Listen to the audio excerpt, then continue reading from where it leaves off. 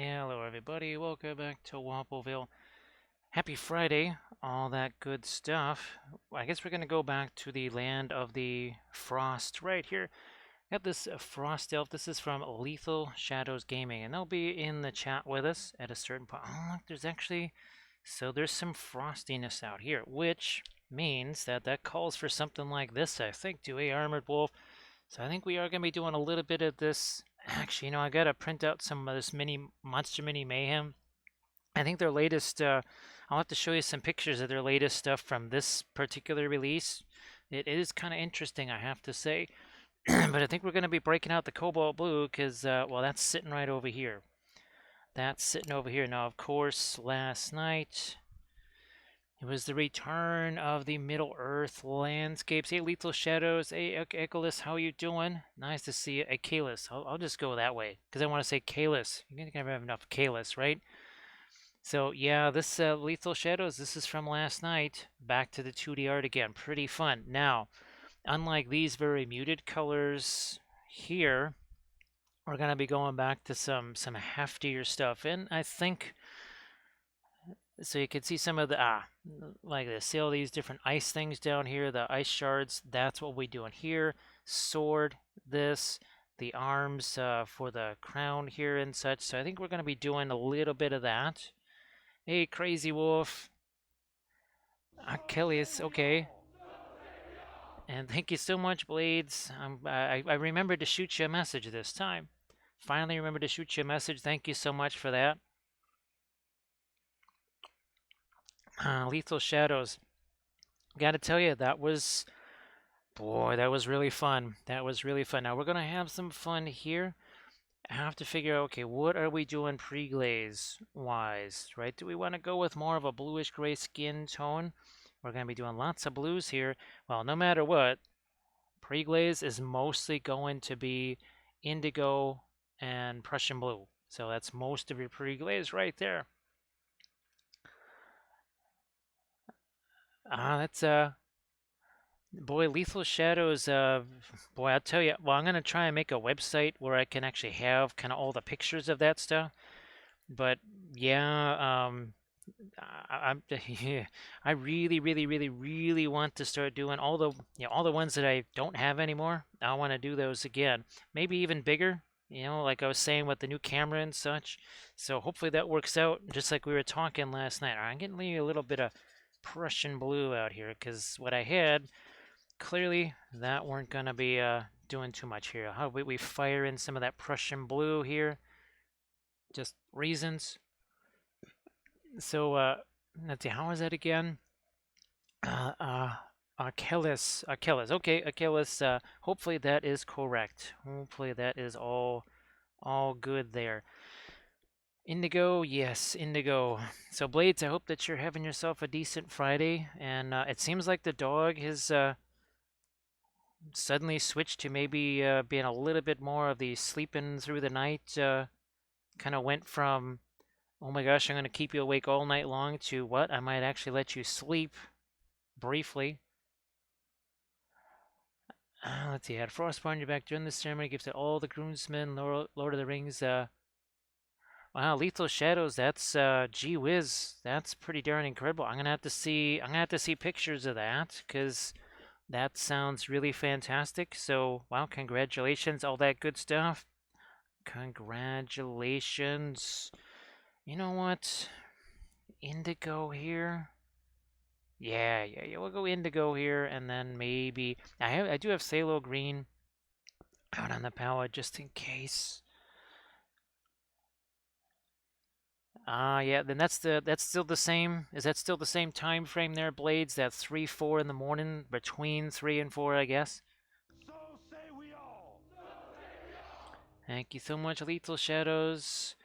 We're gonna have to get us a lot more medicine for tomorrow. I think something tells me, well, we could use a whole lot right now, but I think we're gonna be needing a lot more. There we go. So, oh, now it's 6:30 in the morning. Well, I don't know which did you prefer? Which interruption would you like? Well, look at this. Alexander just interrupted us for a brief second to say you should have Some more medicine. Thank you so much, Alexander. Appreciate that. Hey, Alexander, did you get to see the 2D art stream last night?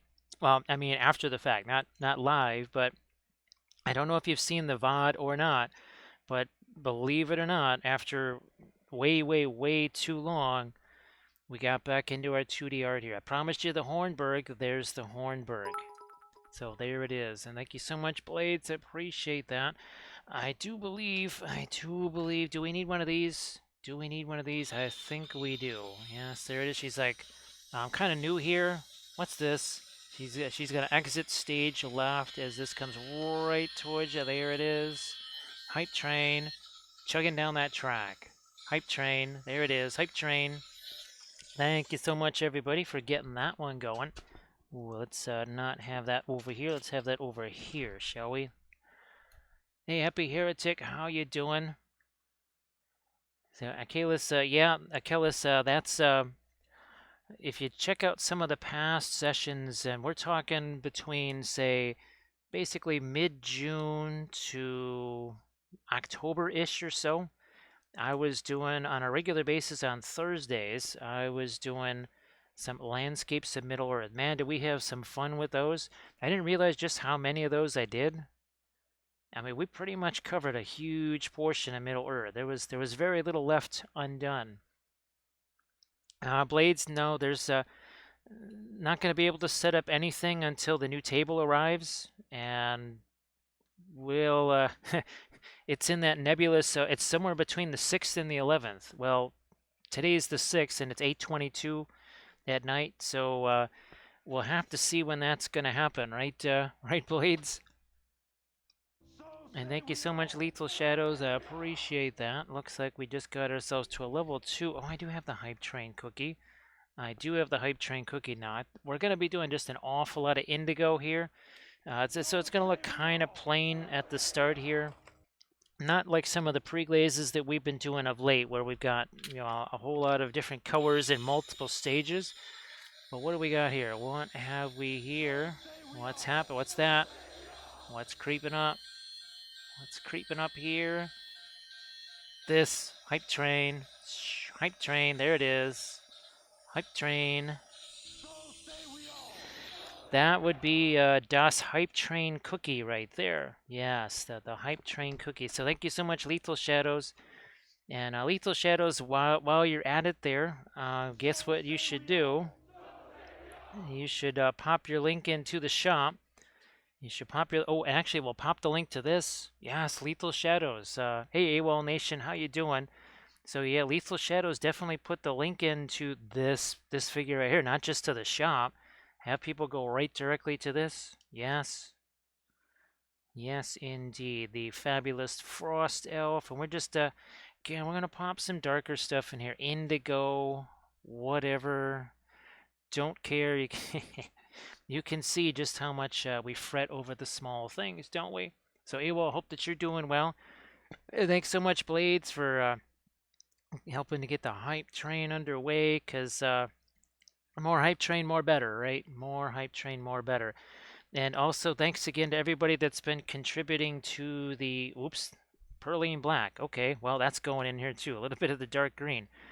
Now, everybody that's, well, like Blades, that has snagged cameras and a new, look, this thing is, Blades, if you knew how beat up this thing was, oh my gosh. I think I might actually have to get another one of this size right here, like this size.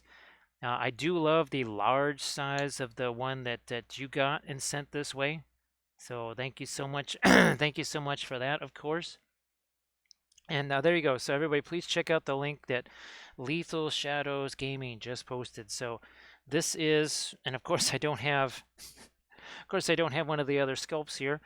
But this material, actually, Ethos Shadows, it's pretty interesting to paint on this material because it's much smoother than, say, the Soraya Smoky Black, because you printed at a bazillion times better resolution. So that's very interesting. So yes, if you get the stuff printed by Lethal Shadows, which this is, I did not print this up, you're going to get yourself some fabulous resolution, and you're going to get yourself some really nice material, which of course Lethal Shadows can do a much better job explaining in the chat. So I will leave that particular explanation to Lethal Shadows there. I'll just do what I do over here. Just slapping some pre-glaze on this because I don't care. Don't care. Look at how dark and nasty this thing is, right? I think as soon as we actually start lifting away some of the color that, or some of our pre-glaze, that should already make it look quite interesting. Actually, Lethal Shadows, I didn't do any. I didn't touch anything at all. Yeah, I didn't do anything. So this is the way you're seeing this. This is straight from Lethal Shadows to me, primer, then paint. So I have done nothing to this except prime it. So again, that's why you should direct all your queries to Lethal Shadows about the fabulous quality control that goes on. Believe me, and anybody else that's gotten 3 prints off of, say, Etsy or whatever, there are some of our sponges right here. You know that sometimes things can go a little bit wonky. Lethal Shadows, I didn't have to sand down any support pegs. Didn't have to sand. Now there, I might. Well, yeah, I think we're pretty good. I think we're all good there. Now you'll start to see, I think, a little bit of the difference between the Prussian blue and the indigo here as we start to wipe some of this away. And actually, Blades, you'll be interested if you watch the VOD of the. Well, I'm going to try and turn it into a YouTube video as well. But the painting session last night, you'll see how the different forms of contrast really played a big role in that. Yeah, light versus dark, but edge contrast and also a little bit of color contrast, temperature contrast played a big difference. Here it will play a difference, maybe not to the same amount there. Actually, AWOL, that's what I've experienced a lot from Etsy prints. Now, I've never ordered Etsy prints myself. These are commissions that I had to do for other folks that had gotten them. And that's what I thought 3D printing was. And I went, wow, this is not as spectacular as I thought it was. But if you get them from the right entity, then that could have a big difference there. Yeah, Happy Heretic. I'm totally convinced that several times I was sent basically partially cured prints. Seriously, just partially cured prints. All right, look at this. You can see the difference in the intensity here versus the intensity. That's indigo, even a little black spinel. Down here, Prussian blue. So you can already see the difference, can't you? Can already see that difference having an effect. But as always, we got to wipe away that pre-glaze here. Valfera, how you doing? Yeah, Achilles, I've tried to warn folks. I said, look, really look when you're trying to get stuff off of Etsy. Really make sure that you look at. I don't even know how you're supposed to do that because again, I don't order that stuff off of Etsy. But you're gonna want to be very careful. Of course, you could just get it from Lethal Shadows, and then you don't have to worry about that. And then you won't have to worry about that stuff. Aitson, how you doing? This is something that I do in all of the oil painted miniatures. Now, of course, I've been using oils for 40 years, and in some ways, this is more of a classic oil technique. And I don't know if you saw. Oh gosh, let me try and get this out. Here we go.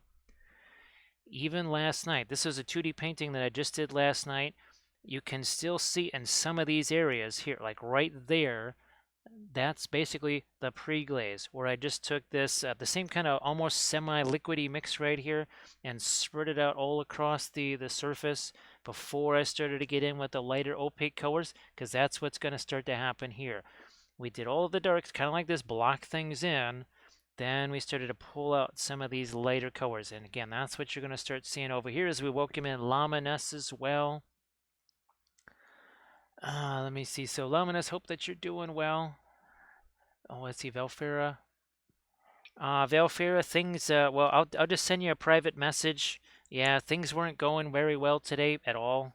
I was a little bit worried that I might not even be able to stream tonight. So I'll shoot you a message, well, later or tomorrow or something like that, just to kind of fill you in. It just, yeah, things weren't working out so well today, unfortunately.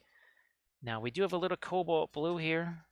We do have a little bit of cobalt blue, and we're gonna start to do our little bit of our dry brushy application into all that lovely pre-glaze that's just sitting there waiting to use. Let's say Velfira that today had a lot of Monday, so did yesterday, so did the day before, so did the day before. It that there's been a lot of Monday this week. And well, you know what that's code for. You know you know exactly what that means. I don't need to tell you that. So I think that's what we're going to do here. I think we're going to try and maybe go with yeah, maybe we'll stick with that here too. Might get some bluish gray in there. So yeah, we'll leave the ice a little bit different color here. I think we're just gonna chuck some of our snow on top of this right here. Yeah, Blades, I'll shoot you a message, and it was definitely an active day. We'll put it that way. Very active day. And yeah, Valfira, that was kind of that was a part of it. Actually, well, that was really what it was right there. So again, I'll shoot you a message, fill you in, and such. Hey, Comp Native, nice to see you. Blades, we could use an entire medicine cabinet's worth of medicine, couldn't we? And I had already been reaching for this. I've been already look at that purple diamonds. Ooh, kind of matches our blackberry ginger ale there. So DBS Dungeons, that's the date said somewhere between the 6th and the 11th.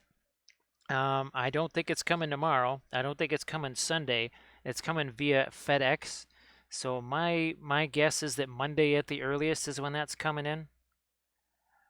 Cause yeah, it said between the 6th and the 11th. It's 8:32 on the 6th. I'm pretty sure FedEx is not going to deliver tomorrow because it's not even out for delivery yet. And yeah, I'm just gonna say Monday is probably the first day. AWOL, that is the other thing that's in there, the blackberry ginger ale and some of the rum. Let's see. Yeah. Oh, geez. Boy, Velfair, that doesn't sound good. I'm hoping that doesn't mean what I think it does. I'm hoping it. Well, I mean, breaking anything is no good, but I'm really hoping it's not what I think it is. I'm really hoping that it's not that. And as far as the here, all right. Let me see if I can grab one of these for you. Okay, I got one. Let me grab the other here. All right. So for the question about, hey, Grey Wolf, how you doing? As far as oils that maybe have nasty things in them, well, cadmium is a heavy metal. So this is also what makes them expensive. So these are going to be the ones. On the plus side, now Winsor Newton has, oh, look at this, cadmium-free Scarlet. Now these unfortunately are going to run you the same price as the cadmiums, but these do not have the cadmium in them. And they seem to have the same kind of zip to them. So, I mean, since the price is the same, you might as well just get these because if you're worried about the cadmium stuff, I am not because I don't usually eat my oil paints or anything like that. So I'm not worried about it. But for folks that are worried, pets, kids, or something like that, I mean, not the cadmium free would be good to eat anyway, but that is an option if that is something that you are concerned about. And again, that's Winsor Newton. The one thing I was a little disappointed about is that the drying time was still basically the same as cadmiums. I would have thought that, oh, and cobalt. Well, here's, believe it or not, the thing that we put on the palette here. Also heavy metal. So cobalt colors, those are going to be cobalts and cadmiums. Those are the ones right there. So Grey Wolf, were there any mishaps at the Derby? I used to watch that every single year. I never missed a Derby ever. It's just well, no, that's this weekend, right? Because that would be tomorrow, or is it Sunday? I can never remember if it's Saturday or Sunday. Let's see. So yeah, the cadmium pancakes probably something that you might wanna take a pass on. Just throwing it out there. Just throwing it out there. I mean, you could. You'll have to let me know how they taste. So the Derby is tomorrow. Okay, so it is Saturday, around 5-ish Central Time. Hey, Arda Michael. I hope that things aren't too hideous there, Arda Michael. But yeah, Velfer, I'll shoot you a message and just kind of fill you in on all the wondrous antics of this week. And it sounds like you had a very similar week too. So, well, hopefully we can both get things back on track next week, right? That's what we'll hope for.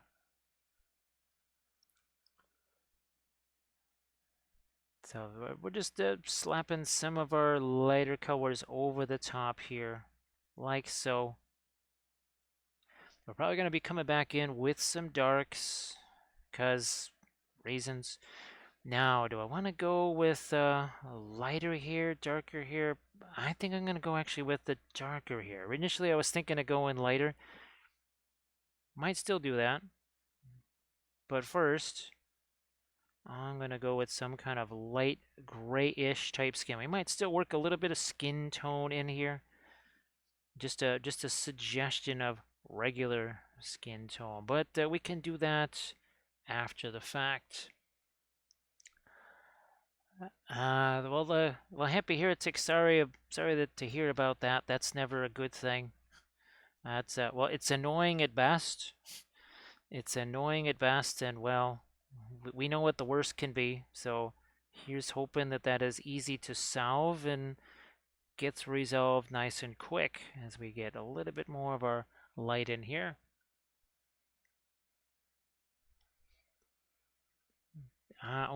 Sorry to hear about that, Valfera. Especially if that was something that you've really been looking forward to as well. I just don't play the video games, so.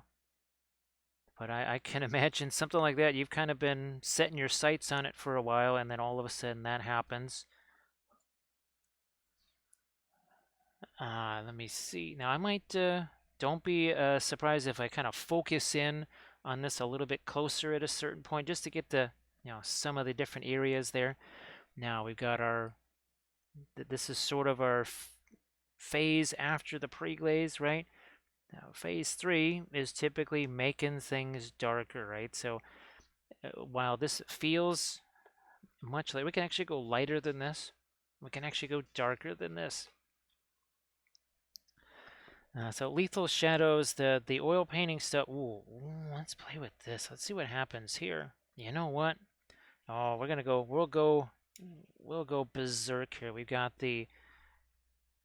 Yeah. That's a little bit of the brilliant yellow pale and even some of our green in there, so that we can go a little bit light, a little more pale with the skin tone here. Just well, reasons.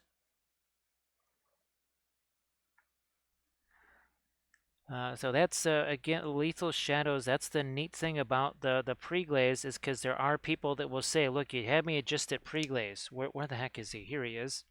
So the ultramarine here, even at the pre-glaze stage, there were some folks I know that would have been like, "Yeah, I'm okay after pre-glaze," or after pre-glaze and then a bit of this. So he didn't look all that different than this after I don't know about 15 minutes, 20 minutes max. Hey, Ninja Kitten, how you doing? Um, So Ninja Kitten, no airbrush with the oils, just like Armored Wolf was saying. There's no reason. There is absolutely no reason to do that. It will be 1,000 times easier to do with the oils, maybe 10,000 times easier to do with the oils. And the last thing you want going through your airbrush is oil paints for well about 1,000 different reasons.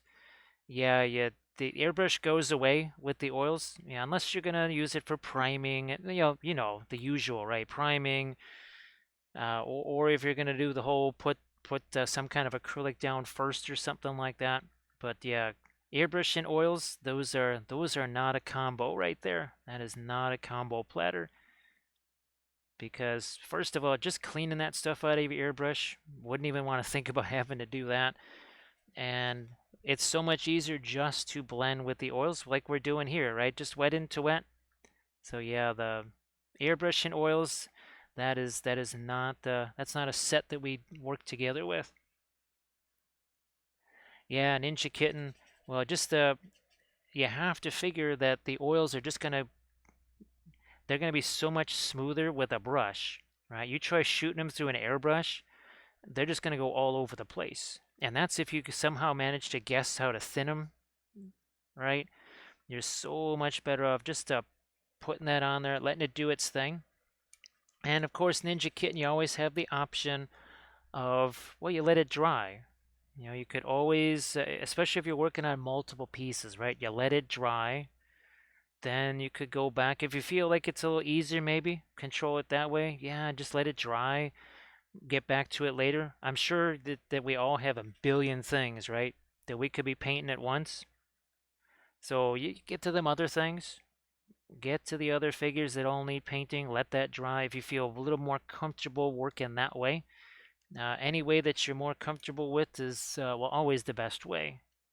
Always the best way. So, ah, I knew, I knew there was a little bit more of our lighter skin to get to. Actually, believe it or not, this is not the lightest we can go.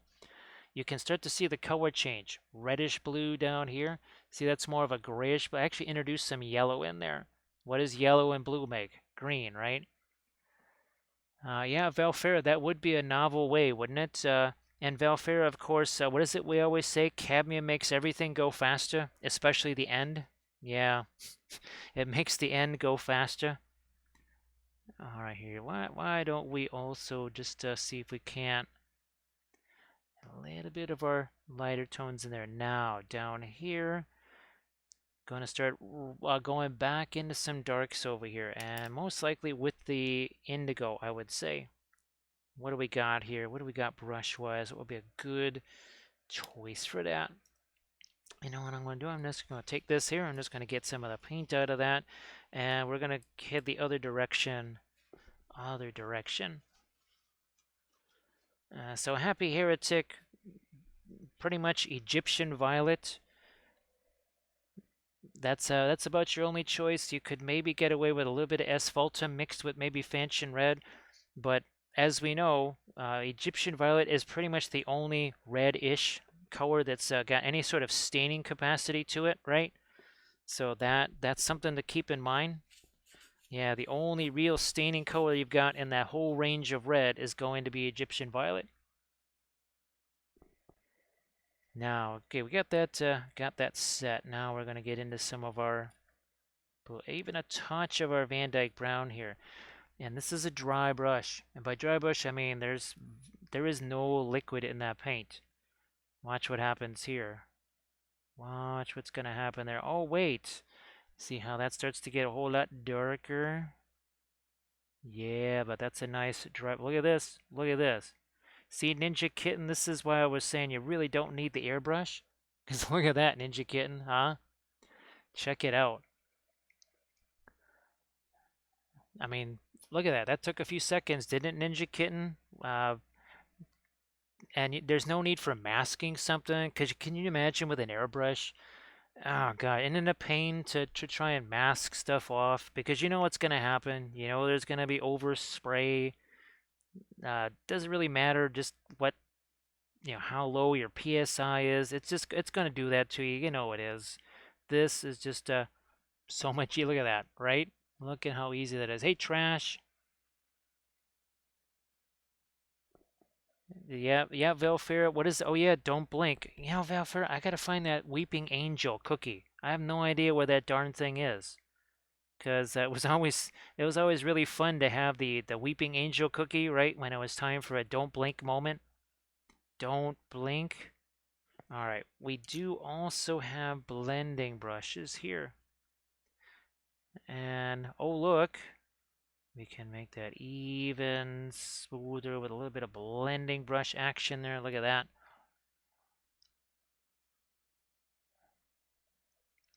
Let's see. Yeah, so Ninja Kitten, it's kind of funny. I used to use an airbrush, well, especially for priming stuff, for terrain and everything else. I haven't used an airbrush since last June. I haven't touched it. Now, there's other reasons why, but the oils just kind of made it unnecessary. They made it redundant. So I've just kind of ditched the airbrush and do the oils now for basically everything. So trash, let's see, so Geek Zone video. Actually, Jet Trash, what was in the Geek Zone video? What was in there? And Armored Wolf, when I was, you showed me the pictures, right, this morning of the new stuff from the Warhammer reveals and everything, the Lord of the Rings stuff. I should have known that those were for, well, basically War in the North, right? Bjorn and those Bjornings or whatever. I should have known those were all for War in the North. So I just kind of spaced on that. And then I realized after I wrote you that message, I went, well, that was stupid. That those guys are, that's part of, I'm sure that's going to be in the Defense of the North book because they're not just going to introduce Easterlings, right? They're going to introduce other stuff. All right, look at this. See how that gets darker down here? Yeah, Happy Heretic again. There's no other red colors that are staining except for Egyptian Violet. Now, you can mix Egyptian Violet with something like a brown madder or even a purple madder or even Indian red, sorry, Fanchon red. That's the one I'm trying to spit out. Now, where's the miniature that I was I was just thinking about showing you? Here, where's my Blood Angel figure? So, Happy Heretic, I'm sure you've seen the Blood Angel video. The pre-glaze on this was actually Perline Black, which is dark green. Seriously, the Blood Angel had a dark green pre-glaze. And then all of the reds over the top of that. Same thing with the Zangors, the army painting series there. So if you go back and check those out, that should show you all that stuff just fine. Let's see. The new video was what drove Deneth. So geek. Okay, all right. Oh, trash. Speaking of which, look at what I did last night.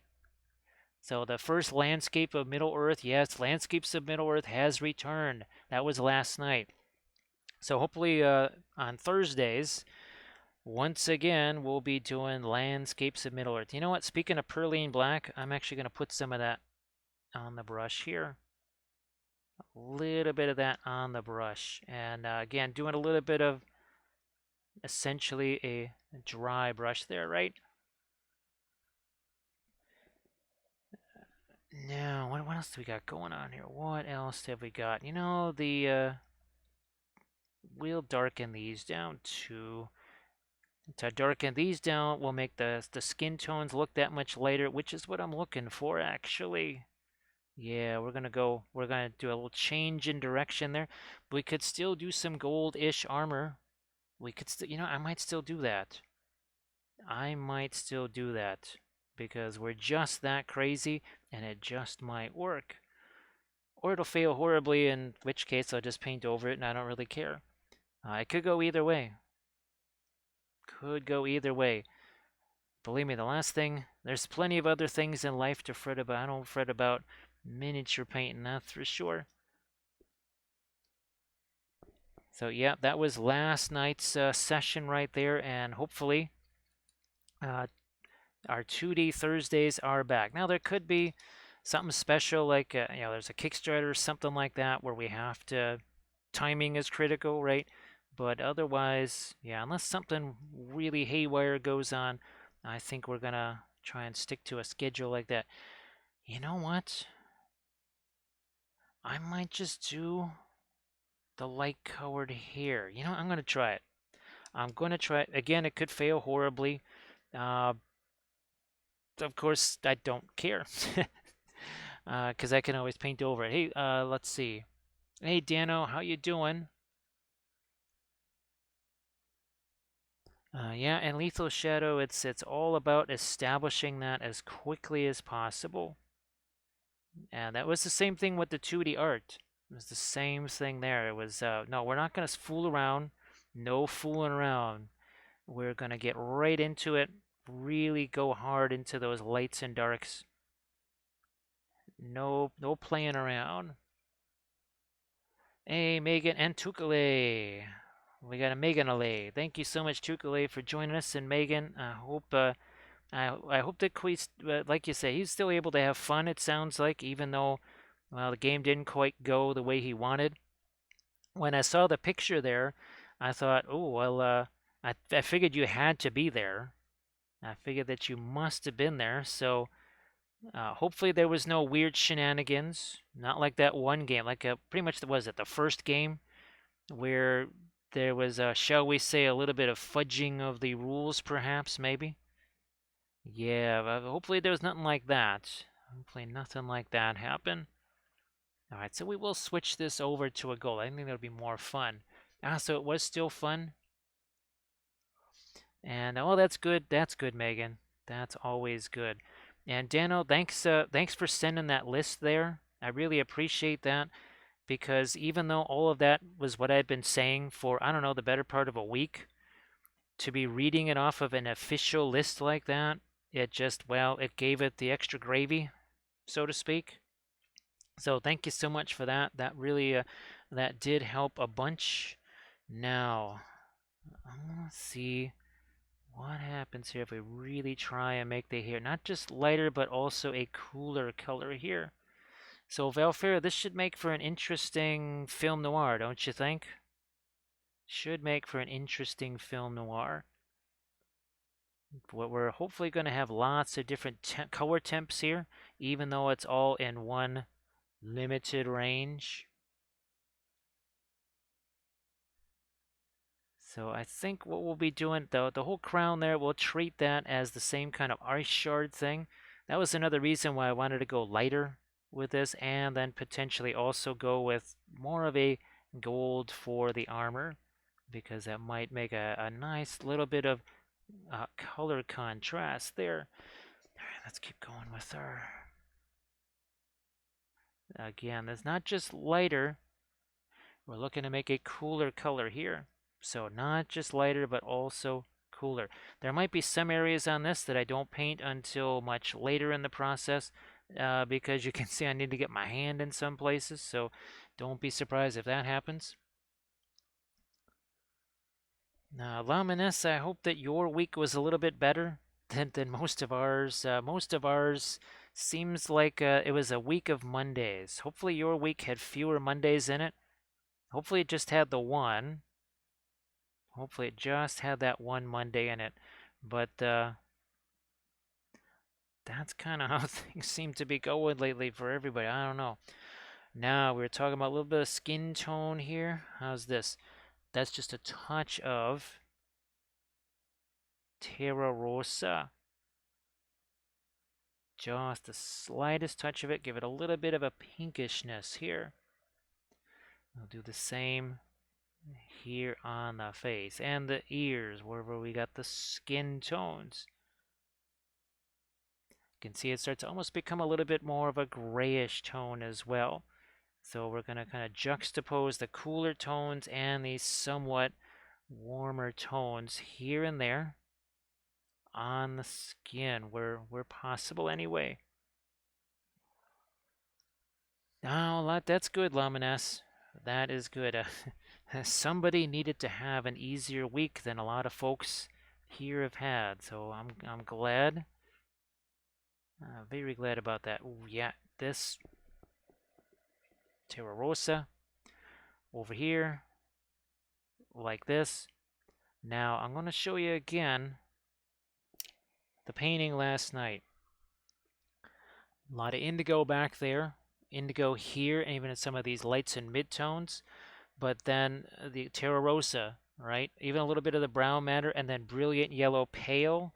That was sort of our highlight style color there. Let me see if I can get this off of my hand there. Somehow, Perlene Black just got all over the place.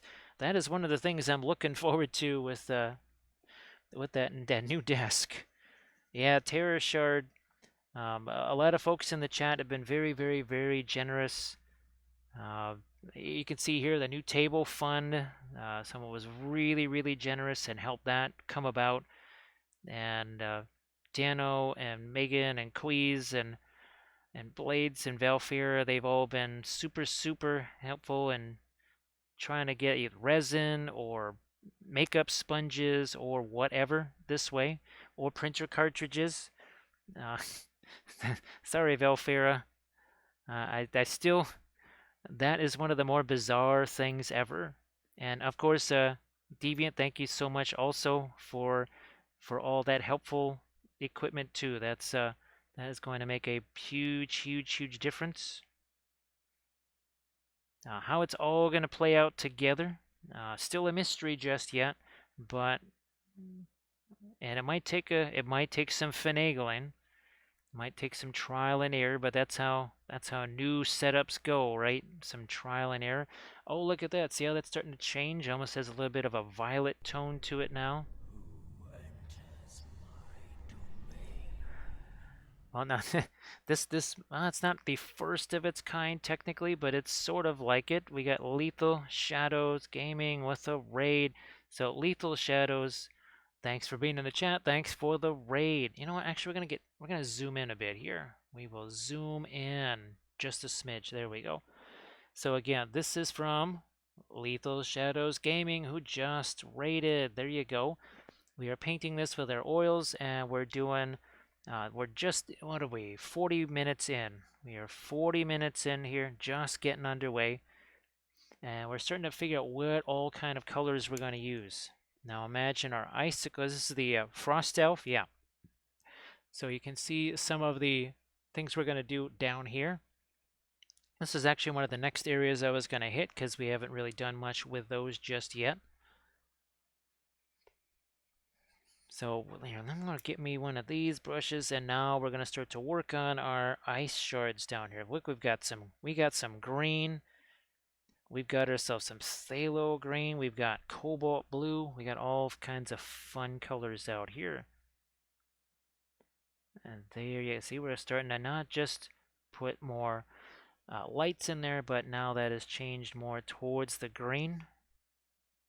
We'll do the same over here too. But we also have our cobalt.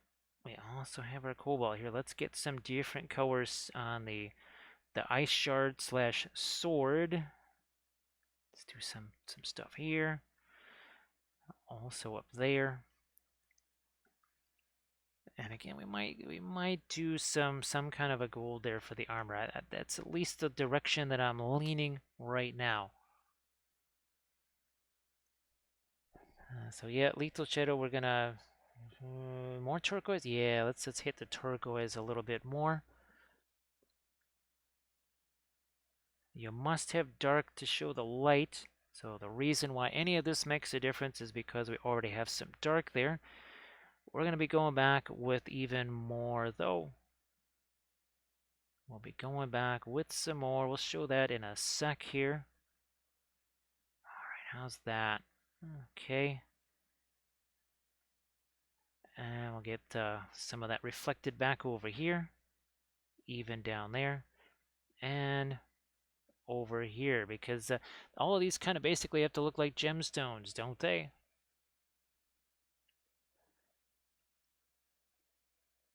So lethal shadows, well, there's no room for that.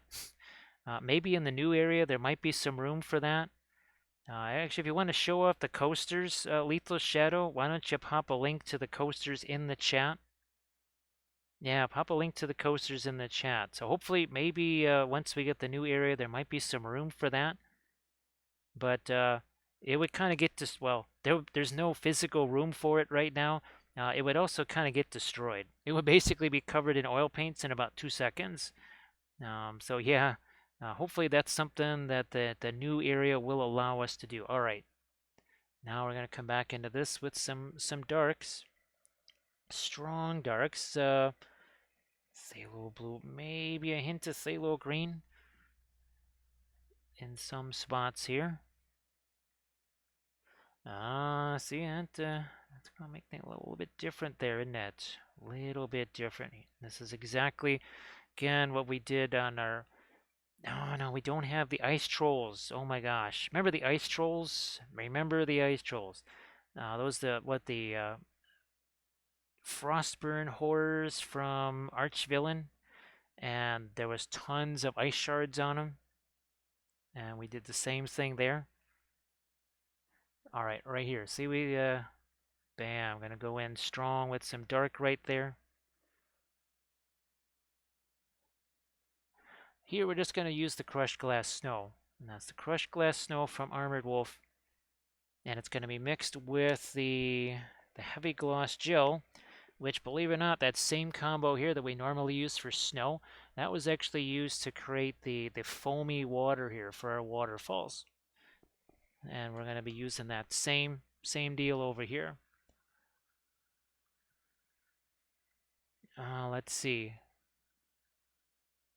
Yeah, Laminess, medicine never hurts. So Grey Wolf, is there any overwhelming favorite this year for Saturday? Or is it kind of, I don't know, given how crazy stuff, well, it seems like the last few winners have just kind of been the ones that come out of nowhere. So yeah, I don't know. Is there a super heavy favorite, or at this point is it just kind of a, well, anybody's guess? So Lamina says, "What is that new peanut butter stout?" Well, that I don't know. That sounds good to me, Laminas. Sounds good to me. I wouldn't get any complaints from me. Now, we could, we might just change that down there to skin tone too. I don't know. We'll see. We don't have to decide on that right away. Don't have to decide on that right away. Yeah, Grey Wolf again. Well, having ridden horses when I was I never really I rode a bike twice. I've ridden horses more in a single day than I've ridden bikes in my entire life. We'll put it that way. And I did get to ride a retired thoroughbred once, which that was really neat. It was a bit like riding on a moving skyscraper, but yeah, they're tall guys. Love me some horseback riding, 'cause love me some horses. Now you know why this is the cavalry channel, right? Say we all. Now you know why this is the cavalry channel. And thank you so much, Velfera. Thank you so much, Velfera. We're just kind of deciding more on our color schemes here too. Lamin thanks. Actually, Dano, I was just about to say, did you want to post your Cults 3D? Yeah, Dano. Since the topic is about the 3D sculpting and specifically yours, why don't you get your Cults 3D into the chat there so that people can see all the nifty work that you've been doing? Sorry, Dano, I meant to mention that sooner. Just it's been a little bit of a distracting day today, so I apologize. We'll try to get our head on straight here as soon as we can. Also, while we... Oh, look at that. See? Getting some lights in there. Oh, let me see. So Veilfair, this was actually printed by Lethal Shadows. Lethal Shadows Gaming, and it is actually one of their sculpts too. So Lethal Shadows, why don't you put the sculpt again into the chat there, and then Lomines can go see its origin. Or sorry, Valfera can see the origin point to that.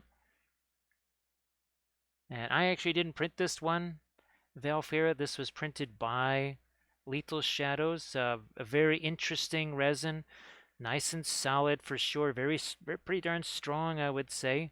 And definitely a high detail resin. No doubt about that. High detail resin, high detail print, all that good stuff. All that good stuff.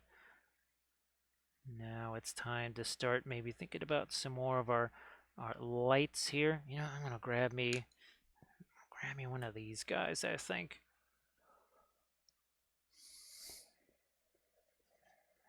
And let's do, okay, we'll focus in on this area here.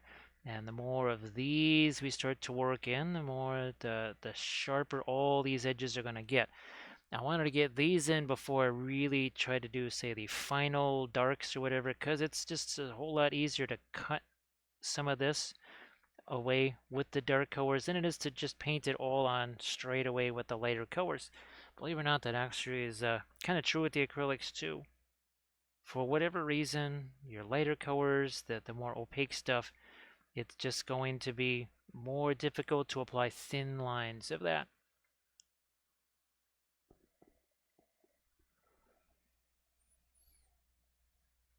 So now my usual printing resin, of course, that's the Soraya Simple Smoky Black.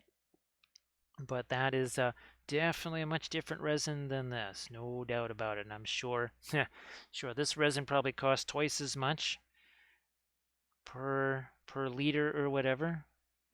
And, oh, and I also want to say thanks to everybody that has contributed containers of resin through the Amazon wish list there, Hello, little hobbits. Spark my ganja. because we're going to need a ton of that stuff. And thank you so much for that follow. We have ourselves a new little hobbit. We have Vic Vega. Says hello, little hobbits. He's like not one of the blue wizards, because I think they went east where it's like really warm. That's a lot of ice. So thank you so much for that follow. Appreciate that.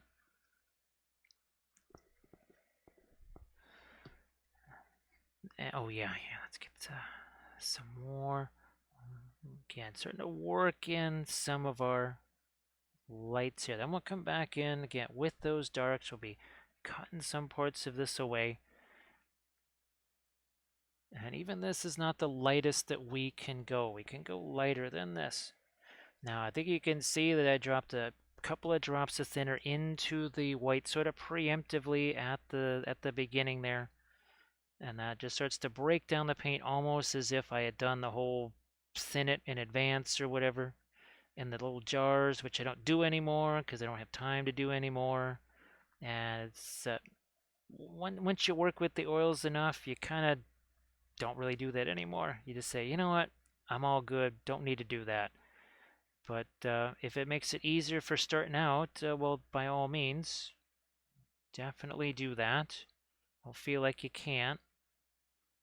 So I'll have to work in some of our cobalt there, but you can start to see how these get a little bit of a sharper look to them there.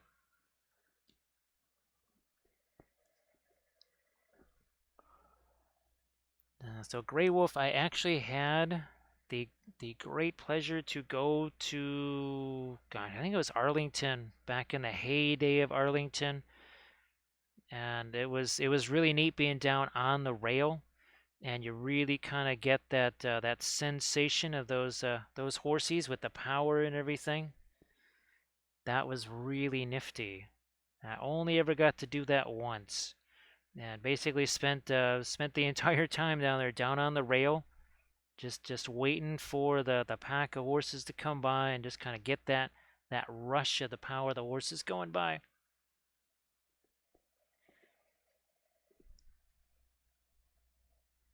So here, let's keep going with our lights as it is.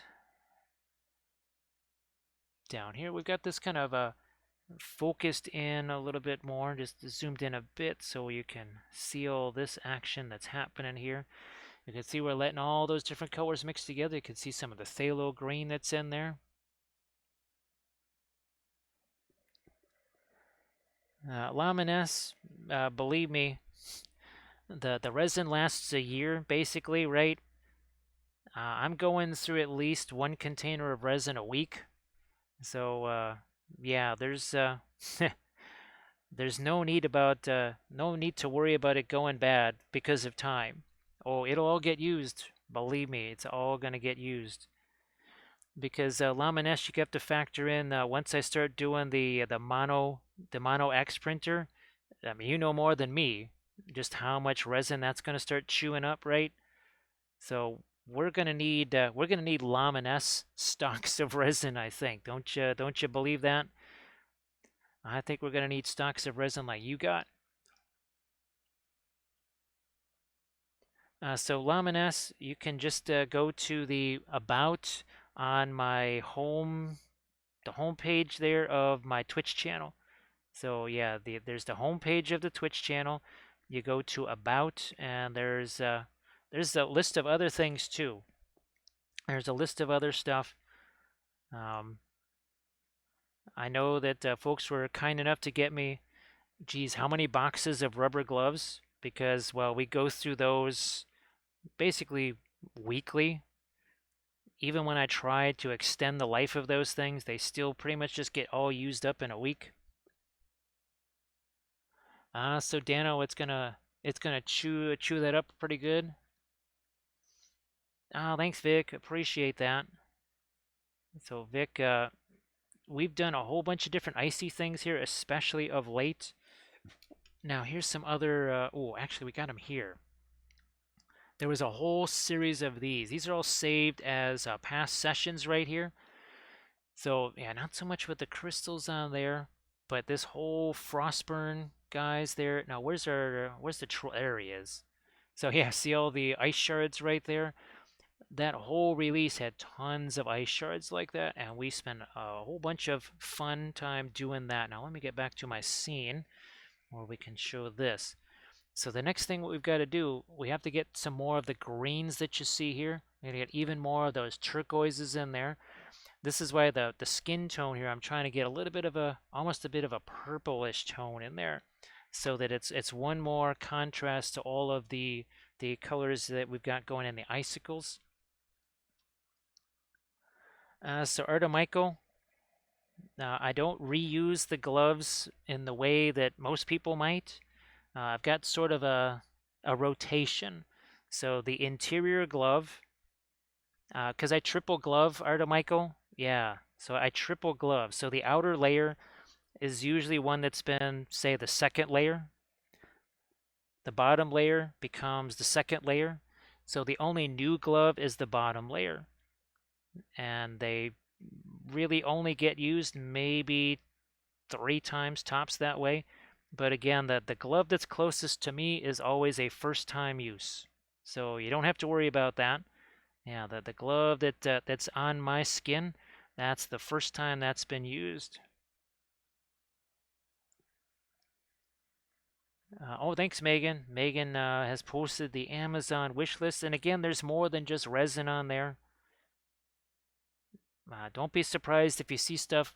I mean, basically mundane, boring stuff like super glue, makeup sponges. It's not always going to be super dramatic stuff on there. It could be quite plain by comparison. Now, what I'm going to do, I'm just going to see what happens because I think this could be very interesting if we do this. So we got a little bit of the green and a little bit of that. Which side do we want the light on? We'll go this way. We'll go this way. So it's going to be a little bit of a gold here, but kind of almost a greenish gold.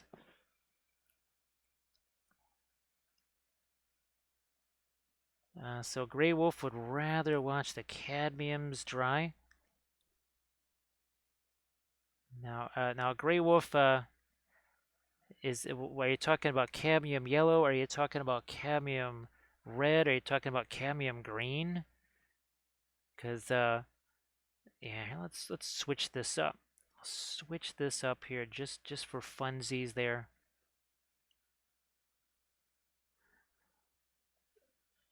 Let's see. Oh, thanks, Lethal Shadows. Thanks so much. Sorry that this began later.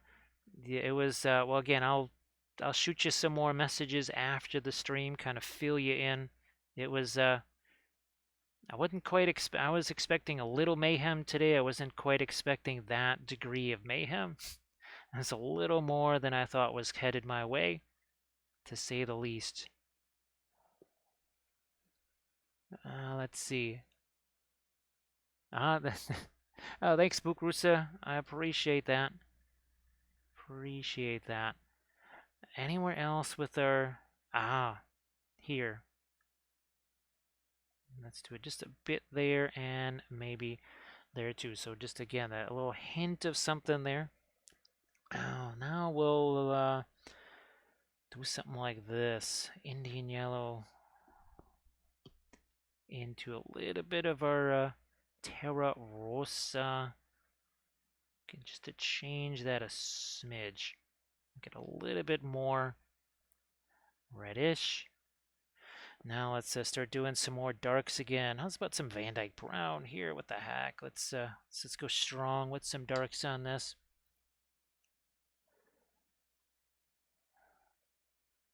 Let me see. I think we're okay. So Spookrusa, there are many reasons. First of all, I just enjoy them more. Just from a pure sense of enjoyment. The acrylics just are so laborious. So taking out all the other factors, the oils are just so much more fun. Now for me, the fact that I can paint 70% faster with the oils, well, that means a lot because time is money, as they say. They are also more luminous. They are also far more sturdy. They can, well, there's a reason why oil paintings last for hundreds of years because that stuff is very stable, very strong. Acrylics, not so much.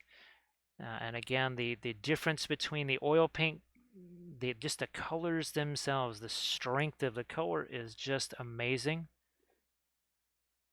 And the fact that, let's say again, it's a gaming piece, right? Well, the fact that the paint is going to last much longer and be able to take a much more of a hit, well, that's kind of a nice benefit too, for sure.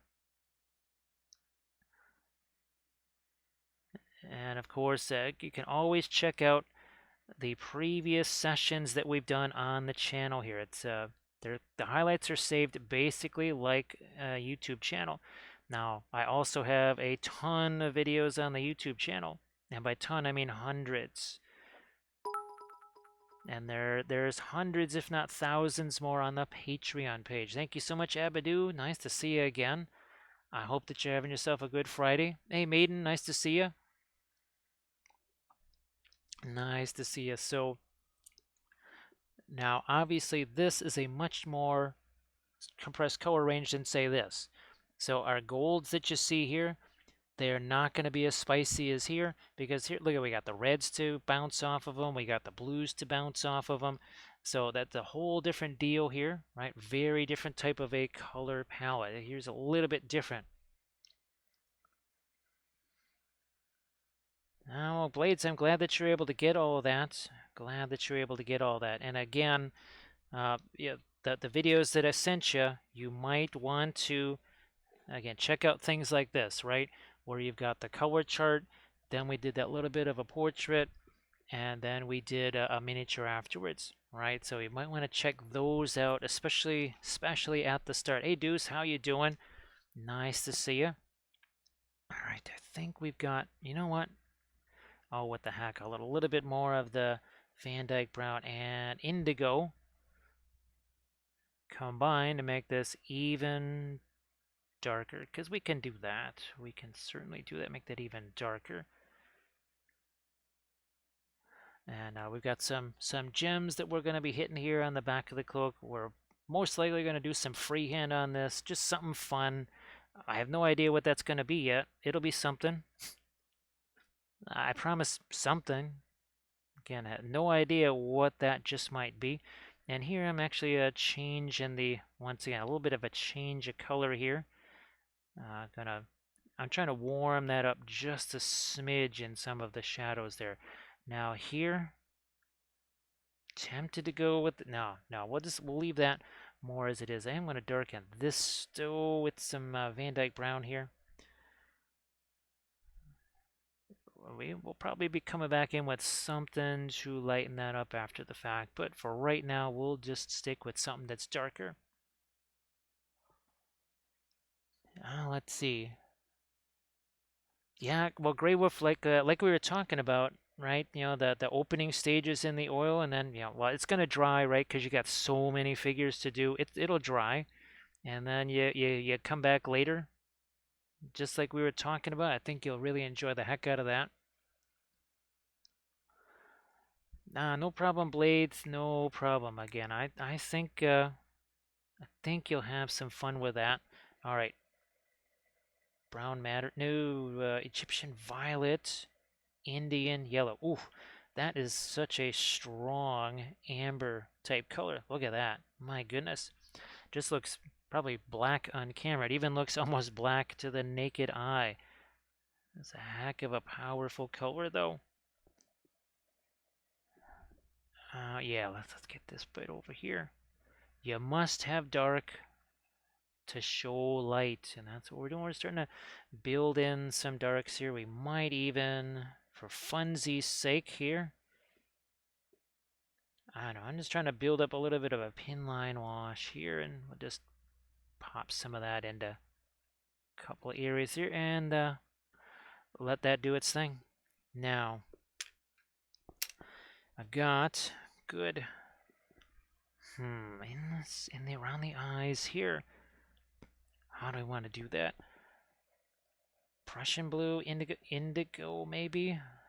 Nah, swing over to Prussian blue land over here. And we'll really get some strong darks into here just to start with. More.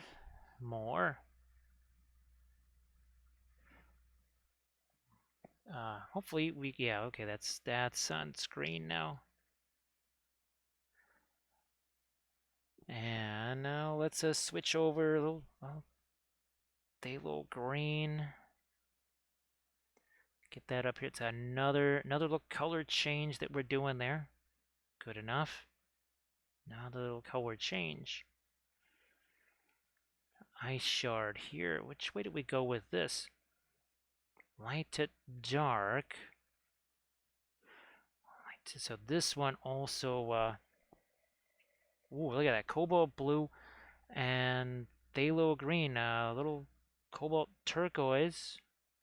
Yeah, instead of buying cobalt turquoise, like if you want cobalt stuff, I mean, just get the cobalt blue, mix something like phthalo green with it, because you're probably going to have phthalo green anyways.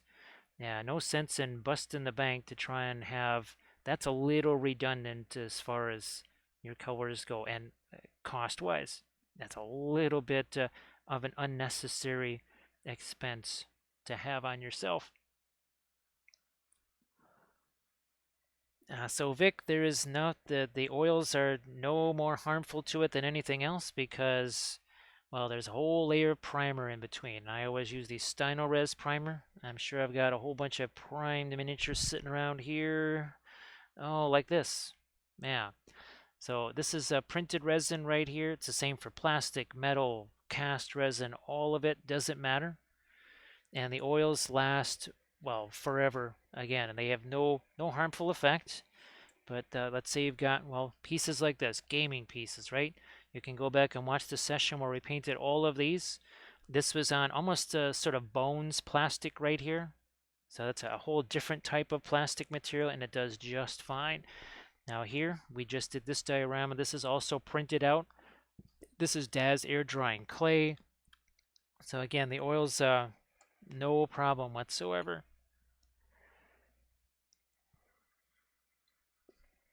So yeah, and this is the case for anything. I mean, if anything's happening to your miniature, then you got to look into a different type of primer, because yeah, the primer should be more than fat. Look at that. Look at that nice little shard effect that we've got going there. It just doesn't take very long.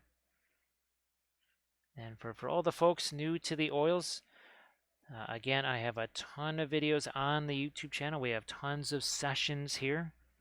They're all saved as highlights. And then, of course, we got the Patreon page with about 1,100 hours worth of videos. And that's, I'm not kidding, there's, well, geez, we'll probably be at 1,200 by the end, by June. By the end of June, we'll probably be at 1,200 hours, because every month I add about 20 to 24 hours of new videos.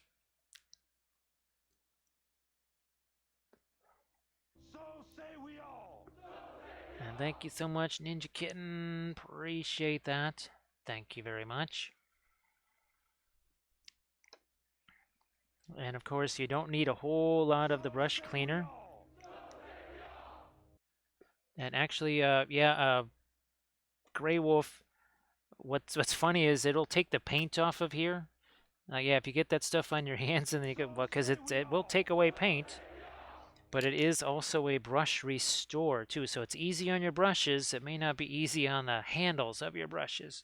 And thank you so much, Ninja Kitten. I appreciate that. Oh, here, little blending brush action. This is another key with the oils. Less is more. More is way too much. How do we keep less? Some paint there, some paint there. The brush with no paint on it, just like what's going to happen here. That's going to happen right here. Look at this. See that? See how that happens? Very, very easy. And thanks again, Ninja Kitten. Appreciate that. It's getting to be almost that time, too. So, uh, anytime around, it seems like as you get close to like the 10th, 11th, 12th of each month, it seems like Twitch, it's like it counts those more. I don't know.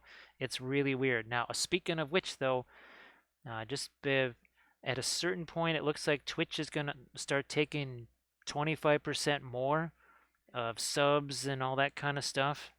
That's the end of the reason why we did the wish list there, because yeah, at a certain point, it's it's like we can't have fun things, can we? So yeah, they might start snagging another 25% of the funds there. So just something for other streamers also to be considering. Maybe some some alternatives there. Look at that. See how nice and smooth all those shards get to be. And just like Artemica was saying. And Vic, there's tons of acrylic videos as well, so it's not just oil painting. And even the Patreon page, even at this state, there are still more acrylic videos than there are oil painting videos. Probably, and it probably will be that case for a little while yet. Now, you know what? Ooh, I might just do this. Let me see what happens here. This is almost like my regular skin tone highlight color. I just want to see what happens with this. And now you're going to see the difference that some much heftier lights make. See how that's making a big difference on the face there? Well, we'll do so. I hope that vacation is treating you well. There, a little bit of our look at that. See the lips start to emerge here as we start to drop in some of these lights. Let's get the other cheekbone here, and of course our brow right there. Let's see. So yeah, Vic, again, you can catch some of my videos where I'm using the contrast paints. We use them very, very, very differently than the GW way. Let's put it that way. Yeah, GW pretty much wants you to use those all up in about a week. We show you a little different way to use those. In some ways, they're kind of an interesting precursor, maybe to converting over to the oil paints. So again, that is our. It's got a little bit of the Terra Rosa in there for a tiny bit of warmth, and also has the brilliant yellow pale. We'll also have to get some lighter colors in our eyes too. We'll get there. Not sure if we're going to do the whole glowy eye thing. I don't think so. I think we're not going to do that. And again, this is from Lethal Shadows Gaming. So Lethal Shadows, if you want to, every so often keep popping the link in the chat there to this miniature or whatever, or to the Lethal Shadows Gaming site. Go ahead and do that while we welcome Sarge, because Sarge is coming in hot with a Shamrock Shake. Thank you so much, Sarge. Happy Friday. So Sarge, are you still kind of on the same work schedule? I'm guessing, was it midnight or so when you've been getting home or thereabouts? Look at this. Now we just put some lights into her eyes. We'll just let those have a chance to set there a while before we mess with those again. So face looks very, very different, and just a few brush strokes, right? Didn't take very much. Because what I want to do is, while we got the brilliant yellow pale, start thinking about the armor and that sort of thing. So Sarge doing the lurking while working. Sarge, I hope that this week hasn't gone too bad for you. I know it's been kind of a crazy week for so many folks for various reasons. Now, just starting to find some of the lighter tones in our filigree right here, such as it is. Let's get the bottom section down here. And you can see, have I changed the color on the brush at all? I haven't changed the color on the brush at all on the face, on the armor. It's been literally the same color. That's the other advantage of the oil. That's why it takes so much less time, because instead of, well, painting a couple of dozen extra miniatures on the palette, you can see there's not much mixing going on there, right? Guess where the mixing happens? On the miniature, where it really should, because that's going to save you some time. Now, I might just chuck a little bit of the radiant yellow in there. Just a smidge of that. I think we need to get a little more of our light up there. And then down here,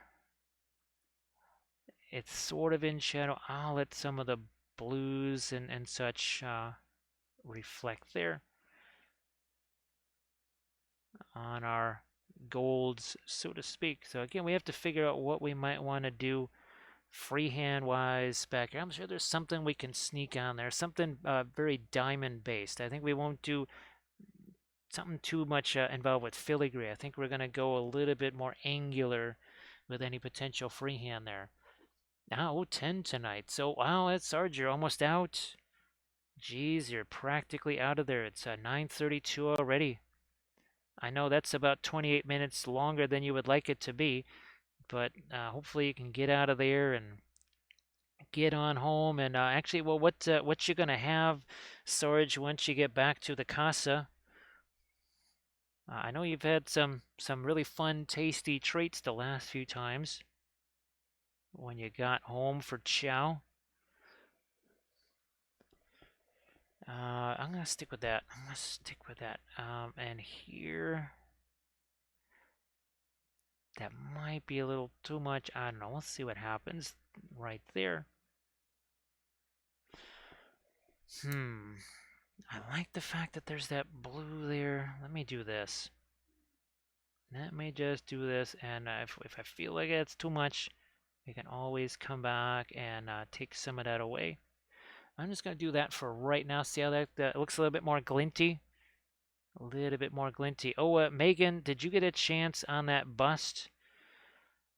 I know we were discussing that possibility of some kind of a warm green glow for the eyes there, and I guess was there a final verdict on the that I almost said digital camo. Oh my gosh, on the that sort of a circuit board type of a look for a tattoo or not. I wasn't sure if you'd kind of decided yay or nay on those things. Look at me just taking some of that color, letting it mix into whatever here. Enchiladas, okay. Sarge, this is from Lethal Shadows Gaming. They actually did the print as well. This is one of their sculpts, but they also did the print because we wanted to have a chance to see what kind of what that nifty resin was going to be like, and the high level quality control that Lethal Shadows offers. Do I want to lighten this? Yeah, what the heck? We'll just do something like that here, just for now. Can always make a change. Again, you can see how many times I've grabbed a different color, right? Is it really necessary? Nah, not really. Try to make the eyes a darker purple and then do a white thing. That's what I think. Yeah, Megan, right? I was like, that's too bad. that you can't fire in something like that warm green or well, like orange or something like that, something crazy. Now the one thing, now Megan, what about a very warm magenta color? Something like a well, almost like a quinacridone magenta or something. If you're talking oil paints, look at that. See, look what's happening here. Maybe smidge of cadmium yellow in there. Here we gotta thin this down. Thin it down. That over here. So see, that's a start to give us more of a metal look. We gotta sharpen up this edge though. I'm gonna do this. It's actually got some radiant green in it, and that might just do it. Might just do it. So Grey Wolf, I'm glad that those magnets worked out. I think I got really lucky when I ordered the magnets from Amazon years ago because I'm pretty sure that instead of sending me one pack, they sent me 3 or 4 packs for whatever reason. I don't know why.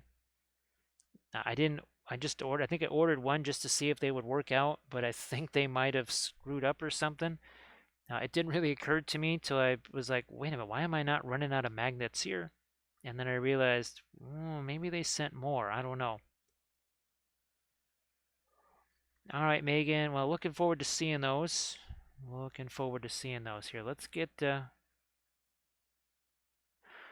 that's a bit of reflected light there. We'll probably hit that darker edge again. Speaking of reflected light, we need some over here, over there, a little bit everywhere. Is there more? Yeah. Just gonna chuck some lighter colors on there.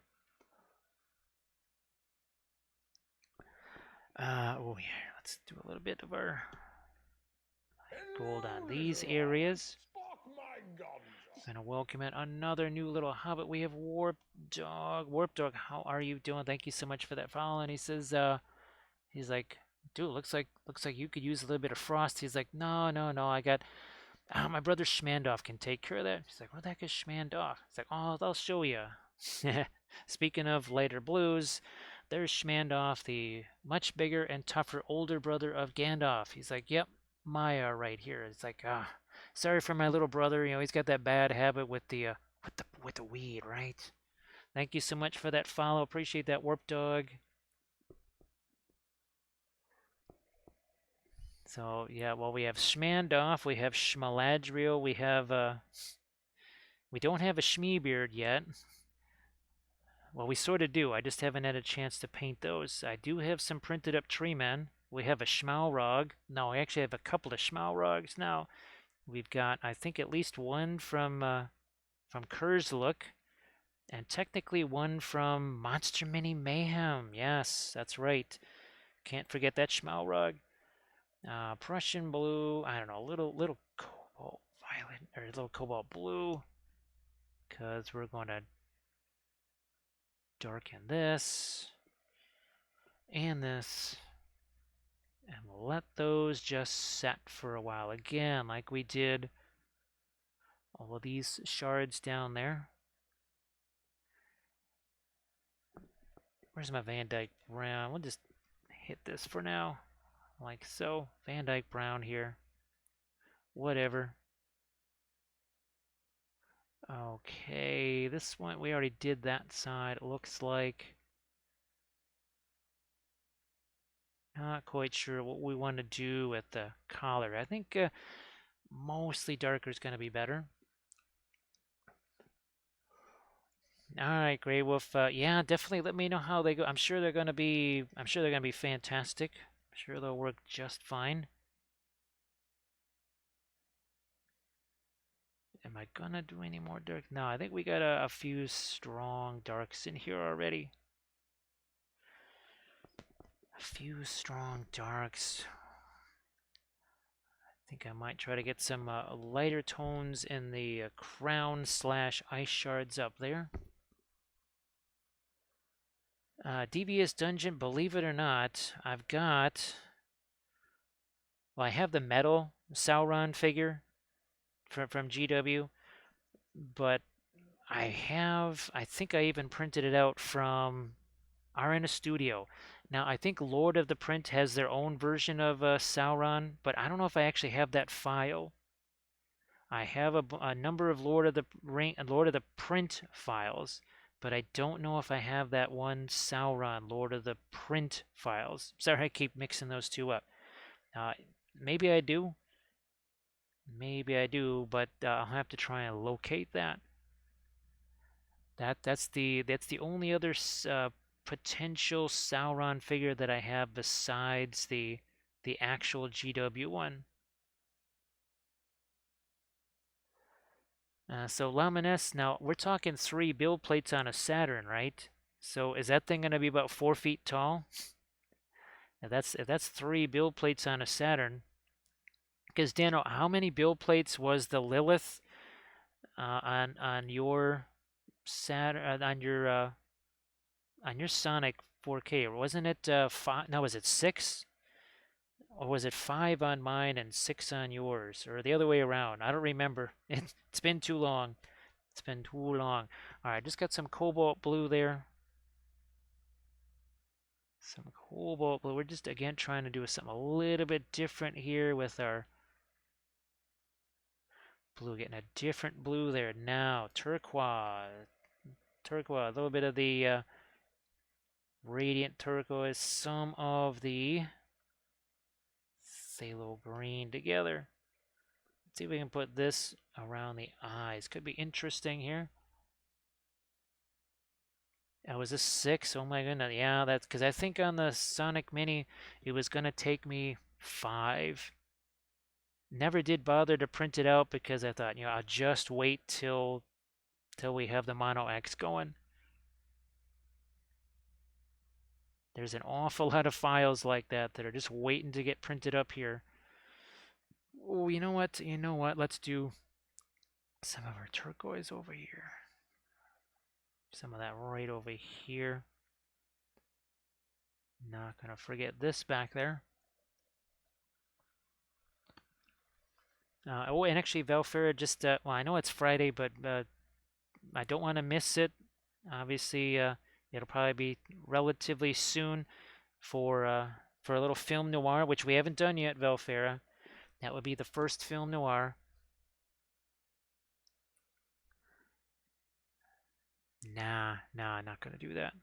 Just almost tempted to do that there, but here, those little turquoise there. So we got some turquoise now under the eyebrows, and you see the eyelids start to take a little bit of shape there too. So you'll probably see this turquoise here just creep into a lot of different areas. See, we just snuck it in over here. We still got to get some more of our lights really light down there. Thanks, Lamines. So a lot of the equipment that we've been talking about, Lamines, because right now the camera boom, well, this is what broke the camera boom weeks ago when I was trying to do a figure that was twice the size of this. I mean, this is kind of stretching the parameters of just how big we can go with the with the miniatures that we can stream. So get a little bit more of our green there. So basically, well, if we're going to change the cameras, we have to change the boom. If we have to change the boom, well, this table, this ancient piece of junk table, is not going to be able to handle that.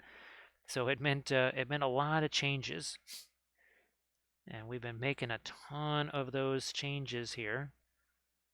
Getting the new equipment, and we've got to then assess how that's all going to work together. I will be testing out things like the actually, yeah, blades. I'm going to be testing out the camera and the mics and Deviant on the other machine because I used to film videos there. I think I have to put a new version of XSplit on there, but at least I can try them out on another machine while we're waiting for, well, the desk and all that kind of stuff here. All right. Remember we were talking about, we've got these little bits here. See how much lighter that appears straight away. And that's not a light color there. It's only light because everything that's there is already so dark. I mean, this is, if you're going to do that whole value scale 1 to 10 kind of thing, this, I don't know, this is about a 5, maybe a 4 tops. All right, I don't know, let me see here what we can do freehand. Well, let's go to an area where we've got some space to work with. Maybe something like this. Again, the nice thing is with the oils, we can always make some changes along the way. But we were thinking about something a little more angular here, weren't we?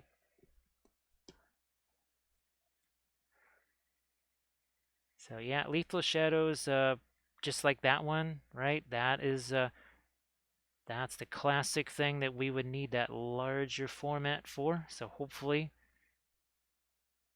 all that shows up and it all cooperates together, right? All right, and you know what? I will expand on this too, just for now here. And like I said, we'll probably do something, some more whatever with this. Let's have you maybe go this way. And you need to go down there. Let's grab a blending brush here just to change this around. This is the other fun thing about the oils, right? You know what? I'm going to actually change this too. Yeah, we'll get rid of that part. We'll keep these two. We'll get rid of that. All right, I like that better. I like that a little better. And then we're going to try maybe do some sort of a knot work type thing here. Just get rid of that.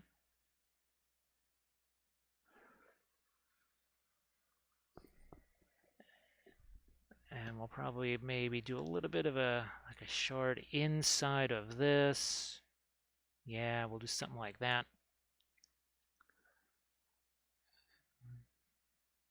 So we're just basically sketching out a little bit of a freehandy design here.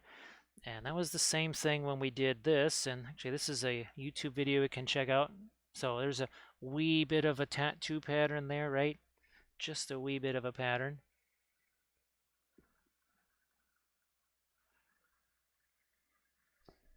Yep, Dano, that is the same one that you and I are talking about.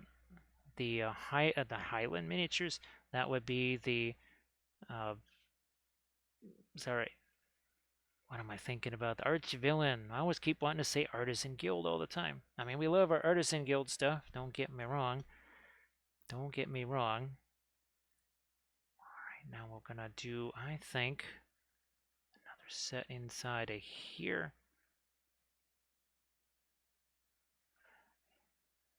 And if I don't like any of this, I'll just take my blending brush and I'll wipe it all away. And of course, this looks insanely light right now. Guess what? I can get a whole lot lighter than that because this is, again, that's that dark color. It's actually a very dark color, not anything that's light. You know what? I'm actually going to put a little turn into that. Yeah, I'm going to make a change here. I'm going to change the angle of this because I can. Here, that's more like it. That's the angle that I want. And good luck doing that with acrylics. Because, not really going to happen, is it? Alright, we'll just, again, a little bit of a sketchy thing right there. Let's head back over here and, I don't know, do some more. I like that idea of the reddish blue up there and then the greenish, more turquoise on the bottom of that. I think, well, yeah, a little bit of a, again, a turquoise there for a transition. Ooh, that needs to be lighter there. Same down in there. And now let me see if I can get some of my lighter light again on the edges of these ice shards. So I just popped another drop of thinner there onto the white. That's going to break it down. So again, instead of mixing all that stuff in the jars, in advance. Just going to let that thinner sit there and do its thing. Let it just break it down over the course of time. Ninja, if you check out, oh gosh, what was the video? It was just, oh, I know which one it was. I know exactly which one it was. This is one of the Patreon videos here. It was this leg over here. I swear, I guess all while it was totally wet. I wiped away the paint down the leg 4 times. First time I said, nope, not right. Second time, third time, the fourth time finally was a charm. So yeah, what you saw me do on the cloak right here, on that video, I did that 4 times. Not once, not twice, not 3 times, but 4 times. Wipe the paint away. And finally, on the fourth try, I said, that's what I'm looking for. Yeah, the other tries were, well, that's not what I'm looking for, which is code for, well, several strong metaphors that we don't use on Twitch. So yeah, there might have been a colorful metaphor or two said kind of in disguise with the "that's not what was supposed to happen" phrase. So yeah, whenever you hear that during the course of a video, that's uh, that's a little bit of displeasure being expressed there in the mildest way possible. Otherwise,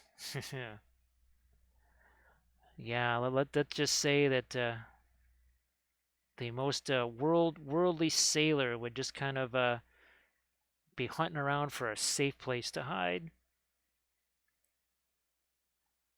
All right, we got a little bit more of our light tone work in there. Yes, yeah, Devious Dungeons. We could have said a few spicy words. Now, of course, I always like the Battlestar Galactica substitute word. What was the one? Oh, what the heck was that show called? The Good Place or something like that, where they couldn't say certain words, so I think shirt was one of the words that was substituted.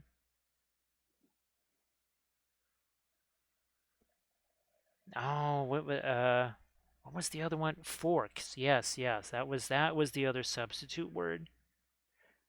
They kind of substituted a few critical metaphors there. Do I want to get any more of my light? Yeah, and then we'll have to come back in here again with some dark to really hit those ice shards.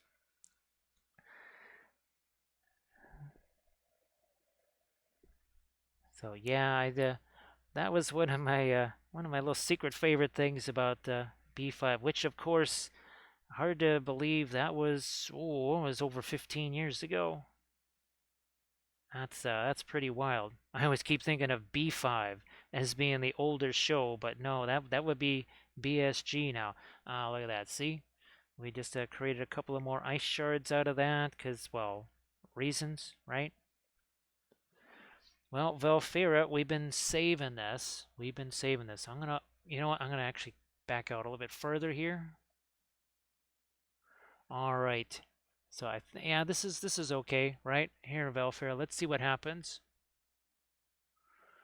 Well, boy, some definitely strong with the lights and darks and everything, but you can see that no difference between, say, the skin tone, the ice shards, and I think you'll see that there's greens and blue. Yeah, I see that. See the reddishness already in the skin tone starting to pop up. That little bit of red magenta-ish that we got there, and then the greens, right? Look at those turquoises there. And then here's a little bit more of a reddish blue in some areas, and then there's your indigo, right? So almost like a dark greenish blue. Yeah, yeah, that's for sure, Deuce. That's for sure. Now here we got, we'll keep going with this lighter light here. So Velfira, thanks for joining. Don't be surprised if tomorrow is later, just because of circumstances here. It could be more like a 5:30, 6 o'clock start because essentially I will have to be making all the food and everything here. So yeah, that's probably how it's going to go for tomorrow. So don't be surprised if it's a little later. Sorry, I know that it's easier for you when the starts are a bit earlier. so you can get to see a little bit more of them and such. Hopefully, maybe by next week, we're back on more of the normal schedule. Oh, look, there's a Kathy. There is the Kathy. Everybody, well, uh, give Kathy a follow too, because when she starts doing her streams again, that way you'll be able to get those messages, those alerts. Let's see. So, yeah, everybody go say hi to Kathy. We never did get our lighter lights on here. We never did get those. There we go. Down here too. A little bit more right there. And and this side, yes, almost forgot this side. Bam. You can see how that starts to get a little more glinty, right? So, see you tomorrow there, Valfair. Again, thank you so much for joining us. Of course, I can still get that hair lighter. Now on the face here, I'm gonna on that. I think I'll probably just try to get some darker tones on the lips. I think that's what we'll do there. There's a Queeze in the house. So Queeze, I saw Megan had a picture of your game there. I hope that I don't know whether what were the key things, say tactic wise, rule wise, that you discovered in this one here, because each one is always going to be a kind of a new discovery, right? Hopefully, not too many painful lessons in this one. Well, they always are kind of painful lessons, aren't they? Now, look what we're doing here. We're taking some of that green in here, that sort of green. Now we're gonna switch that to some cobalt blue here. So everybody go say hi to Kathy. You know what? Yes, there. Radiant blue, cobalt blue mixed together. There's a reddish blue for you, not a radish.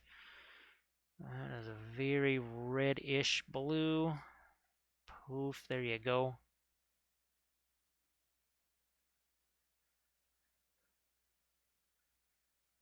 And oh no, we need to we'll have to restore some of our really darks in there. I might also try into a little bit of my cobalt blue over there.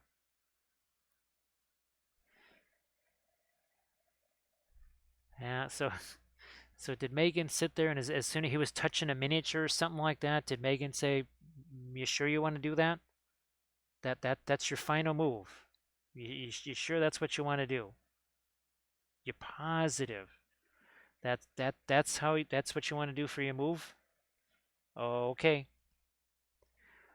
That's what you need for all of your games. There is you just need Megan there to say, you sure that's what you wanted to do? That's your final move. There we go. So well, just Megan, just ask Kathy about Bobo. Yes, when Kathy brought Bobo over to the table, and the legend of Bobo was born at my very first Warhammer tournament. Yeah, the very first one. Because Queeze, I was playing against that guy. Oh, yeah, it was very much that guy. He was like 10 of that guy all rolled into one. And when Bobo was set down on the table by Kathy, yeah, that was a pretty magical moment right there. Now we just drop that light in there. Take Mr. Blending Brush and poof, there we go.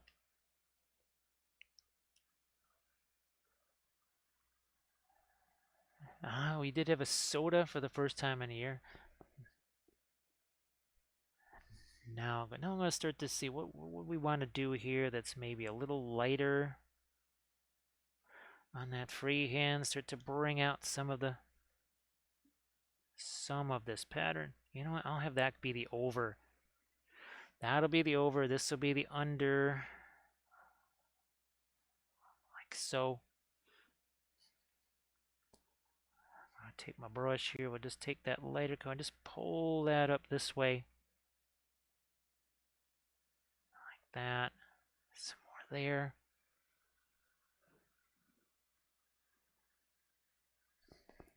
So there was a little bit of the smack going back and forth. Yeah, I know there's someone in the Blood Bowl League that really they loved. That was, I swear they loved that more than the game itself. They loved the smack talk.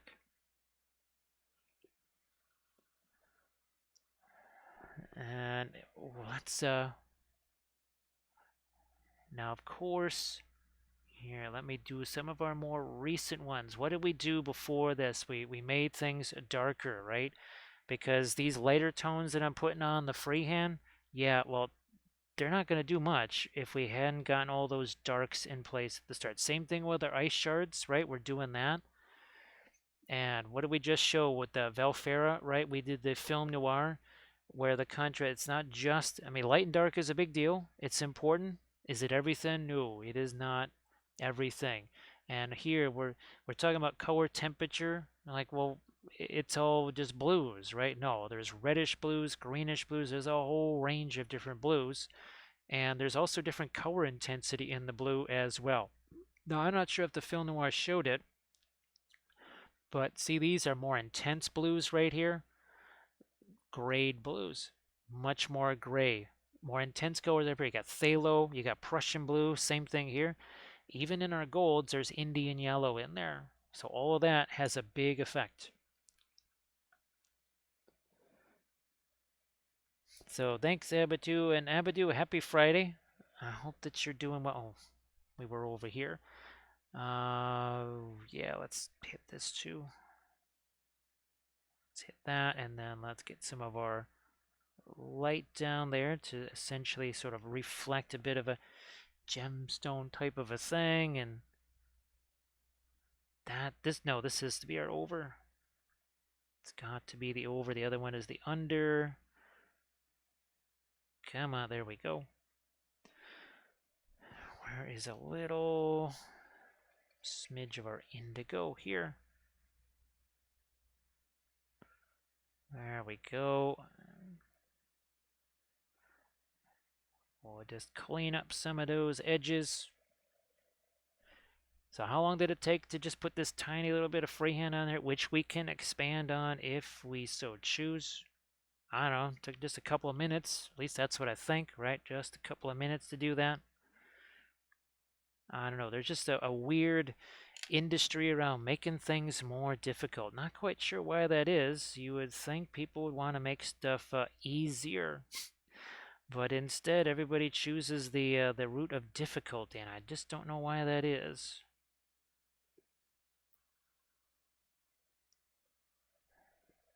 Yeah, dude, when the Thalos shows up, and of course we're combining it with the, oh gosh, what is that? The Radiant Green. Oh yeah, there's a whole bunch of shards right here. Let's get some shards here. Get a little bit of that reflected. They gotta treat them almost like the gemstones. Kinda are. Ah, Belly Savalas, how you doing? Nice to see you. Oh, and for folks that didn't see, we did do our first landscape of Middle Earth last night. Landscapes of Middle Earth have returned. There's a little bit of Helm's Deep for you. Also, again, indigo, that cooler color recedes, right? The warmer colors here, the Terra Rosa, some of that brilliant yellow pale, that comes forward. Harder edges here, softer edges in the background. So again, it's more than just light versus dark when it comes to contrast, right? So Comp Native, definitely, and I've got tons of different videos on that. You can even check out some of our past live sessions too. So the It's important that the reds have something more of a cooler color, like purple or green in the shadows. Purple or green in the shadows. You're going to want to do something like a either Indian yellow, brilliant yellow pale, because you've got to, yeah, like you were just saying there, if you don't add enough yellow to it, it will just immediately go towards the pink.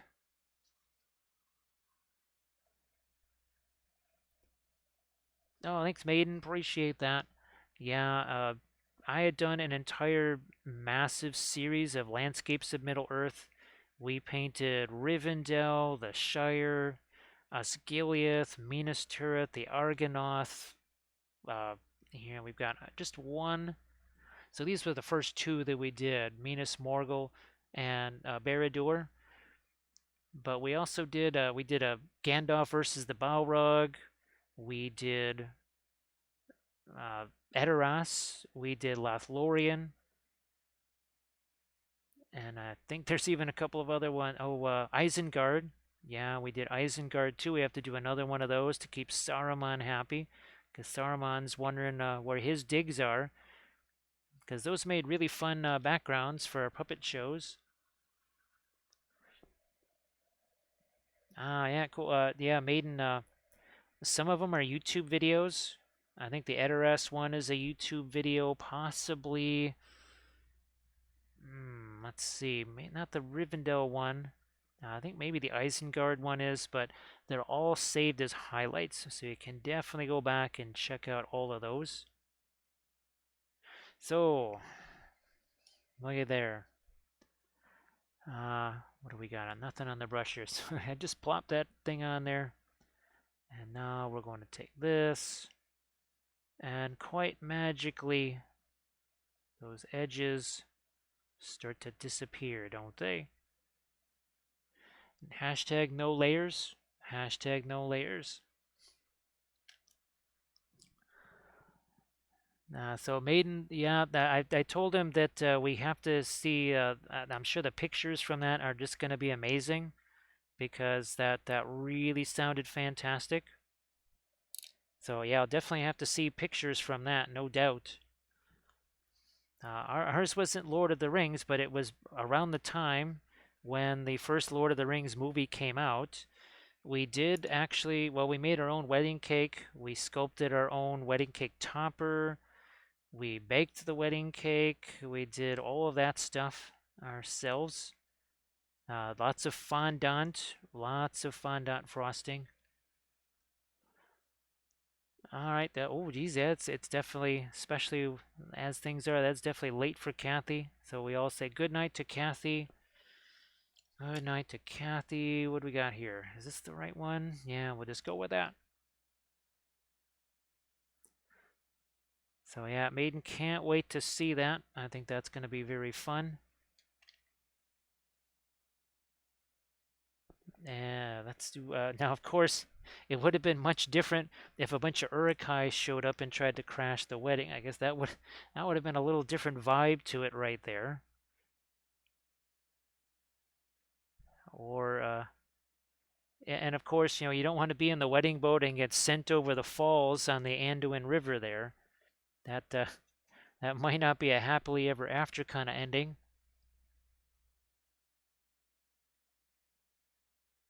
And of course, I don't know, maybe you had to fend off the Corsairs of Umbar with the army of the dead along the way. Because you never know when those pesky Corsairs are going to show up. Those darn meddling Corsairs. We're going to also just try to fade some of these edges. We're going to be coming back in with some of our darks as well.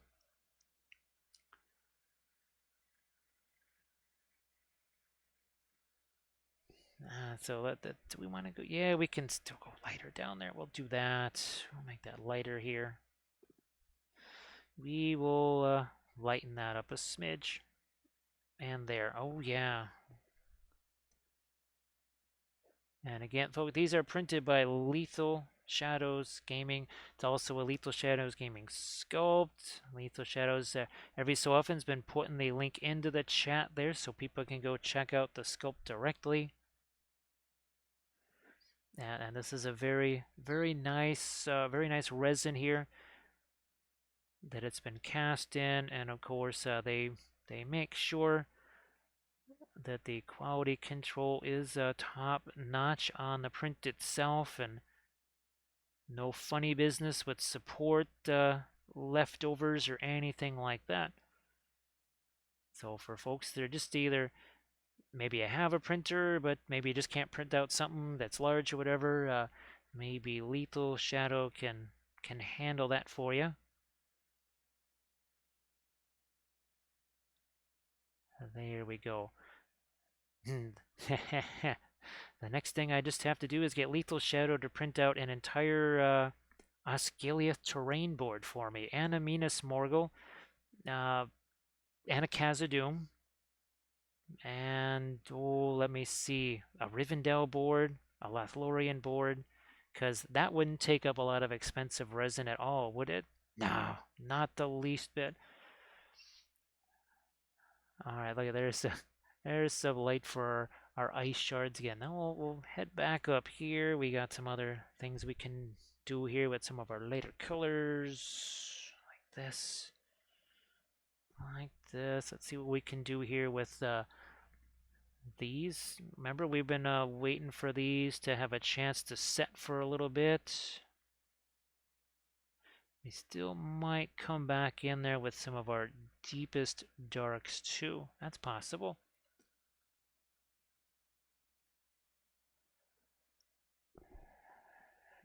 Here we go. I mean, in all reality, it's the Rivendell type terrain. The other stuff I want to, well, actually, that's the stuff I want to make on stream as we add some more lights right here. But the organic stuff, things like, well, malware trees and stuff, that's a little more difficult to do out of our pink foam with a Proxon. That's a little bit more of a challenge. But hopefully, you know what I was looking for? I was very disappointed to see that Amazon, while they have every Proxon piece of foam cutting equipment you could possibly imagine, they don't have the shifting lands or shifting sands, whatever it was. I tried both names, and none of that stuff popped up on Amazon. I was very disappointed. I mean, I can just get it directly from shifting lands. It'll probably take a while. I'm guessing because it would probably be coming from overseas.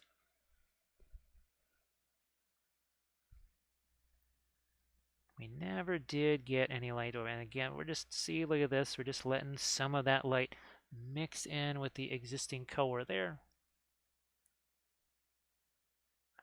There we go. There you go. You know what? Bam. I absolutely love doing that because it probably just shocks and horrifies people, and I get way too much enjoyment out of that. At least more than I probably should. Now we're going to just take that color. Didn't I say that the miniature is your palette? Did I not say that? So I could have done a whole bunch of layers there, or I could have just went boom like that, taken this brush, and then just spread it out like that, and that's it, right? I could just do that. So Shifting Lands does have a US distributor. That's good to know, Artemichael. I think at least initially what I'm after uh, are some of the larger rigs. Eventually I want to get the ones for archways, windows. I mean, you know, there's no secret, right? Which ones would be good for terrain, especially Gondorian and such. No real secret which ones would work well for that. All right, so again, just again a quickie little nothing design here. This just was not, this wasn't exactly taxing mentally here. It's a very simple design. However, it does mimic some of what we've got over here, right? All the ice shards, got the flowing cloak, and then well, we just did a real simple pattern there. We could still expound upon this if we wanted, but we can wait to see how we feel about everything else first. Now, and here, Prussian blue maybe Yeah, let's get to Prussian blue first, and then it might migrate over to some cobalt blue. It's not about the value of that. We're just trying to change that color. We have a lot of the turquoise here. We're going to try and go a little bit more of a warm blue. Now, there's a cobalt blue. Bam. See, we just kind of change that around a little bit. Grab this brush here again. Look, all I'm doing is just a paper towel here. There's no cleaner on that, right? Just a paper towel. And we'll do the same thing here, like so. Enough said.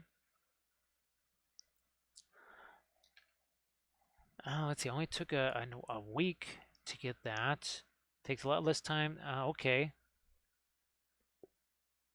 And thank you so much, Armored Wolf, for posting the link to the Patreon page. Our newest video, speaking of blue, and different color temps in the blue. This is our latest chapter studies video right here. Quickie lesson on freehand, just like here, right? Quickie freehand there. Very quick little freehand lesson here as well. So that is going to be probably posted tomorrow, in fact, on the Patreon page. That'll be our latest video. What was that, chapter? Oh, that's 8. That's chapter 8 of our chapter studies. And look at the difference. Look at this. They're a reddish blue versus all the greens over here. Pretty darn simple, eh? And you know what I should do? Because we've got this. Why don't we, instead of just a flat thing here, I'm going to see if I can do something like this. Let me see if we can alter this a bit. I sort of like that plan. Yeah, I might just alter that a smidge here. Let me get back over to some of my lighter light.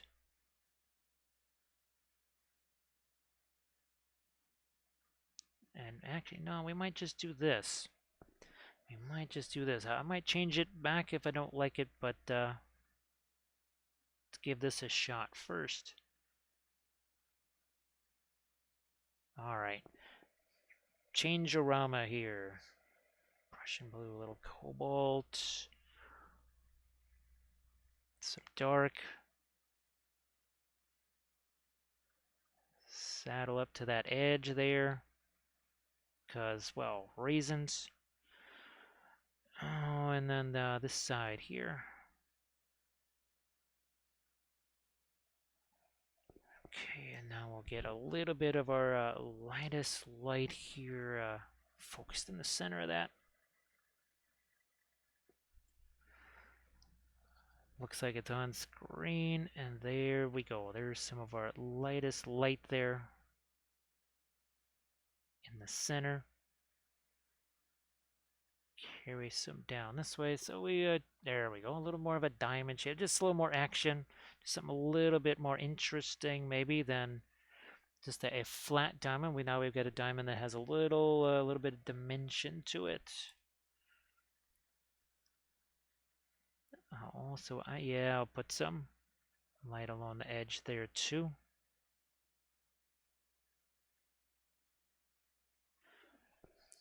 Might go a little lighter. Right there again. Okay, so there's nothing there, right? That's just a flat cloak, but now it almost looks like it's a three-dimensional. And again, it took hardly any time, right? Took very little time to do all that. Now, when you're doing your freehand, you'll want to be thinning down the paint a lot kind of by instinct. That's not necessarily going to be a successful strategy, believe it or not. You might have to actually paint things a little bit thicker here and there. Just like that. That was actually a much thicker application of paint. Why? Because there's a bunch of thin paint around there. All right, so again, we'll leave that alone for now. We have to come back over here, and we were talking about doing some stuff with our darks, like the phthalo blue. Yeah, like the phthalo blue here.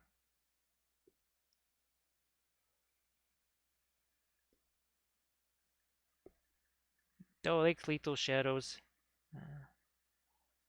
I always tell people they're kind of pondering what they might want to do for freehand designs. Well, just use the miniature for inspiration, right? I look over here, I see this, I see this. I say, you know what? Maybe something like that. And of course, there's these undulations here. It was easy enough to get that to fit through all of those undulations. And of course, the most recognizable part of the design, I try to put it in at least the largest open space as well. Uh, we call that strategery. Yeah, we call a little bit of strategery there. That's what we did. So just kind of keep that in mind with your freehand as well. It's a lot easier, but I wish I had that Lannister figure. Now, of course, when you're doing something like this was very difficult because you had the way the banner was, that concave right there. The convex side, not too hard, but the concave, that was very difficult to get all that architecture in there. This was so much easier because it was basically flat. There was a little bit of a curve to it, but relatively easy being so flat. Hey, Black Cat, how are you doing? Nice to see you. And we got our, this is the indigo again. I want to see if I can do a little bit of a, here, let's zoom in as well. There. Zoom in as well. I'm going to see if I can reinforce a couple of things here for the face. Well, Black Cat, that would be, that's good. That is good. And of course, well, we've the latest series that we've got going, that would be the Lannister Red Cloaks. And I'm actually going to try and get another series started this month. I've been prepping basically some what used to be vampire counts, but we haven't actually done just regular skelly type figures as part of an army painting series. We did the Osiarchs, which are mostly skellies, but not quite pure skellies, right?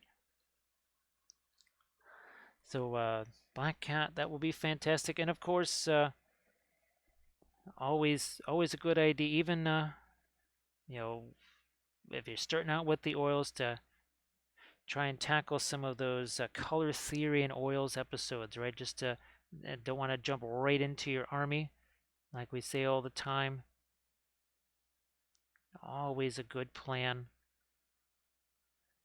This just with the light the skin tone is and everything, I thought, you know what? Probably should just stick with some of the darker tones there. I might even darken up some stuff around the just there, but let me see for the eyes here. I might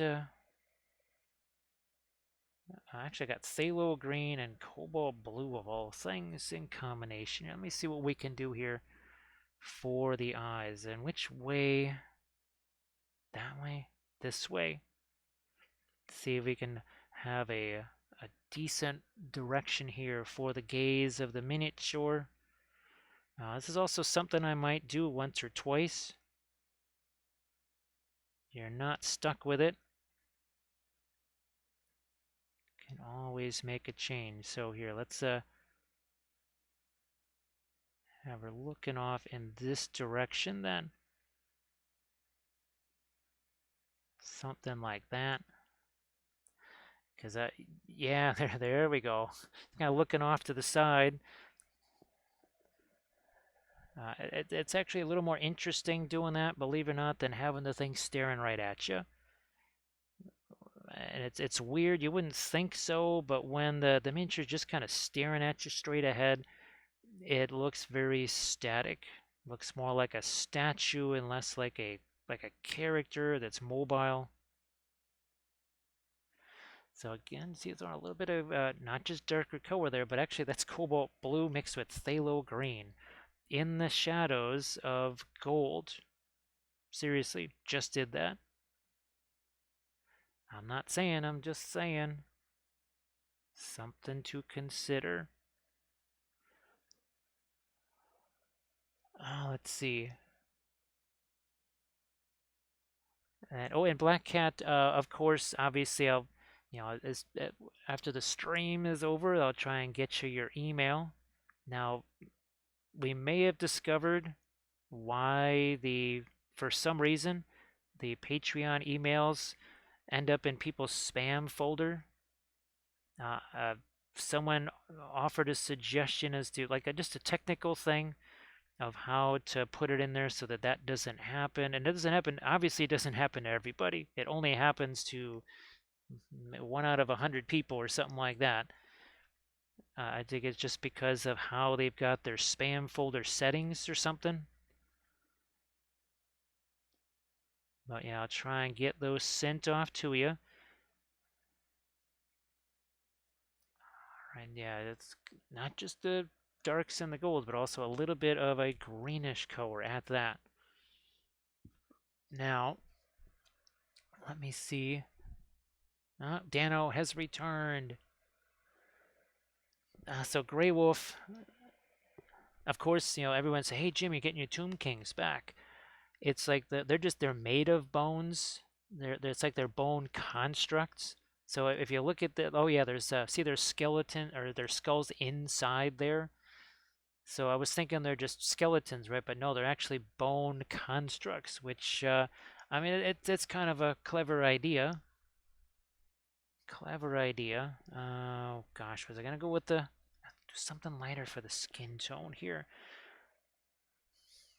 Let me try a little more brilliant yellow pale mixed with Terra Rosa, and I might even stipple. Okay, there we go. And I'll let that see. We don't necessarily need tons and tons of just the blue here. We needed something else besides that.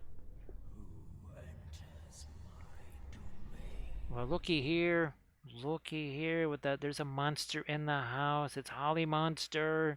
Holly Monster, thank you so much for that raid. That is appreciated. If everybody could please give Holly Monster a follow, that would be fantastic. And thank you so much for RLB. Appreciate that Shamrock Shake right there. We'll just mix that up. Hey, Drexia, nice to see you again. Thank you so much, Drexia. And now this is from Lethal Shadows Gaming for all the new folks here.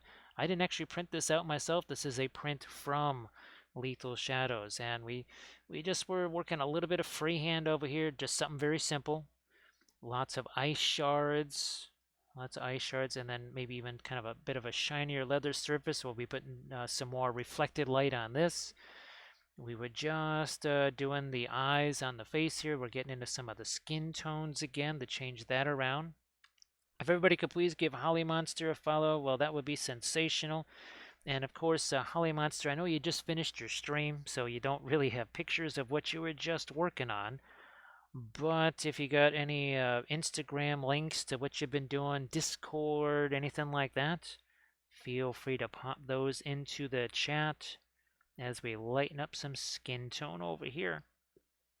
And we're also changing the color of it, right? It's not just getting lighter, but we've got that little bit of a grayish pink tone here. So also changing around that skin tone just a smidge.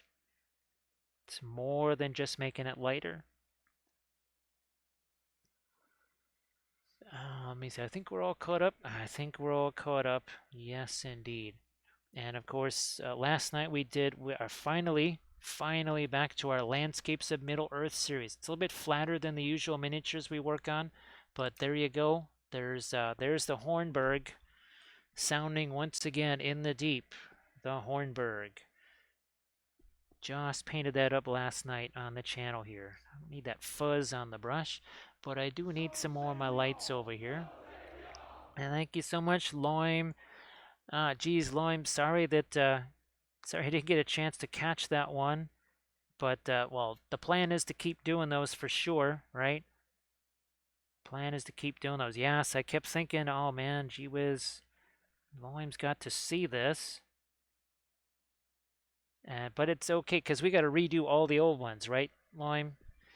I think the Argonaut is next, because, well, I love the Argonaut so much. I think we'll do Argonaut, then maybe Edoras again. Well, then maybe Isengard, because those were some of our favorite backdrops to have for our puppet shows, right? So yeah, I think we'll have to do that as well. So just changing around the skin tone a little bit here. So thanks so much, Lime. Appreciate that. Thanks, Drixia. Appreciate that. Now here's an important little change. So we want the hair to be a cooler color than the skin tone. That little bit of lightness in the skin, or that pinkishness in the skin tone will be important. Not just the light, but we have to make sure that it has a bit of a color change there. And there you have it. Now you know why the miniature is our palette and not the palette, right? Because look at this, I can literally just take that paint and just start moving it around. Why would I go over to the palette and get some when there's paint sitting right here that I can use? There's just paint sitting right there. Bam, look at that, huh? Didn't get anything from over here except just here, one batch of it, and back to it over here. Yeah, let's just do this again. No fuss, no muss. Of course, we could use the blending brush as well. And this is sort of a scumlet. We're kind of working in a circular fashion here. And I'm just kind of pushing and pulling that paint around. Just like Lethal Shadows said, hashtag no layers. No layers needed. And I think we just had the link posted to this particular miniature in that Lethal Shadows collection. And what was it, 600 different figs for now, because more are added all the time. So just if you don't see something on there, you can always do the sad puppy dog eyes thing and say, hey, maybe. You never know. You never know. Maybe something might be added to the collection if there is enough demand for it. And there we go. Just had to get the other ear.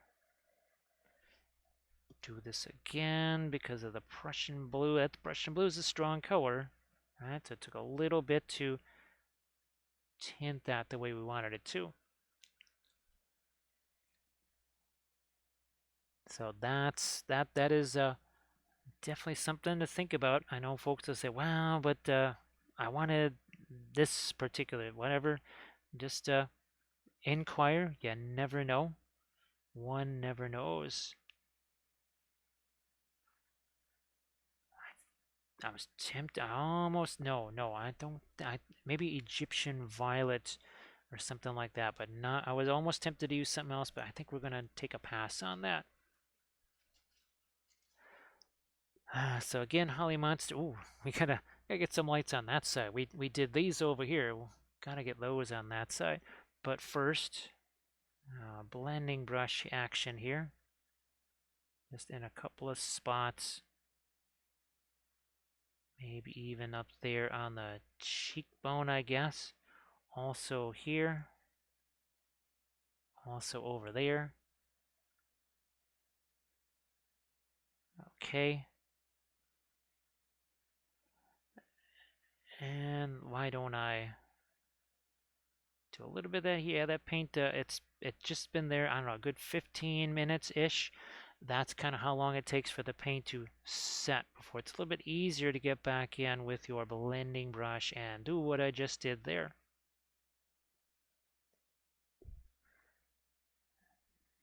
What about, no, don't need it up there. I am going to get into the hair because there's some crevices there where we've got some very abrupt transitions, and we're going to just take away some of the harshness of those transitions. Again, up here too. Same thing. And just getting rid of some of the harsher transitions there, but that can happen when you've got yourself a much lighter color. And of course, our pre-glaze set some very rich darks in the shadows, didn't it? All right. I can still come back in with my cooler Why, if I feel the need to in that area. What's happening over here? Okay, now let's get some of the lights here, just like we did on some of these down here. We're gonna do that up there on the crown there. Yeah, Lethal Shadows, the color theory and oils videos. What's interesting about those is that you can hear me going, "Wow, I didn't expect that." So it's not as just like, well, okay, you have to learn stuff from them. What I tried to do was make those also learning experiences for me, so you could essentially kind of hear me at the same time go, okay, I didn't realize that this color was quite this way. I didn't expect this or that. And I was hoping that that would make it, well, a little bit more fun for folks. Also, that they would realize that, yeah, we can all learn new stuff all the time. Actually, Drexia, that's pretty funny. So many times we've been tempted to just try and use our sanding sticks to file down the plastic army men and then put them on bases, right? And see if we can almost paint them like they would be regular miniatures, well, especially with the oils. That could be very fun. Because we have some of them. Actually, I think they're still around this house somewhere. I don't know where they are, but back in the day, I had a Civil War set, I had a Revolutionary War set, and a Mexican American War set, War of 1847. So, and they even came with basically these kind of tin pieces of terrain, buildings and fortifications and stuff. Those were some pretty wild sets. If I can find those, I don't know, maybe just for old time's sake or just some kind of whimsy or nostalgia, might have to paint those. Speaking of just catching a few edges here, the Van Dyke Brown's already there. I'm just going to let this lighter color mix into it. Boy, Grey Wolf, I don't know because I don't have the original boxes anymore. Those are long gone. But I think I ran across the figures somewhere, probably when I was reworking the basement last year. So if I can find those, that would be pretty hilarious, wouldn't it, Grey Wolf?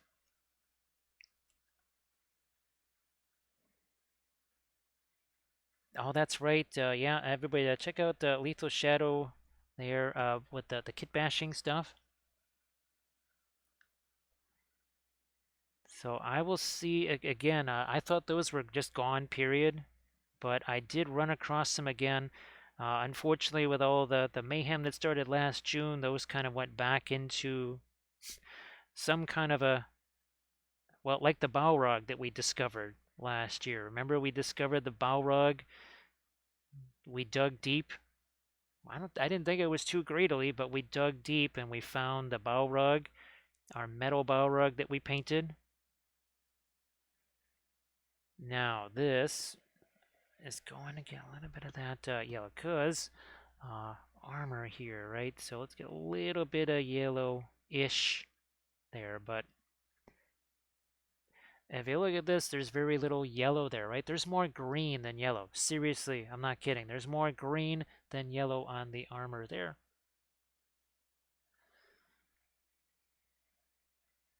Here's another area here. Now again, there's plenty of things around here that would keep that from being just your yellowish gold. We want to make sure we've got our reflections on this stuff. Man, that's so important.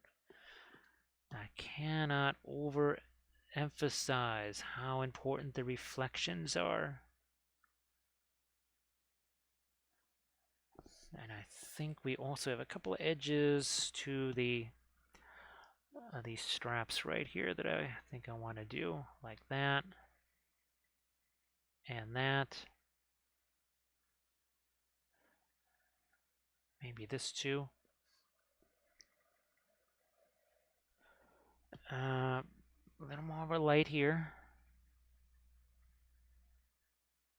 like so, and don't want to have too much of the yellow on that. We'll have to make sure we don't get too much there. The handle of that, not sure just what we want to do with that yet. Don't have to decide right away. I might move over here to get some of our white on this, not because I want it to be necessarily just light, but I'm looking for a cooler color here next to our skin tone. You can see the difference that does make though value-wise. And then we just let it blend into the existing color that's there. That's all it takes. More light over here, like so.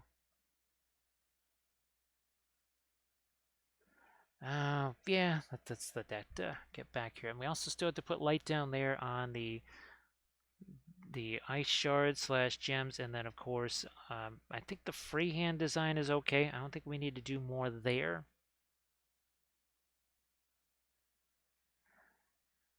Some more of our, again, the light on the hair that mix around.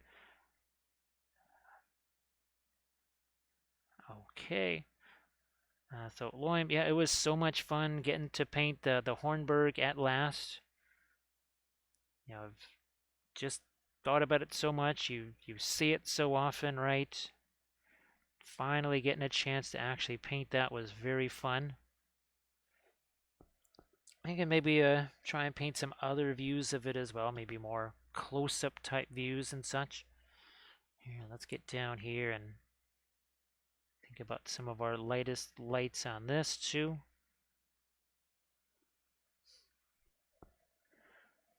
And I am thinning it down just a bit, not a ton.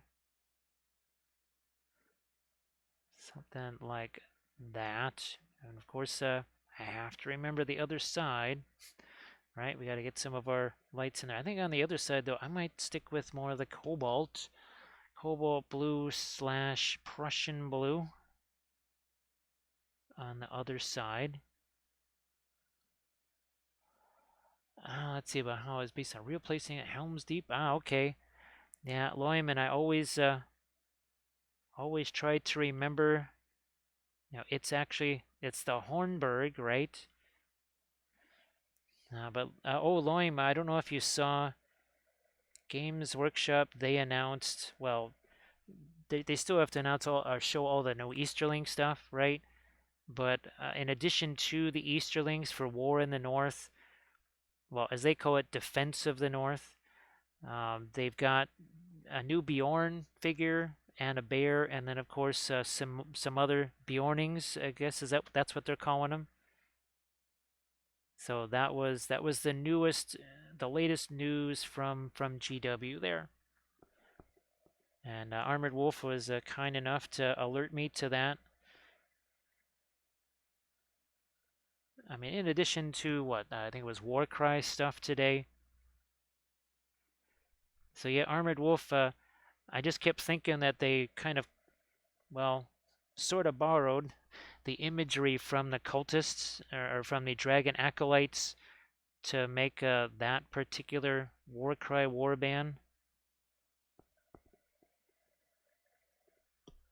It is kind of the Warcry warbands they're sort of neat. They have a nice little theme to them, and each figure, of course, is totally different in the warband. So that's kind of nice. Hey Doji, how you doing? Yeah, so Loim, I saw basically Bjorn in human form and bear form. Well, his human form was mostly bear as well. Yeah, kind of like no shirt or whatever. Uh, is that no? I'm gonna go back to this again. So yeah, we see here that's got more of a greenish turquoise. This is more of a blue right here. We're gonna come back in with our Prussian blue and really hit some darks there as well on the shards. Hey, Greenleaf, how you doing? So Greenleaf, I don't know if you saw, but here it is. Landscapes of Middle Earth, they're back. There's your Helm's Deep right there. That was really fun doing that.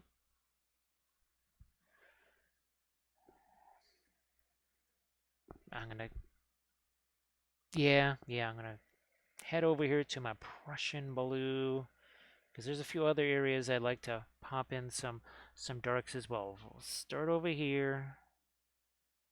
We'll hit that. Oh yeah, wow, that's really gonna make a big old difference there. Oh yeah, there we go. Here too. Certainly down there. I don't know if you can see all of this.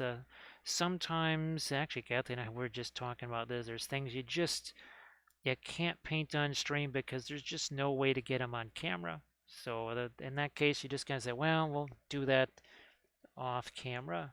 So sometimes that happens. Thanks, Doshi. This is from Lethal Shadows Gaming here. So I didn't actually print this one out. It's really weird, Doji, actually, to be painting a miniature that I haven't printed.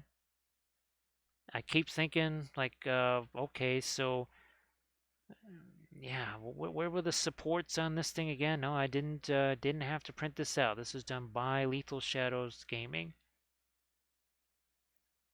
And that's definitely a nice print. Tons of nice sharp detail on it. I think we've got our dark in the eyes. I'm gonna take again the Prussian blue here. Might even have just a smidge of the Perlene black. That's our really dark green in it. Just because. And oh, thanks Armored Wolf for popping the link to the Patreon page into the chat there. Again, the Patreon page. There might be one or two videos there. If you've binged watched all of your Netflix and everything else, never fear, because you can never binge watch all of this. Yeah, there's no way you can binge watch all of it. Because I'm perpetually making new stuff every month. Again, somewhere in the neighborhood of 20 to 24 hours of new videos every single month. All right, a little more of our dark in here again. That's a little bit more of the Perlene black is creeping into that the Prussian blue. Makes it darker, that's for sure. But I still think a more intense color than, say, just the indigo alone might be. Now, of course, this would almost be like the indigo, say, from Williamsburg, I guess. Because that is very, very, very intense. All right, Grey Wolf. Prepped a whole bunch of zombie wolves and survivors. Oh, Grey Wolf, thanks for hanging out as long as you could, and send me some pics and stuff of how things are looking, of Hello, little course. hobbits. Spark my As we guns. welcome in our newest little hobbit. We got ourselves a hobbit. We have Parashino. Parashino, thank you so much. Hello, little hobbit. That spark my ganja. First it all started with Galadriel. That's like, she was like 3 times the size. It's like, I can hear you. Who's this Galadriel? He's like, well, she's kind of dark and terrible now. All love her and despair. Like, sounds like my kind of lady. So thank you so much for that follow. And we'll see you tomorrow, Grey Wolf. Again, it's most likely going to be a later start. I would imagine 6 would probably be as early as I can start. If I'm very, very, very lucky, maybe 5 or 5:30, but something tells me 6 or 6:30 is the most likely time. And I think I might also, yeah, see that little bit of dark right along the edge there, and then we'll come back in maybe with some of our lighter tone on the armor. I think we're gonna darken this down, and then see what else I can do here for some of these leather straps. We'll take Van Dyke Brown. at least for now. Van Dyke Brown. Let's see what happens if I mix a little bit of the Radiant Green with that. Should be sort of a greenish gray. Looks like it. That might be too light. I'm going to come back with a little bit more of the Van Dyke Brown. It's the Williamsburg Van Dyke Brown, obviously. Oh, geez, Grey Wolf. Well, that's even better. Yeah, actually, if you don't mind, shoot me some pictures of the games. Shoot me some pictures of the game. So that would be cool to see as well. Yeah. I know it's hard when you're actually in the game, right, to remember to do stuff like that, because I have a hard time remembering. So yeah, definitely do that. And I hope that you have fun. I know that there will be some lessons learned for sure, and there's lots of minutia and everything along the way. So here's hoping that is fun for you. Do I got? Yeah, I think I'm just gonna pop some of that up here too on that cloak, so it's not all just shades of blue there. We never really did get any major lights on the cloak. I just wanted that to actually have a chance to sit there for a bit. So whatever the heck is on here just got mixed into the indigo. And now we're going to lighten this up just a smidge more here because saw what we did with our freehand, right? I know what I want to try and do here as far as how light I want this to be or not light. Lighten that up a bit too. That also softens up the edge. Remember here where we were kind of reworking the pattern? We said don't really care and just sort of went back in a couple of times, right? Basically erased it. Went back in, said, close, not close enough, erased it again. So there we go, we got some lights there, and maybe we make this a little lighter based on what we've seen elsewhere. I'll just use this, and here, let's see if that's too light or if it's just about right. That is just about right. I don't know if I really want it all that much lighter than that. I don't think so, at least not right now. I'll stick with that. Here, a little more light over there. Thinking about some reflected light all the way down here. Not too much because, of course, it is sort of in shadow anyways, but we need a little more light down there. And of course, this will just be putting our crushed glass snow over the top of that, so not really going to mess around with that too much. Yeah, we'll just, so much easier just to go with the crushed glass snow. It's going to give it that really fun texture. And again, the crushed glass snow, you can only get that from one place. That is from Armored Wolf. And that's the stuff that we used here. Speaking of Song of Ice and Fire, we used that on these guys, right? And it's well, it's like Elementium, just like our heavy gloss gel. Because on my recent video here, we use it right there just to make some foam on our water. So it's not just white. I mean, because in the past I've tried taking white paint, mixing in with the water effects, and essentially what you get is white. It looks like it's just been painted on. Whereas the crushed glass snow actually gave me a genuine texture because it's that kind of foamy texture, so it's perfect for something like that. And now we're gonna look at that. See, we were not hasty little hobbitses. We we were very patient. We waited for some of this stuff up here to set, and now it's so much easier. Look at that, huh?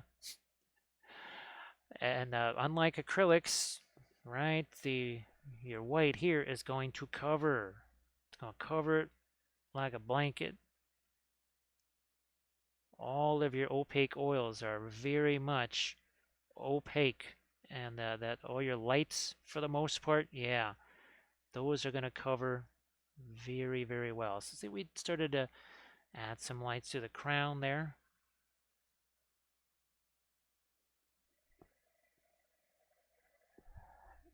Can I get a little bit more in the side? Yeah, let's do some of this back here. This is not the most exhilarating thing, just seeing the braids being painted, but we got to get to those.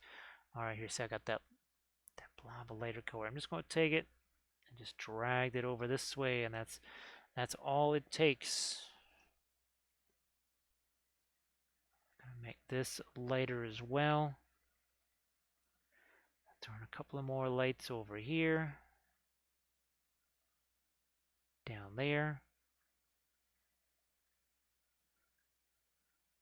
and now again you can see our freehand design now there, and the impact that has, and it was just, I don't know, maybe 15 minutes or so to paint all that, maybe 20 on the high side, probably not even that much.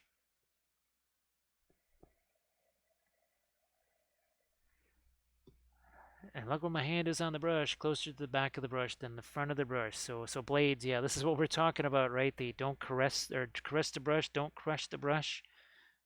There's no way I'm able to do this unless I've got my hands as far away from that metal ferrule as possible. And here, let me see if I can get the top of this here. Again, that is with our brightest highlight color at this point.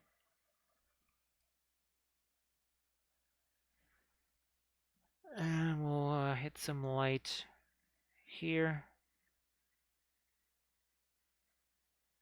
like so. Couple of shots there. There's another spot. Here's another spot right over here. Bam. Right there. Yeah, oh wow, look at how the face frames the face there. But you must have dark to show the light. If we didn't have all these darker colors in here first, this would really not have made a darn bit of difference.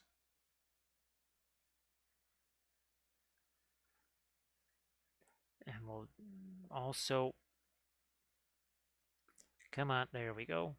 A little more of the lighter tone there on the hair. I think this is probably going to get a couple of more of our, yeah, here, let's do a little bit more of our light right along here. It sharpens up all of these edges here. We need those nice, sharp, crisp edges.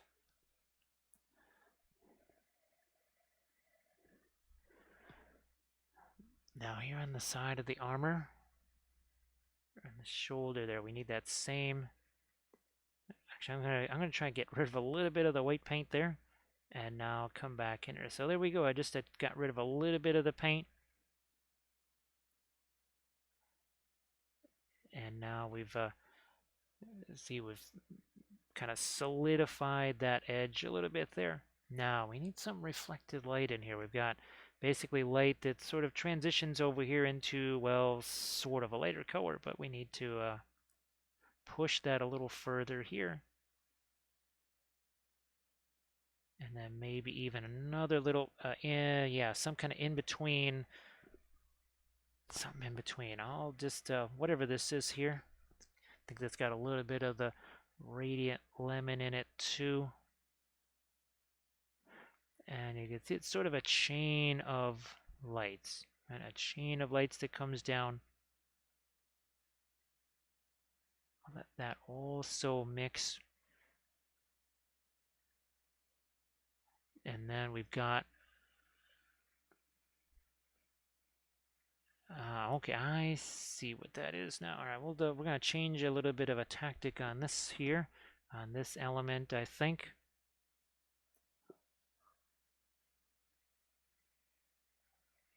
Yeah. Okay.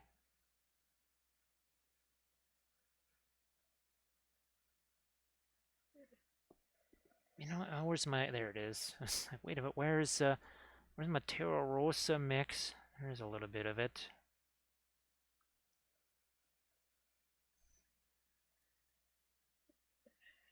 And I think we'll leave that for right now. Where's that grayish green? That's over here. Because I'm going to try and get some of that on the cloth right here to lighten that up a smidge. And there's another place right there. I like to get a little more of my light. Yeah, not too much.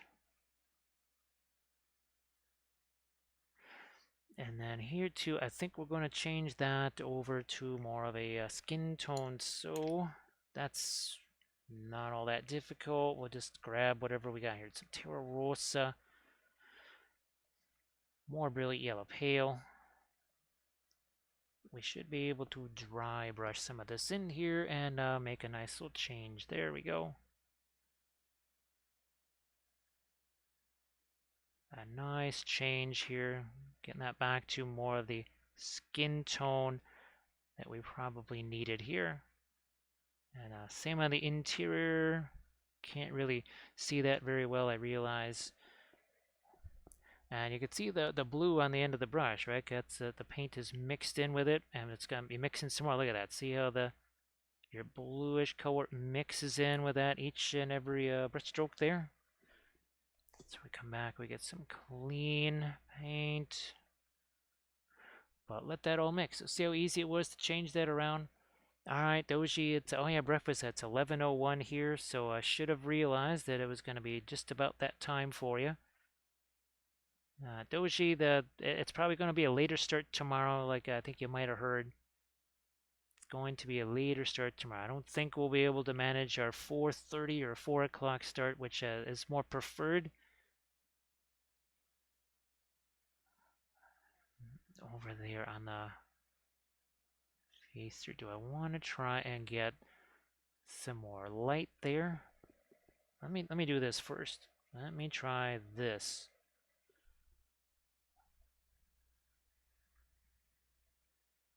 Okay. Ah, yeah, see that now I feel like there's a little more action in the color there. It's not just, I don't want it to be only that grayish color skin. Now let me see if I can get some lighter color on the lips there. I might go, I don't know, let me see what happens. This could be, I don't know how this will work, but I'm going to actually try that cobalt blue and some of our white there. Let me see if this works. It sort of does there.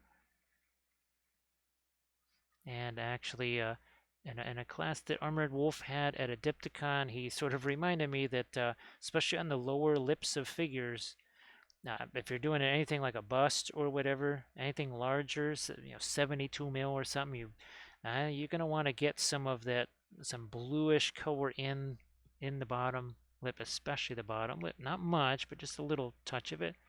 Here a little bit more because, well, a very different kind of a skin tone on this character, wouldn't you say?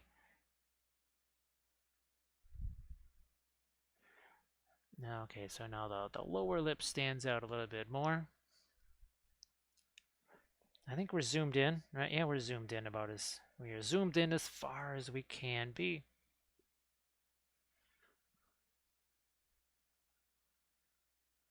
And now a couple of lights there. We need some reflected light down here. And we'd already started, that's all too much. We already started down here with some of that cobalt blue, so. And cobalt blue, that's a pricey color. The reason why the Prussian blue took it over is because it essentially can work just as well as, say, your phthalo blue. It can certainly do a lot of things that cobalt blue can do, just at a quite literal fraction of the price. Cobalt blue, very expensive color. It's like your cadmium colors. It's almost like it's cadmium blue. I did add a little more light there. And again, here's our last. This one, a lot of phthalo green, lots of cobalt blue in that one. But it's not just for things that are, well, warmer. Where's our, here he is. We brought back the cobalt blue on this guy, and he's a little bit different theme, right? Just a little bit different.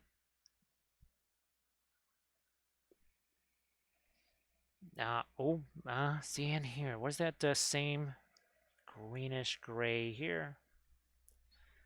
That's got to go right on that fold there. Well, I have to go a little lighter too on some of these folds, like what we got over there. Yeah, carry that over. Now we'll go a little lighter with this. It's actually got a little bit of the yellow in there, a little bit of brilliant yellow pale. And as you see, right, there's no layers. I just went in there strong, right? You go strong to the hoop.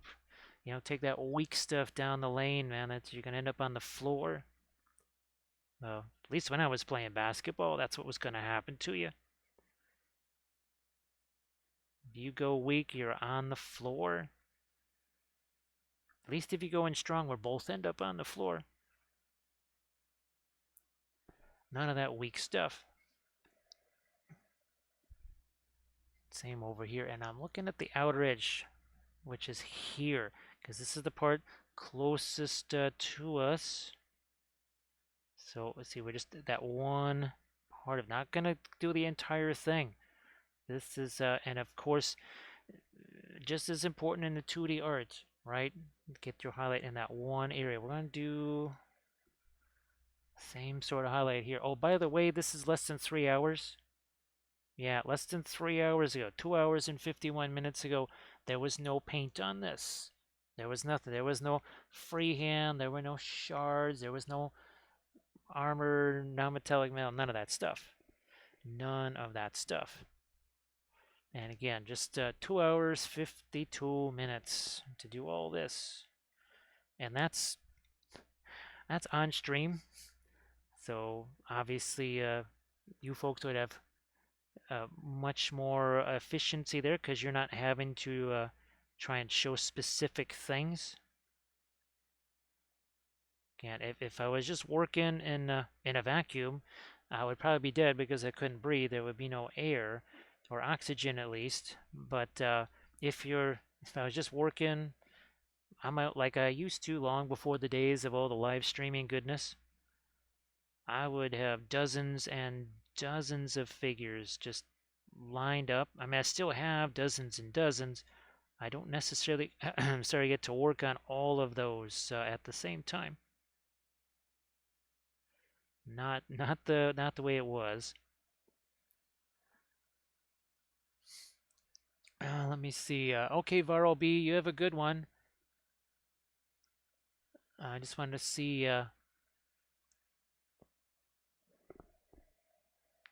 there. All right, we're getting a little bit of the brilliant yellow pale. That is, well, that's why we sort of like the radiant colors. Oh, look at this. Sarge is back home. Sarge is back home and eating some of those fajitas, Sarge. Munching on some fajitas. Thank you so much. Oh my gosh. Yes, we will have to try and get some more of this during the day tomorrow before the stream as well. I think we need to get a bunch more. Lots more medicine. We need more of that. So thanks so much, Sarge. Hopefully work is not too crazy. Of course, that's, I'm sure these days everybody's work is crazy all the time. Just with all the stuff going on. So sorry, this has been very, very fun. We got the cobalt blue out again. Thought that would be interesting to peel out again with the kind of a frost imagery happening here. Here, let's lighten this up a smidge, looking for that reflected light here.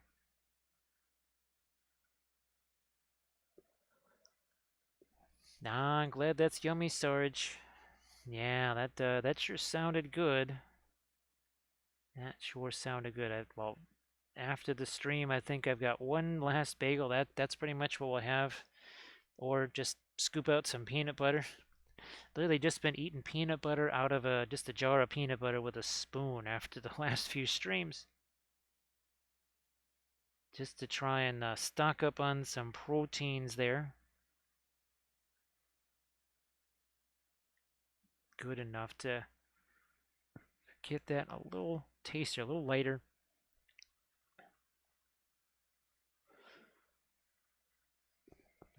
Well, Ninja Kitten, yeah, working from home sometimes. Well, of course, you're home, so there's tons of things, right? The house, the wherever you live, there's a million things that have nothing to do with work that need to get done, right? And sometimes you're almost more distracted because you keep looking around going, I need to do this, I need to do this. Oh look, I need to do that too. Yay. Oh wait, that was also supposed to work? Ah, boy, Ninja Kitten, that reminds me of the the sugar bread sandwiches we made as kids. Yeah, you take butter, you stick that on some bread, and like you were just saying, it acts as a nice little adhesive, or some folks say adhesive for your sugar. Yeah, some folks do that with like a credit card or a razor blade on a glossy table, but we just use a piece of bread and some peanut butter or butter and just throw that stuff right over the top. Yes, indeed. There's a little the strap with the buckle there, getting a little more lighter. Not, I don't want it to be lighter than the buckle is. That's not going to work too well. We're dealing with roommates, and Sarge likes the butter and sugar toast. Butter and sugar toast. There's a oh, that's actually that's very effective there, Sarge, because of course you would always have the inevitable collapse in the center of the bread, right? Because it's not like you were dusting the sugar on that bread. It was more like, can I put the entire container of sugar on this one piece of bread loaded with the butter? Yes, indeed, sugar bread sandwiches.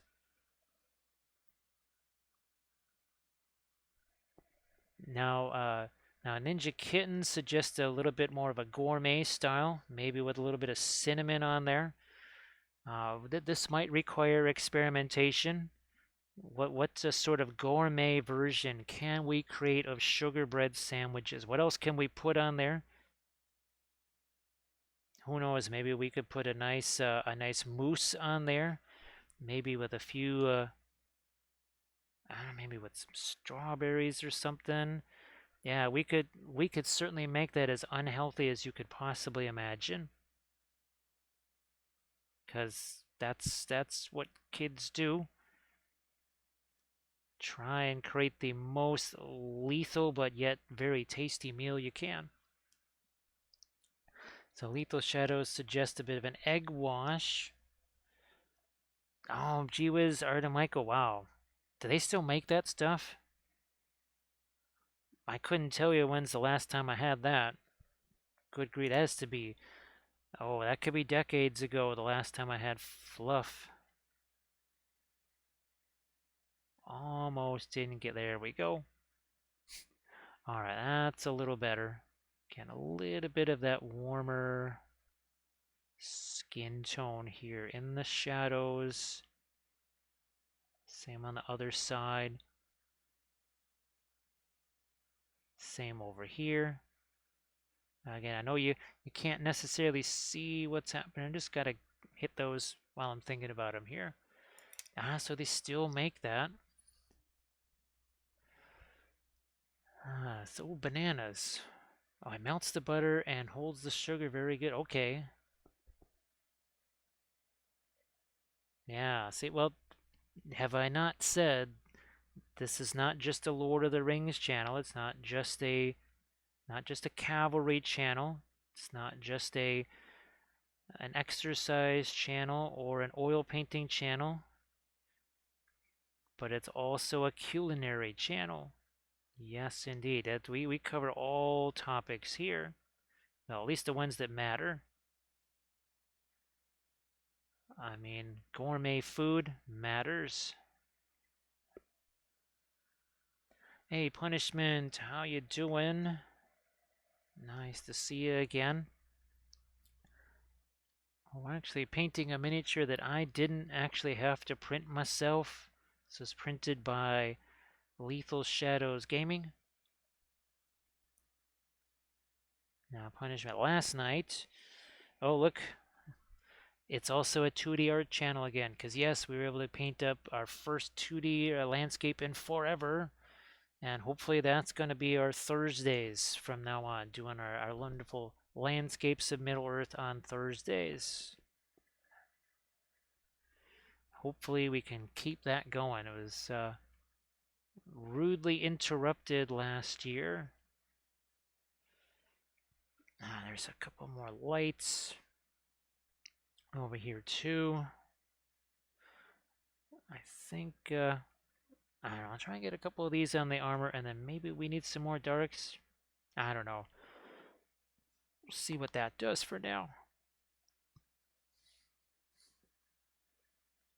I think I've got my reflected light there. Okay, now on this is where it's going to get tricky, because we have to get a light light bat right down that. Oof, that's going to be interesting. Let's see if we can do that. Thanks so much, Punishment. Appreciate that. Thank you so much. It was really nice. It had been so long since I last had a chance to do the 2D art, and it was a nice, fun challenge of trying to manage things like the edges, the warm and cool colors, because obviously we didn't have a huge, wide range on the palette, did we? So that means we have to try and draw in the contrast from other possibilities. Hey, Bill, how you doing? And also, thanks, Bill. Appreciate that. Actually, I think I took a picture of a certain thing that arrived. Basically, a Bill Robertson care package, I guess, if you want to call it that. So thank you so much, Bill. Appreciate that. All of those are really, really, really, really helping a lot. There, with a little bit of our light here too. And maybe so that's just the radiant turquoise at this point there. Now look, that one as well.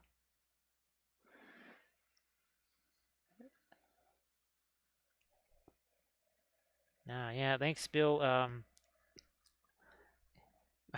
actually, well, I have to send you some of the pictures I've taken.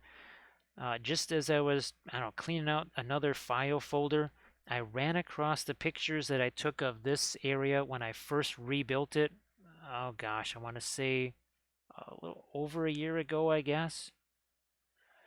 And wow, it's pretty wild to see, because it was open. It was very open then, and ever since, just more and more and more needs changed, and more stuff migrated in here, and you couldn't even tell it's the same room anymore. It's that dramatic. So hopefully we can use all of those things to make this a much more habitable area again, where I don't risk death.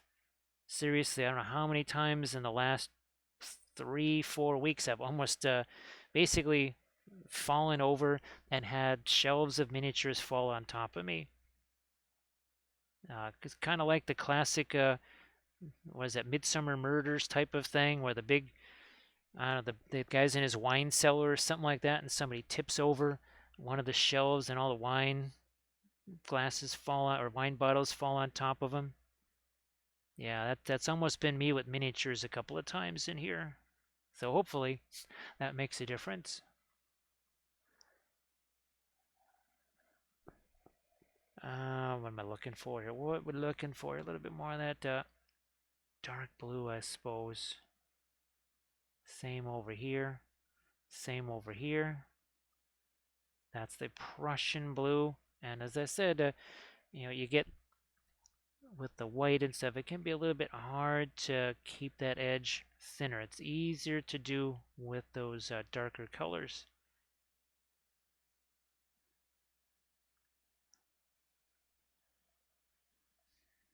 And I might go a smidge darker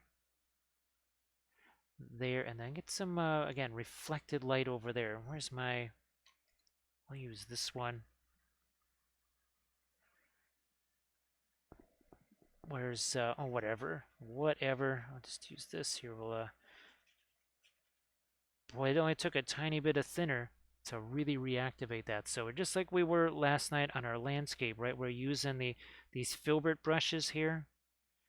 Why are we using the filbert brushes? Because they can be, look at this.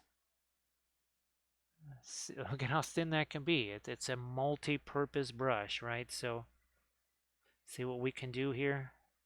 We can do that. And then we'll grab this brush. And we'll just fade that ever so slightly. Same over here with this. Like that, right? That gets some nice reflected light in here. Might do some more there because, yeah, that's pretty open. That's relatively open. So I'll just go back over here to this greenish gray. All it was just some Van Dyke brown and radiant green mixed together. Very simple. Now that is sort of in shadow, so I don't want to go too bonkers with that. You know what else? I'm looking at the interior here, and this is the other advantage of the oil. It's kind of the stealth advantage. And because Kathy and I were talking about this, especially well with some 3D prints where you just there is no sub-assembly. Well, fortunately with the oil, look at this. See how I can just sort of dust in some of that lighter color this way? Look at this here. Same over here. Good luck trying to layer that with acrylics somehow. I don't have to worry about it with the oils. I can just do this. And guess what? It's going to be, it not only be shaded, but it should be pretty smoothly blended, right? Because it's all just that kind of wet into wet blending. Like that. And there's some more here. Like so. I think, yeah, I think we're caught up. Now here again, gonna use use that as a bit of a blending brush right there. Just a bit of a blending brush.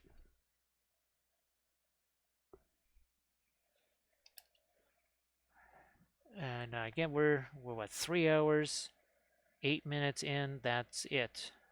3 hours and 8 minutes. And this is obviously, this is not some little hobbit right here. This is a decent sized figure. I think I might come after that with a little bit of our turquoise, I suppose. That is the cobalt and phthalo green. Now those are going to not be exactly opaque colors, and that's fine. I needed actually a little bit of transparency out of them. Now on the armor here, we haven't really gotten our lightest lights onto that. I'm going to see if I can't maybe try and do that. Here's our, again, that's the Egyptian violet mixed a little bit of the Indian yellow for the most part. Yeah. I'm going to not just darken that edge, but let's see if I can sharpen up this edge too here. There we go. Take away a little bit more of the green there. something like that. So a 2-inch base and a little over almost 4¼ inches tall. Okay, let's get that lighter light in here. And as far as the thinner goes, what's the Mona Lisa high quality thinner? This is it. This is a couple of days worth of thinner for me. You do not need that much. So, and of course, the brush cleaner is the Winsor Newton brush cleaner, so you don't have gallons and gallons of toxic anything out there. You really don't. I know that that was a concern for folks kind of when we first started doing the oils here on the channel, and we had to just kind of show folks that no, you don't really, you don't have to worry about that. That's not something you gotta be concerned about. So what I did there is just threw in some more of that light. Take my blending brush here, and we will just fade that again. This is the advantage of your oils. Over here again on the freehand, right, where we could change some things around, we moved this at least twice, made at least a couple of changes there. And oh look, I can even fade out a little bit of the freehand. So again, that's just a freehand design real quick. Just took, I don't know, 15, 20 minutes max. It's probably about how long that took. I might get a little lighter here too.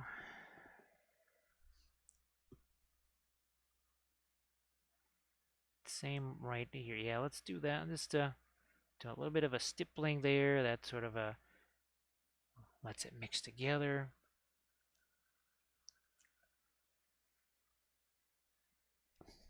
And I think we still have to get our lightest lights on this part of the armor. Let's see if we can make this happen. Let's see if we can do it. I'm going to pull this out over here. Maybe a touch there. And right here too, I think.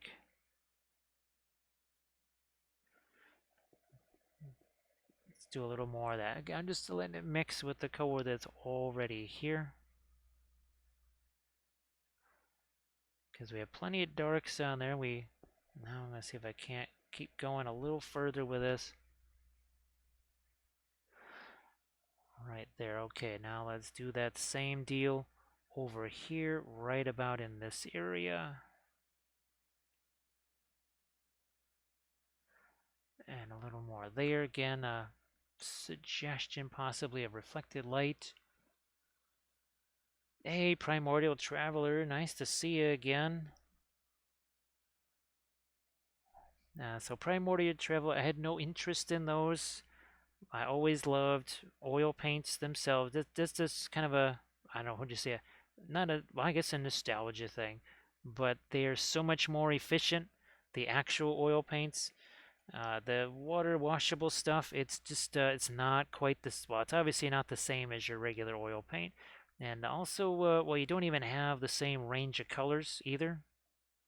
And ultimately, you still kind of have to clean them the same way. So water washable, in some ways it's a little bit like the water washable resin where you think it's going to make things totally not toxic or whatever, and it doesn't really quite do that for you. It's good, there's nothing wrong with it, but yeah, the water washables, I have no interest in using those. I do know a few folks, they bought them, they tried them, and they got themselves regular oils and then kind of set the water washable stuff aside and really never really used it again. So I kind of take that as them voting with their feet, right? They tried them. They said, eh. I mean, there's regular oil paints that I've tried and gone, well, those just aren't going to really work for what I want to do. So yeah, I've talked to a few folks that have tried those, and they weren't super thrilled about those things.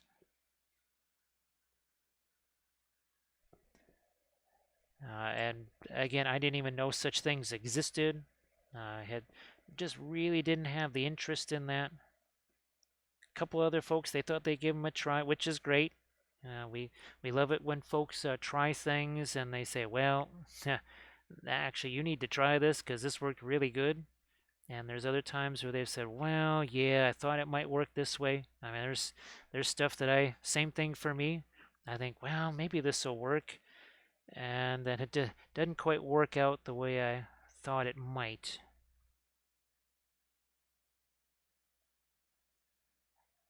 And again, with the oils, right? You've got here's our cleaner here.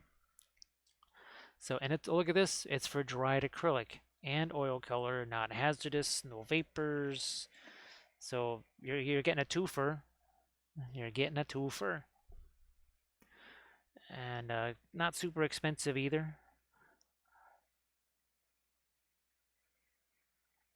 So yeah, the regular oils I do enjoy. Well, actually, the water washable, there's really not a difference with the drying time either. That was what was reported back to me. They said, yeah, it still took pretty much as long, if not longer, for those to dry than the oils.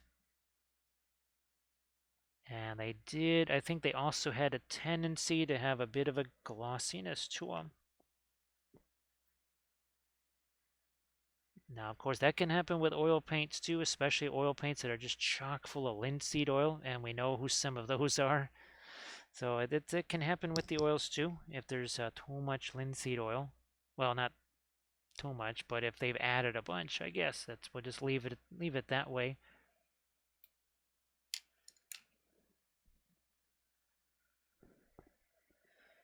And I think, yeah, it was at least 4 different folks that I know gave them a try, and when the verdict was the same for all 4. Now, when it came to the tiling paint, that was the same thing too. I thought, well, maybe it's just me. Maybe it's just me. But then other folks, they all said, no, no, that wasn't just you. Same thing happened to us too. So it's always great when everybody just kind of, again, lets me know if they're doing some experiments, they find something that's really nifty, and they say, hey, look, you gotta try this.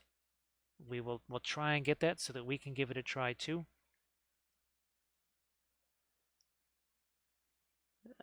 So Lamines, this the whole figure. I think Lethal Shadows just posted a link to this figure, but this is all. I didn't print this actually, so yeah, there's no basing bits on there. Not like where the heck did they all go?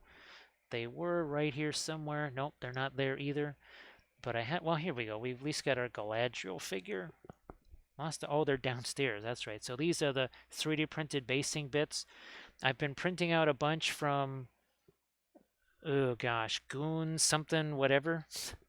I think GMG, Goon something gaming maybe. Armored Wolf would know the name better than I do. I do need. Oh, actually, Armored Wolf. Yeah, I've got to.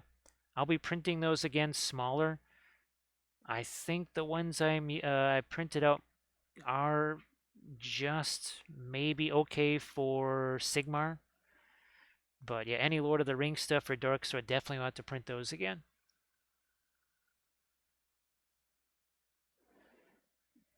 Uh, Lamines, it will kind of depend on the figure because these had where's my motto right there we go. So those had the ferns on them. Now those were printed ferns. Obviously they were kind of out of the way. Oh god, it's hard to say. It will depend on what the miniature. I'd have to kind of see it first because sometimes I, you know, want to do the actual basing on it myself, and then there's other times, even with the arch villain stuff, where I'll say, you know what, I just want to do my own base for that.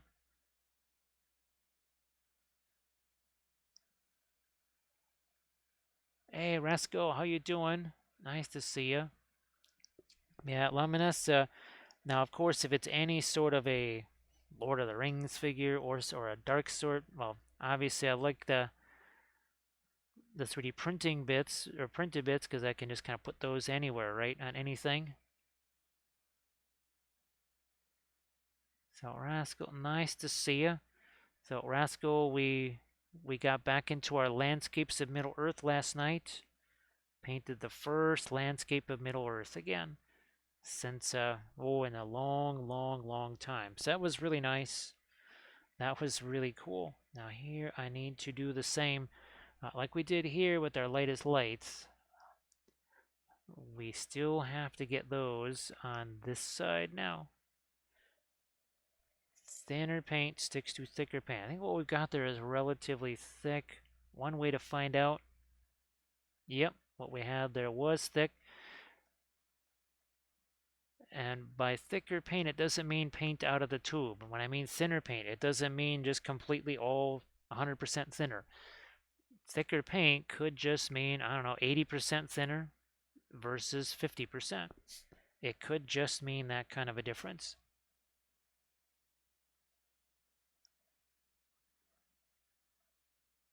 It's one of the arch villain lizard bosses with the rider. Laminess, those, the Agama Rising stuff, they did a really good job with the foliage. Is that one of the, oh gosh, suddenly I just spaced them, one of the man cutters? Because those were some things that I was hoping to get the Mono X ready for. But yeah, and if it's the arch villain stuff, yeah, their foliage is just fine. Cause where's our skinky guys here? So here's Party Skink right there. So yeah, they do a really good job with the foliage, no doubt about it. No doubt about it.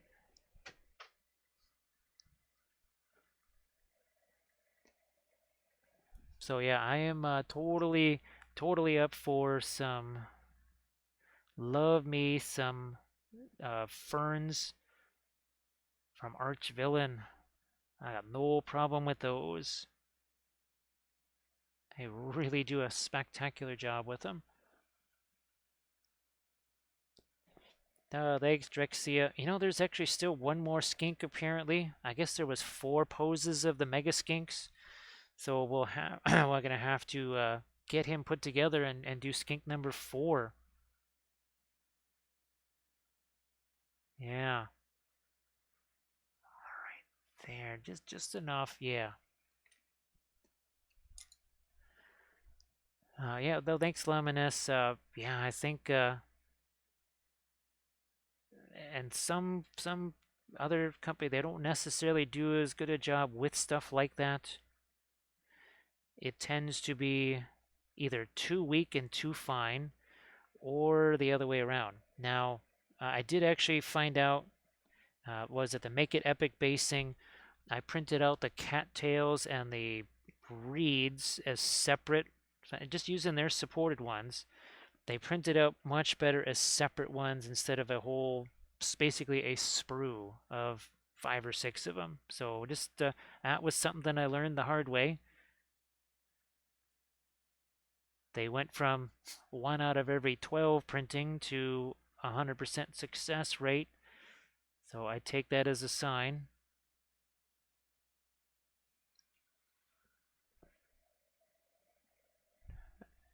Now, you know what? That needs a little reflected light there. Yep, I just did that.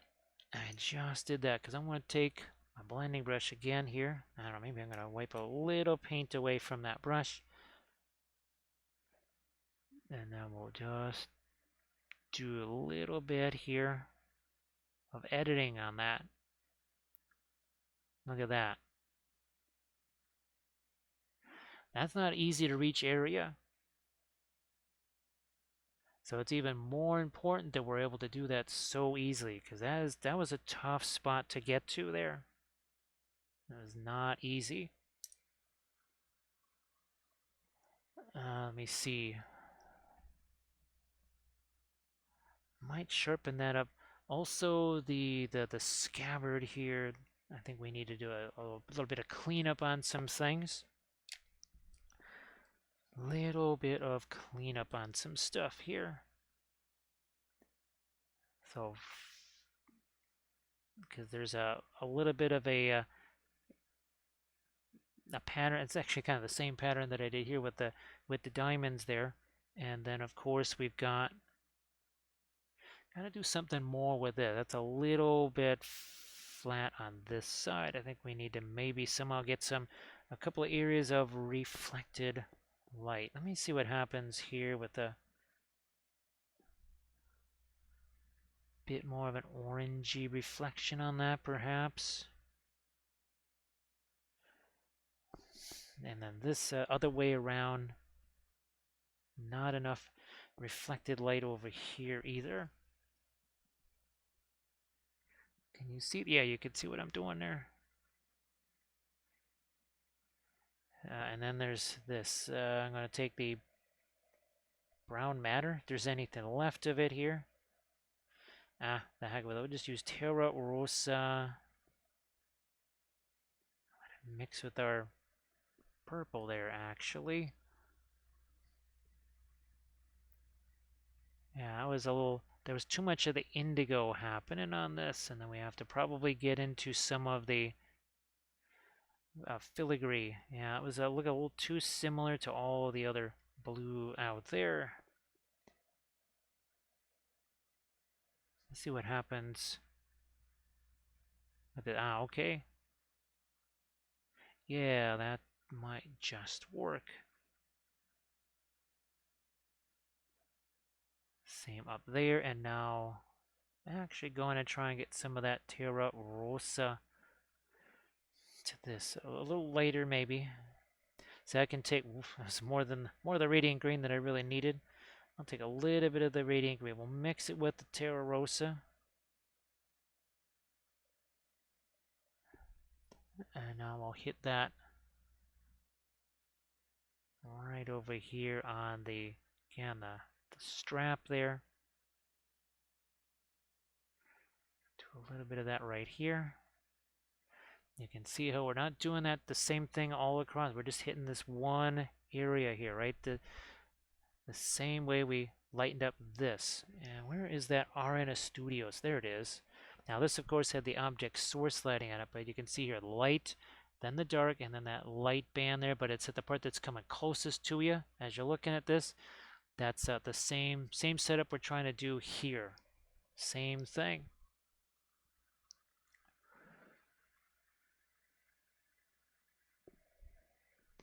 Hello, little hobbits. Spark my gun. Thank you so much, Nerd Gamer Man. I appreciate that. And she's like, yeah, interested to meet this Schmaladriel figure. He's like, oh man, she's kind of scary ever since she got that ring. Like, what ring? Like, the ring that she got from Alex, the 20 loaves of lambus bread. It's like, oh, that's why she had a funny smell to her. Good old Alex the Cave Troll. Still have not forgotten Alex the Cave Troll. Everybody remembers Alex. Good old Alex. Supposed to hide the ring for Boromir. Didn't have any pockets. Hilarity ensued. Take some of that lighter, go pull that down. Got this radiant lemon here. I mean, let me use this. Right along the edge of this here.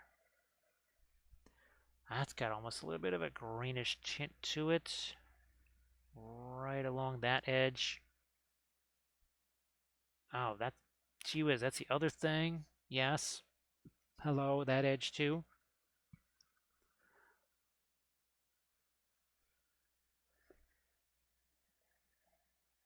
And we'll, okay. I'm just looking at the pattern of how this comes through. There's a little more filigree here. We don't want to forget that. A little bit more of the filigree there. Let me see, take some more of that radiant lemon, I suppose. We haven't used this in a while.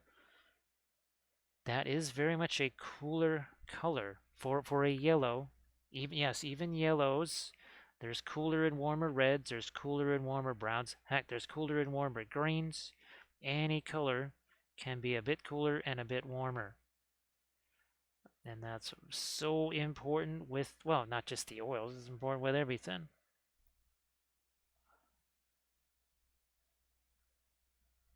Boy, I have to find the Don't Blink Weeping Angel cookie. All right, because we need that back.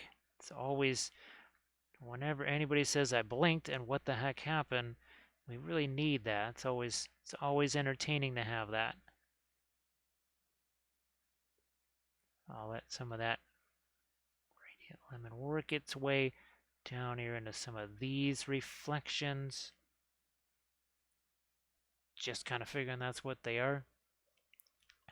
Thanks so much, Armored Wolf. Again, the YouTube channel, I try to put some of the shorter Twitch sessions on there.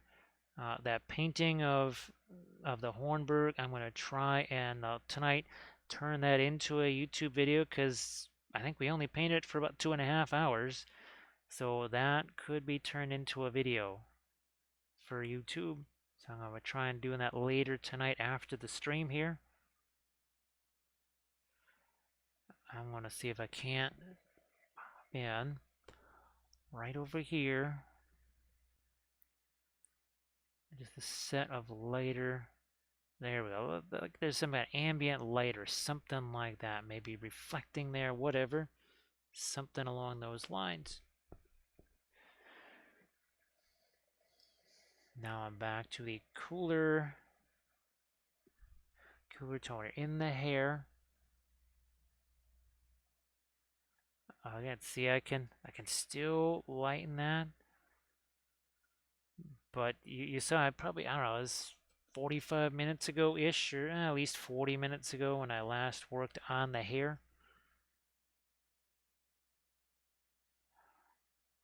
Again, trying to let that have a chance to set.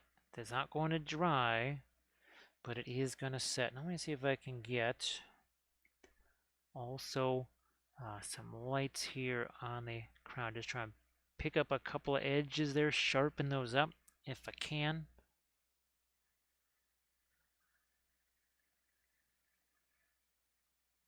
There. Now that's the hair, so we'll bring some of the cooler light into that.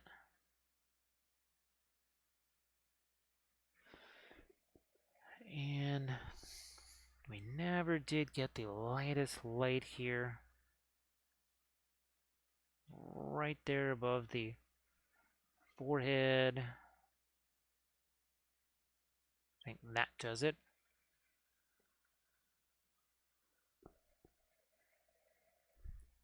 And now same thing on the hands or on the knuckles. These are all basically ice shards. And then the hilt of the ice sword. Also more reflected light there.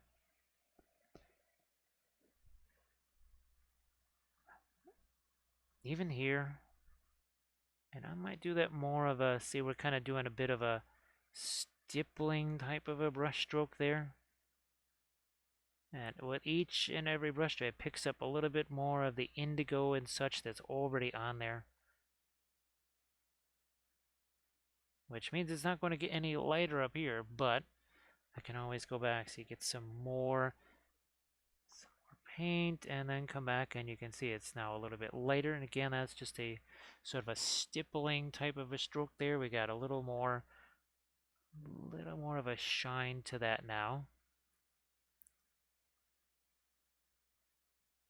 We're gonna play a little connected dots over there on those highlights. Like so here. I'm gonna say this is my blending brush here. Take some of that away.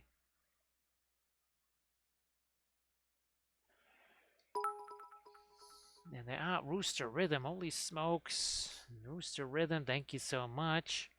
Appreciate that. Boy, how are you doing? Oh my goodness, that's that's it. That's it, man. What the heck happened there? What the heck happened? So Rooster Rhythm, I hope that you're doing well. Well, there's 11 minutes left of Friday here. Now, I know for a lot of folks, it's well into Saturday. We got some cobalt blue here, and thank you so much, Rooster Rhythm. Yeah, we're gonna, well, I guess, well, we have some Gatorade we can put in there, but oh my gosh, but thanks so much, Rooster Rhythm. I hope that things have been doing nicely for you. And I don't know what kind of exciting. Hopefully, you've been able to paint some fun stuff. I know everybody's schedule has been pretty crazy 4 months now. An awful lot of folks have just said, "Yeah, it's been way too nuts. Have not been able to paint very much." That's kind of a common refrain that we hear.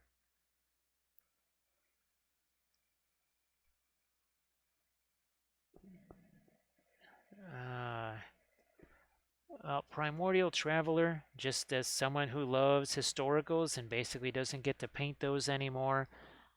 There's well, the rivet counters, right? I just don't know if people want to deal with that because the larger they are, the more the rivet counters are going to count. Because it would be, again, I would love to be able to paint historical figures. It's just unfortunately, just don't see that happening anymore. It's kind of the nature of the beast in the world that we live in these days. Now, while I darken these down just a smidge here, you know what? I think we'll cobalt blue. Why not? We have it. We'll use it.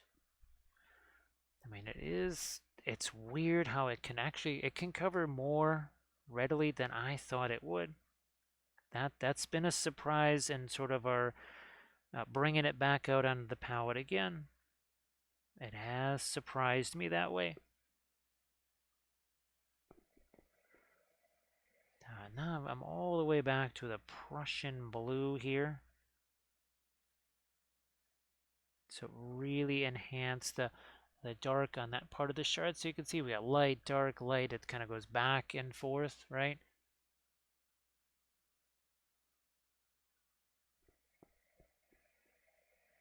Let me see.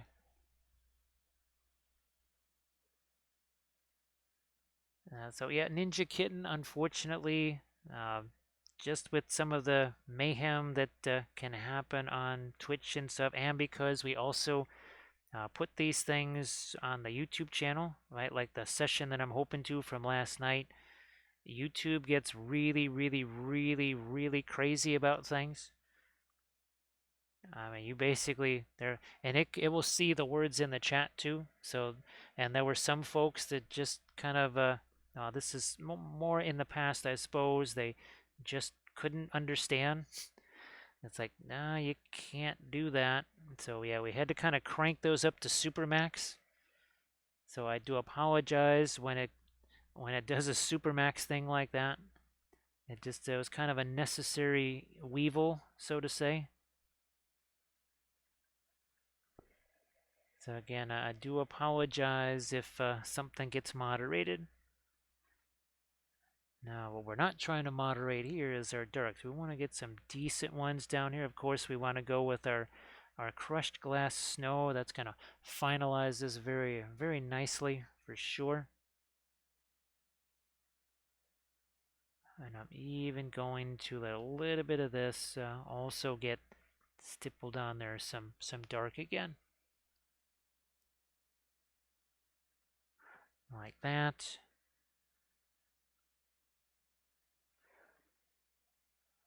I think we're good on our dark there. And I might also on the, yeah, here, let me see if I can. With this one here, I'll use this one. I'll use this brush here.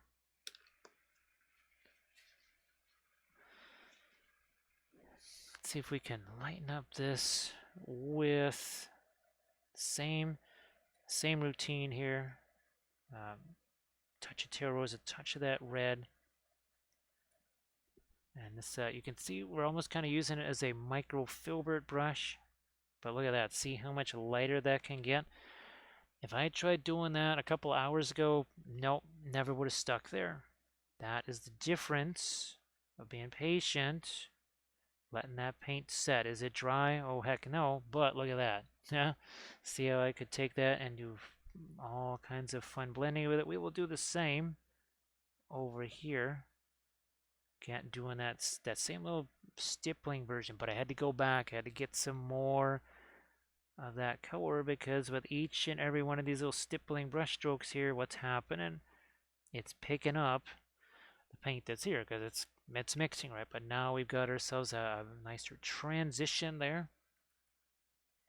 Nicer transition. Let's do some more of that here. Again, taking that, and this is not white or anything like that. We're just trying to change the color temperature a little bit more towards the warm, right? And it makes, by default, it kind of makes the colors around it just that much more of a cooler tone, even when maybe they're not. So everything is relative. That's why we don't fool around with white primer, black primer. We try to do primer that's as basically as neutral as possible. Hey, Green Fairy Studios, nice to see you. So Green Fairy Studios, let me show you last night. Looky what we did last night. Yes, that is back. Our 2D art has returned. Yeah, Green Fairy, we did throw some cobalt blue back on the palette. I thought, what the heck, it's kind of an ideal time, right, to test out that cobalt blue, see what's possible. All right, now let me see if I can get a little bit more of our, yeah, see, I can still get some more of that lighter, warmer tone here. Same thing. Then I'm gonna see what I can do with the face, see if I can get some more up here. I do like that over there. I don't know how much more of the lighter tone I really need, but let's see what happens here. Let's see what happens here. So again, that and some of our, I guess, some Fanchon red. Now, Doshi, I think I showed you the Prussian blue showed up. I could swear that I did. If I didn't show you, yeah, the Prussian blue from Williamsburg is here. I haven't had a chance to do anything with it yet. It only just showed up yesterday. All right, that's a little bit, again, not just lighter, but it's got a little bit of rosiness to it. Same maybe on the chin here, just to lighten that up a bit. I'll hit the upper lip over here too. Not too much of it though. Not too much of that. So I think we're, yeah, Green Fairy. I'm hoping that from now on we can just do our usual Thursday 2D art streams. Really hoping we can just kind of continue with that from now on. There we go. There's a little bit of our light there, and that other one didn't quite work out the way I hoped it would. Let me see if I can just make a little change here.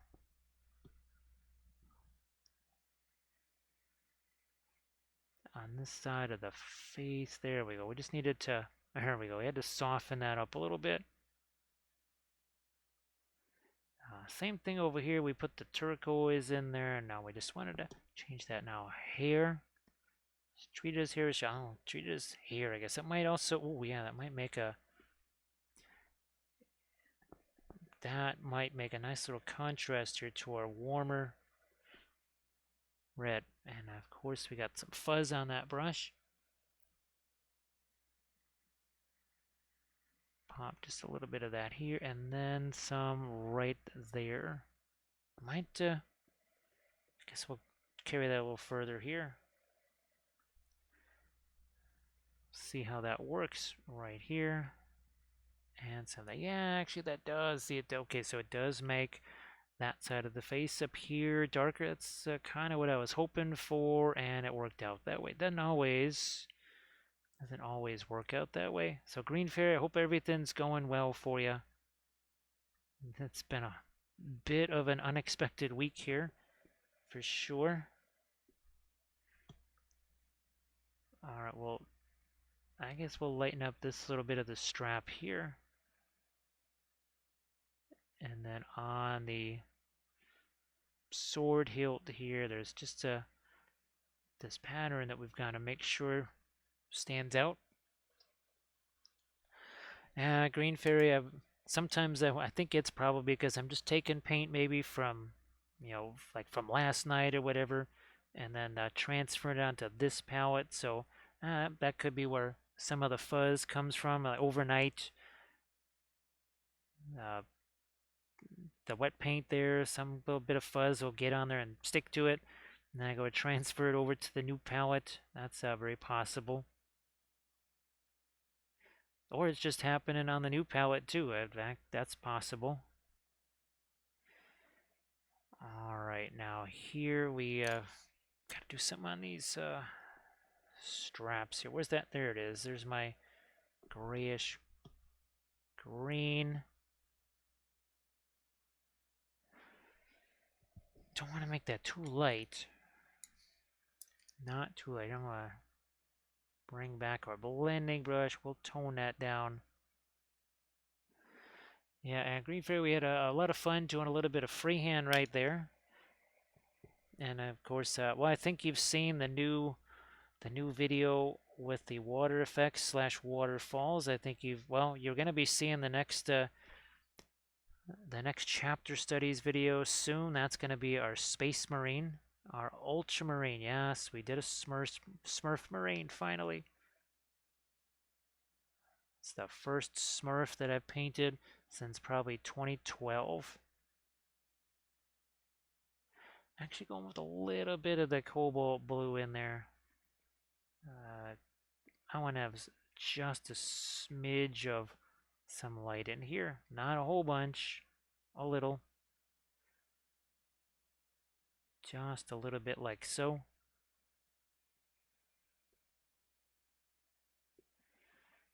Thanks Lethal Shadows. It's kind of a fun thing to do. We did that on one of our Dark Sword vids too here. So here's a much smaller version of that. So as obviously a figure here where I just kind of looked at the figure and I said, yeah, let's do some kind of a round-ish design. But here, with all of these angular pieces and the shards, it just seemed angular was the way to go. We made it angry and angular, which is good because it sort of contrasts with some of the roundness of the hair and everything else that's going on the face and such. So that's in some ways that's that contrast we talk about, the edge contrast. Well, here that's almost a bit of texture contrast. That's another one that usually we get that by virtue of, say, the foliage, some kind of basing supplies or basing materials. Hello, little hobbits. Spark my ganja. Thank you so much, Ancitas. I appreciate that. So does Gandalf. We welcome in all of our little hobbitses. Thank you so much. You know, we have plenty of Gandalfs here. It's like, ooh, I'll go get the bigger Gandalf. And yes, we do have bigger Gandalfs here. Oh, where are you at? There's our Gandalf right there. There he is. He's like, ooh, what are you doing down there? He's like, well, kind of embarrassed about the whole no arms thing, right? Yeah, that's what happens when you fight a Balrog. And oh yeah, he has this really cool giant whip thing and fire. All I got is a stick and a knife. Yeah, not so good. There's big Gandalf for you. And thank you so much for that follow. Oh, you know what, Alpine Legend? I must have painted that. I think I painted a Marnius. I think I know that I painted that classic Ultramarine. Remember the metal command squad? I'm pretty sure I painted that as ultramarine at least twice. I think another time I used those figures as some conversion things for something else. But I think, and remember the metal banner? Yeah, the old metal banner that just, and it was on a 25 mil base, of course. The figure was already larger than the base as far as his footprint goes, and then you put a big old metal banner on the top of him. Sumikiro, how are you doing? Boy, it's been a little while. Nice to see you again.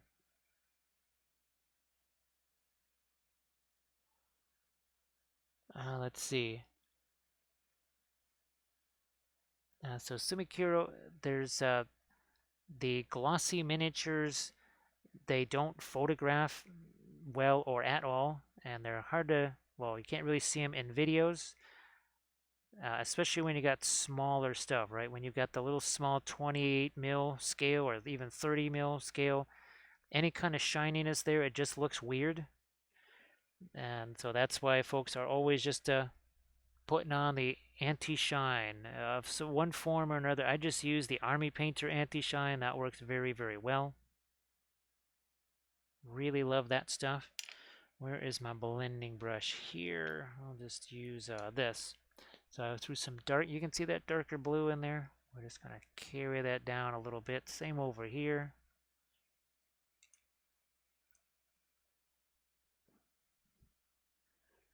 Now, yeah, that's why it's even hard to work with metallics.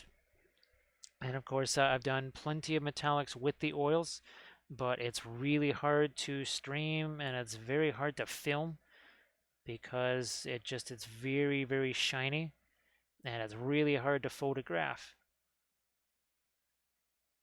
because you've got those metal flakes in there. And even though they try to grind those as fine as they can, you still got this tiny little miniature. And sometimes they just have a nasty habit of showing up. Again, if it were easier to film those, I would probably do even more videos with them.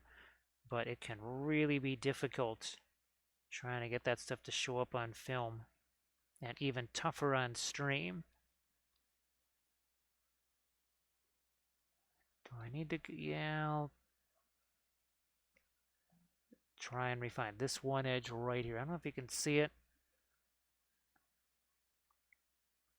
There, okay, and it's good enough on those edges there. So Mikiro, it's been really fun to paint this and get out the cobalt blue again and put a little quick freehand on there. So yeah, it was a bit of a crazy day today to say the least. It was nice to just get a chance to do some painting here, especially with all of our favorite folks in the chat. That's when it's always fun, is to be able to get to hang out with all of our friends here in the chat. Now I'm looking at this. Looking at that, I'm gonna maybe do so that's the phthalo green, a little bit of the cobalt blue. Why, it's so weird. I never really think of the cobalt blue as being, well, it's really not opaque at all. It's super translucent, but the way we're utilizing it here, it does allow us to go a little bit on the transparent side. All right, let's do this. And that's almost a bit of a pin line wash right there. Even at this later stage, it's not the classic type of pin line wash where it's going to go all over the place.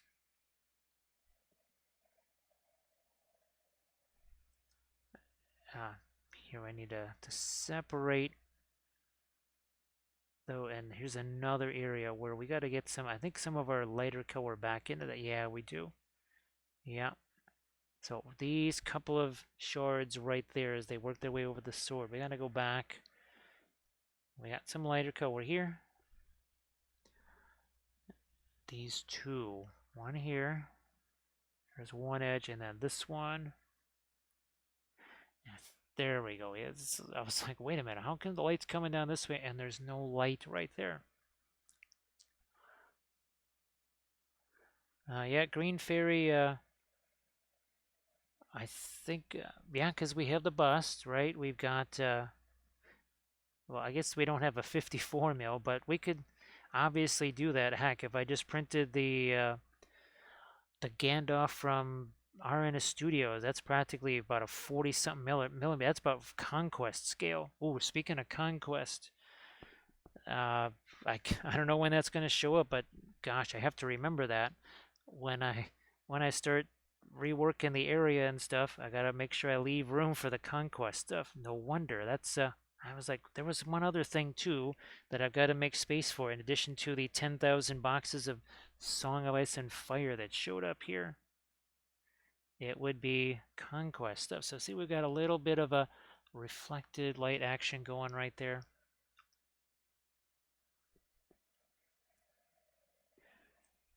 The other thing that I'm wondering, Green Fairy, aside from say Lord of the Print and RNS Studios, I'm trying to think who else has a Sauron figure. Because well, I do have the GW version. I guess we will just do a classic game version of him. I wanted to do sort of a diorama version of him, but well, just the more we learn about the Golden Demons, the less I want to. I don't know. I don't want to be investing too much time in that. So I think we might have to just do our Sauron figure just for Lord of the Rings and leave it at that. But that means if I can find a nice printable one, as we had a little bit of that lighter red in there, can always print that up and have some fun making a diorama out of that.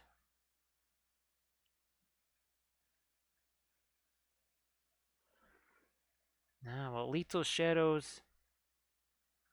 Uh, Now, is that the Lord of the Print version? Because I'm trying to think. I think the Lord of the Print version is a little more, shall we say, faithful to the movie Sauron. Now, the RNS Studios they made some key changes to it for obvious reasons, but I think the Lord of the Print might be that much closer.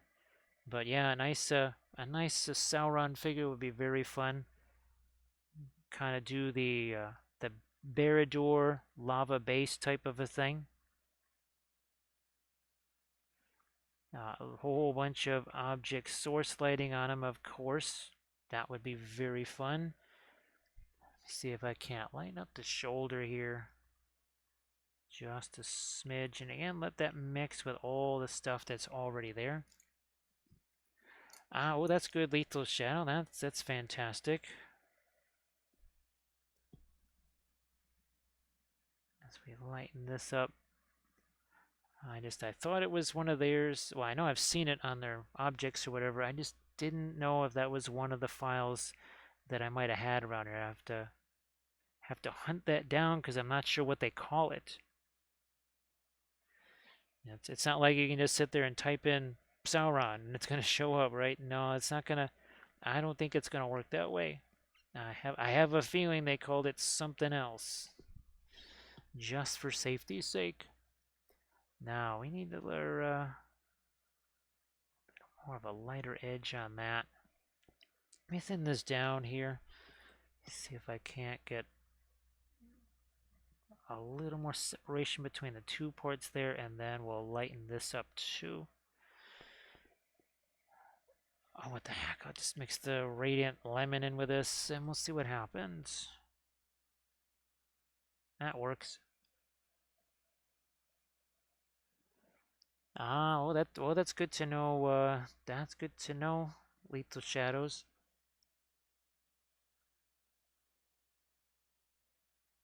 Well, Green Fairy definitely let me know how that experiment went. I'll certainly be curious. So I'd just take away a little bit of the edge right there. That's good. Lethal Shadows. I know one of the many unusual task that Kathy had when she was working for the t-shirt printing place.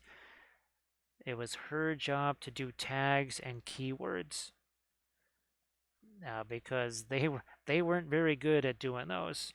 And that was her job, was to redo all of those tags and keywords on hundreds of t-shirt designs.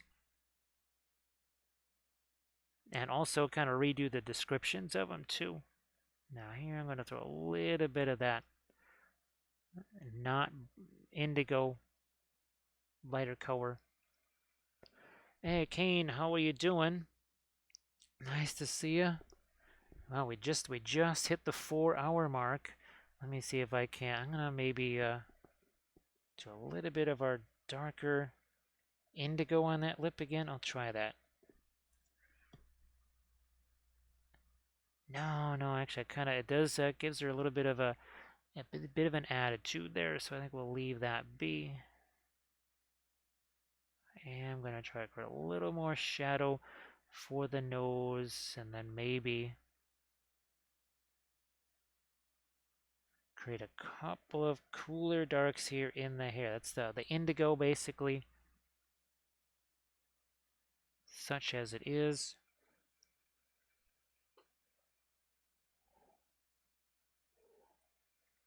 And let's see.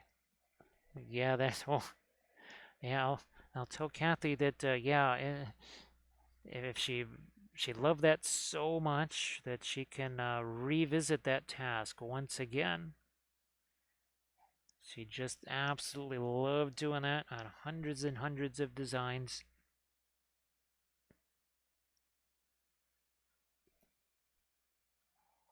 And this again, just using a little bit of the indigo here,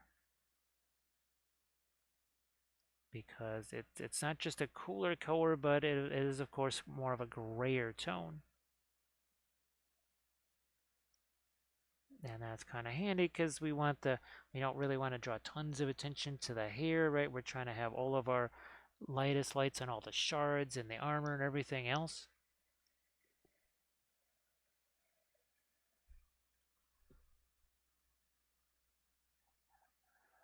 Let me see. Okay, I think we've got our dark set up pretty well there. Yeah, I think we do. Pretty well set up. More of our indigo. Ah, here is, I think, an area where we could use it right over here.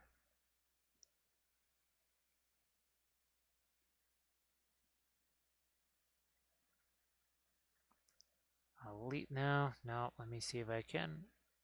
That's all. That's all I needed to do. And here, I don't think we're going to emphasize that too much. I think we'll let that go. Because again, I might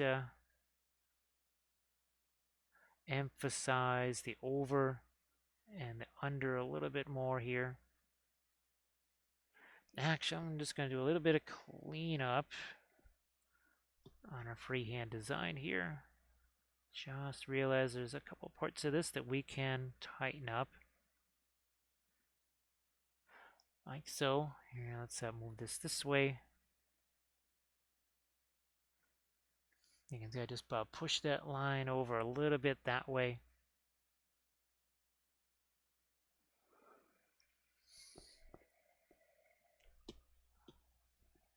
And I think we're okay. No, here's another. Yeah, this is the great thing with the oils when it comes to things like your freehand designs, that ability to make all the changes we did. The ability to kind of come up and do some cleanup on some edges too. So all of that, very helpful. And yeah, I don't think I want to do anything more on the little diamond shape there that is actually not there. Of course, I'm always going to prefer that sort of stuff is not sculpted on the miniature. I know why it's done, not just on gaming miniatures too, right? It's done. The Song of Ice and Fire has tons of sculpted on freehand. And I understand why they do it. Boy, I wish they didn't. Because it would be just so much easier just to freehand that on. This is that same greenish color. It's got a little bit of the lemon yellow in it at this point now. So there we go.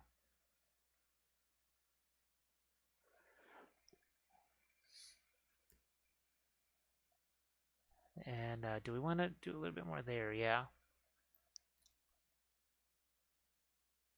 So Kane, I think if you check out the, wow, boy, it's getting close to that time.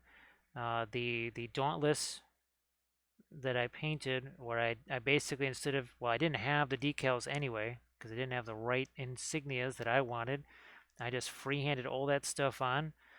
I do think our Battle of Midway extravaganza for this June will probably have to be some 2D art. I think we'll probably do something like that.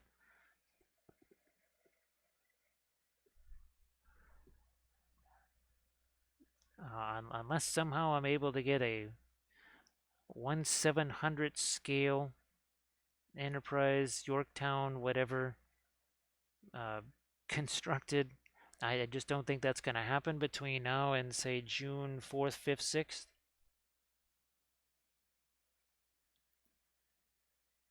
And where's the one in question? Let me see if I can find that here. Oh, there it is. So yeah, we did 1, 2, 3, 4, 5, yeah, 6 of those symbols there because I wanted the Richard Best, his aircraft, and I think all they had were insignias for the Wasp. No Enterprise insignias, so I had to grab. I just basically had to get the info as best as I could and draw them on there, and then we painted them up on stream. Can still catch that stream. Again, I like to do an anniversary stream for Battle of Midway. As you can imagine, someone who lives basically about 9 blocks away from Midway Airport, which, yes, it's named for the Battle of Midway. That was always a significant thing for me as a kid growing up.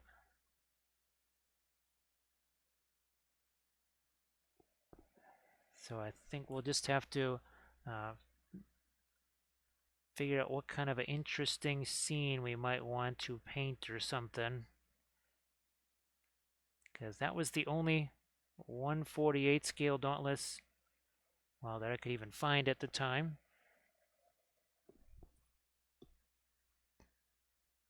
Here we'll get a little bit, yeah, a little bit more of that light here again on the hilt of that. And let me see what's happening over here. I think what I'm going to do is just to change this thing around too. Making a change there. So Van Dyke Brown.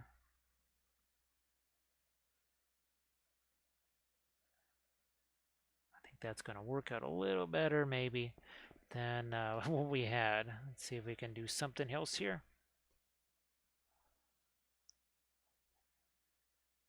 Oh, there was it was a solid resin cast. It was from, ooh, gosh, it was so long ago I can't remember, but it was obviously a JU-87, and it came with no decals at all, so I had no choice but to just freehand all of the markings on that JU-87. That was challenging to say the least.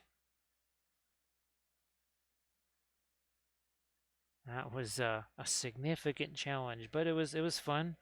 Actually, that is featured on one of the bolt action battle reports that I did, as I had a little more. Yeah, we needed something there. It couldn't just all be that dark. Also trying to get a little Terra Rosa in there, a little bit of a color change.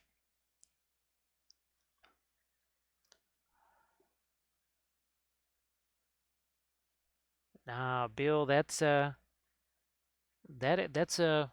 I don't know. How would you rate that experiment in a new submarine class? Would you call that mixed results at best. I think that that brand new type of submarine,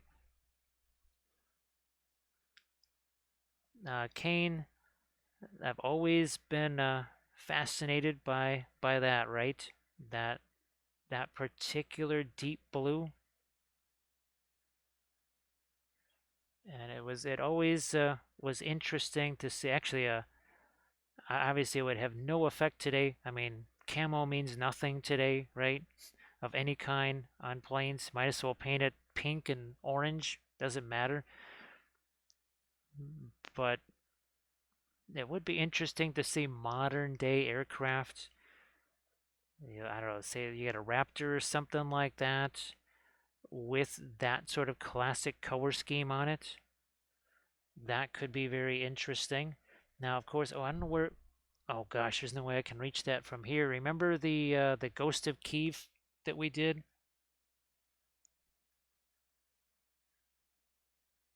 That would be. Remember the digital camo we did on that?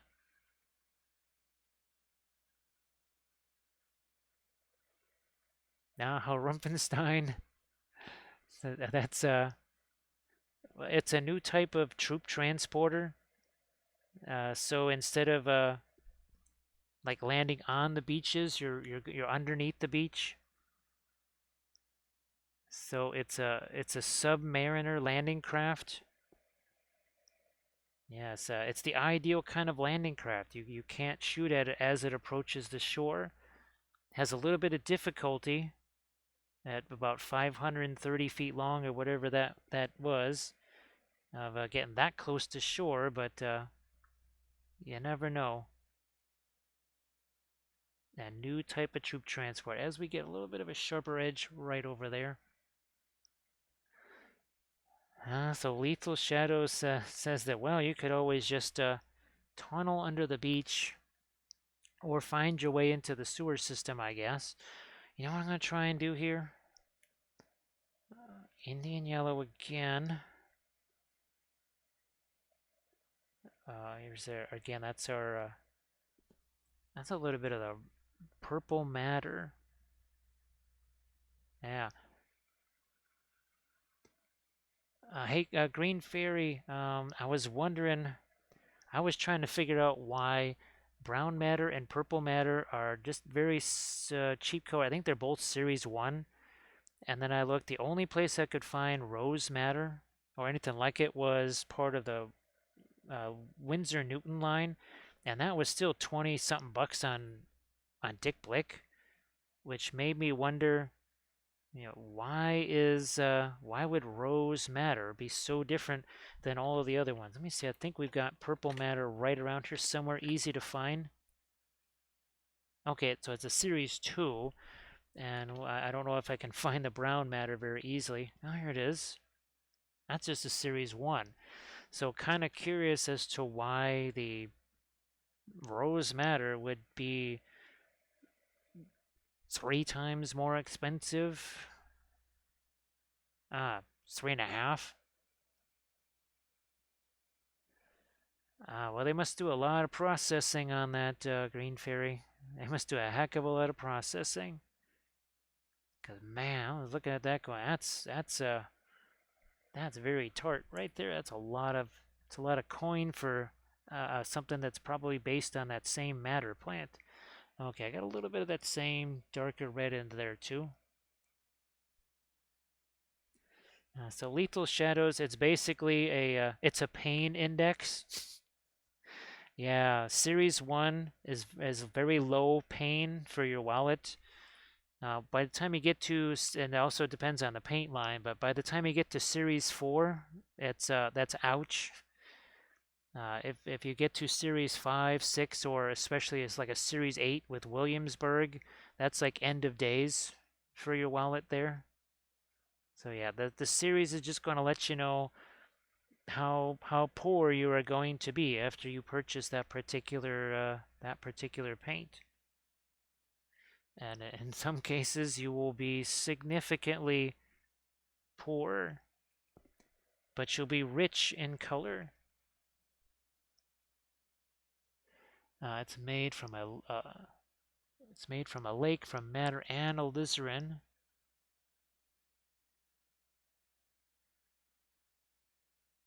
Because I forgot to, well, I just saw the price of it, and I didn't bother looking at the color data like Dick Blick has, because, well, as always, I can't really use something like that because people are going to want to use it too. And they'll say, yeah, how much is that? And I'll say, you don't want to know. So yeah, something like that. Sadly, that becomes a no-go, even though it might work really well for me and save me some time. There we go. Put a little bit of the Van Dyke Brown onto the leather strap there. Same over here. Something like that. It's happening over here. I'm just going to kill that. Doesn't need to be quite so bright. Also going to tone this edge down. There's just too much of an edge right there. Do we lighten this up a little more with some Terra Rosa, perhaps? Again, just to sneak a little bit of a different color down here. Same over there. I'm going to cut away a little bit of that highlight too. That was a little bit too hefty. A little too hefty there.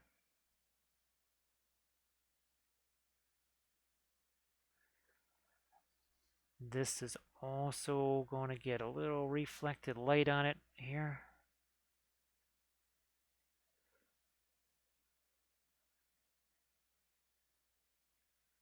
Yeah. So as far as the something like our Battle of Midway, I don't know. It would be kind of fun to have a 1/700 scale ship to paint. I haven't painted one of those in quite some time. Well, I haven't painted any of the 1/700s. I painted the Cruel Seas, Armada Mondays. Probably not this Monday, as I don't have any time to get ships assembled before then. I do have some of the dwarf ships, so eventually we'll be able to get have some fun with those. Now, what about? I'll just get a couple more of my lights in this here.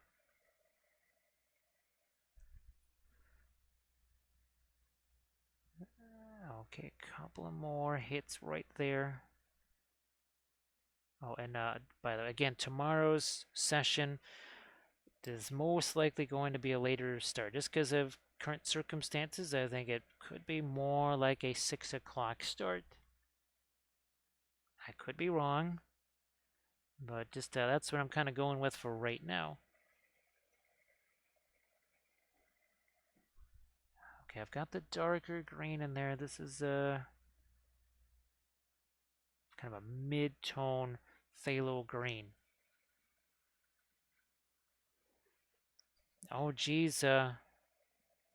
Actually, Green Fairy. Oh my gosh, it might have been a little bit of a. I mean, I wanted to do it for him, but almost all of my Armada ships are still with the Mantic folks. Now they just did. Oh gosh, was it last weekend or the weekend before? They did Little Wars, and that I let them keep most of the ships so they could show them off there. But I don't know. Maybe they get me those when they get me my ships back. Hopefully,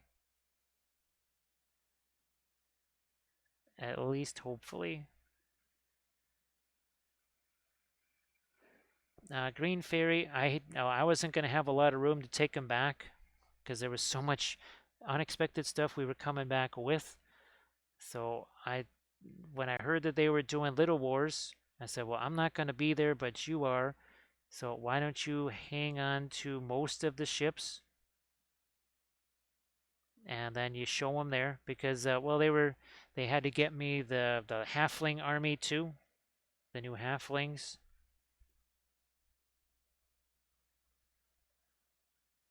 So hopefully they'll get me those back. I mean the rep is from the Chicago area. He's not from overseas or anything like that. But yeah, he's got a bunch of the ships. So I had a little more light right there. And I do believe, yep, actually now it's 12:34 here. And I've got a video to edit and render. Let's see if usually Jinx is streaming on a Friday here. And there she is. You also got Iron Ant too. Green Fairy that finally showed up. Oh gosh. Right at the end of April, literally at the end of April. That definitely made things interesting to say the least. And glad that that is over with. And yes, I have learned my lesson. I I don't believe we'll be doing that anymore, because that was a little too crazy there to deal with. Alrighty, that just means more time, hopefully in Fort Wapple, which is always a plus. As we add a little more light over here, that see, we actually use some green in here. Yeah, a little bit of green in there. That's going to act as another nice counter to the the Terra Rosa there. Bill, thank you so much again. I really appreciate that. Uh, all of those different, all the stuff that people have been snagging off of that the Amazon list there is really super helpful. It's been fantastic. So thank you so much. Well, Green Fairy, I was thinking about changing it to just one, and it would be longer. Maybe it would also, if it's longer, then maybe more people can be in it. But it would just be the one class. That way it kind of reduces the exposure. And it would most likely be a Friday class that would be potentially 6 hours long or something like that.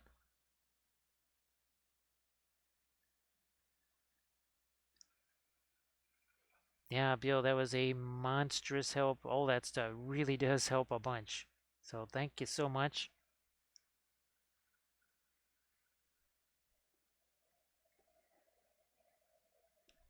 Let's see.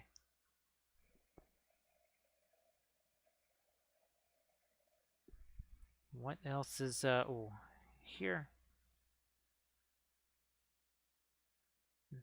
There.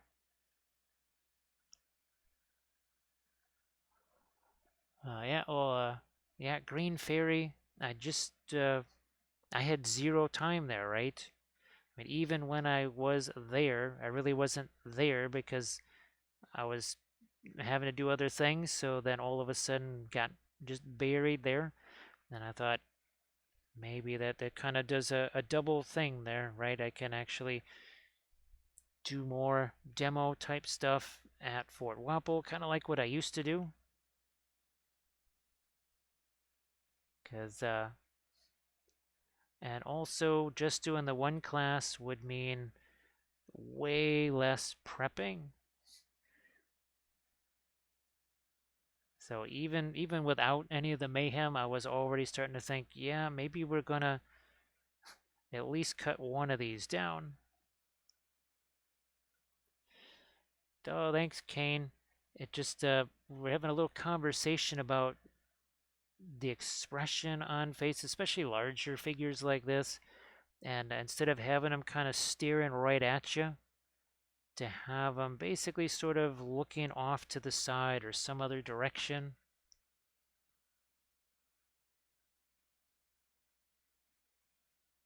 Now, yeah, and Green Fairy, the big killer was Saturday night, basically having to stay up all night because everything had to be torn down and prepped because, well, the class started at, what, 8:30 in the morning or something like that. So, yeah, that I mean, well, of course, Green Fairy, one of the things too is that we were kind of stuck with that schedule because they were really hoping that people would just stay with the classes they had already arranged instead of trying to do all new stuff. Because what I wanted to do was just arrange all new classes to make it more like what we do now. But they just were really, really hoping that they could keep that schedule as close to what they had as possible from a couple of years before, which makes sense. Totally understand that. So yeah, okay, it's really fun that you can kind of, let me see here now, with this one here, we've got her kind of looking more towards the left there. And this one from RNS Studios, again, just kind of looking off into a certain direction there instead of just straight dead ahead. Just gives her a little more attitude.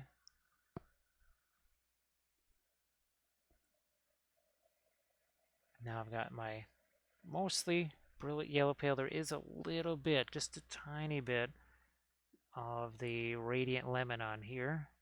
And then, of course, the brilliant yellow pale. But I noticed we didn't have any light there. So see how we did these little points of light? I'm trying to do the same thing now on this piece of armor right here. All right, well, Green Fairy, you have a good one. You have a good one. I'm going to head over probably Jinx with it. I'm just going to make sure that she's... Okay, so she is painting something. Just wanted to be sure. Just wanted to be sure. And of course, I do want to say thanks to everybody for all the bits and the subs and everything else, because, well, that helps us out here. That's all the kind of stuff we use to get more brushes and more those different paints to experiment with those and give those a try. And of course, we want to say thanks to Lethal Shadows. Lethal Shadows, this is not just a print from Lethal Shadows, it's also one of their original sculpts as well. So hopefully if Lethal Shadows is still around, he can pop that link again into the chat for the fine sculpt. There's Lethal Shadows. So yes, one more time, maybe pop the link to the sculpt in the chat so that people can go find that and have a chance to work with a very, again, high quality print, very nice resin, and lots of quality control on the printing side of things too. So there it is in the chat. As you can see, I just did one last little bit of light there on that piece. It just kind of sort of collar, armor, whatever. I thought it would be a little bit better if we made that just a smidge lighter. So there she is. There she is. Really had a lot of fun with this. And again, thanks so much to Lethal Shadows Gaming for providing the miniature for us. Fantastic print. Again, a really nifty material. You're going to like it. I really think you'll be satisfied with that. And thanks so much also for Armored Wolf for doing all the moderation and everything else. That is appreciated. So here we'll get our raid countdown started to Jinxed here. There we go, underway. So this is very fun. Painted with the oils.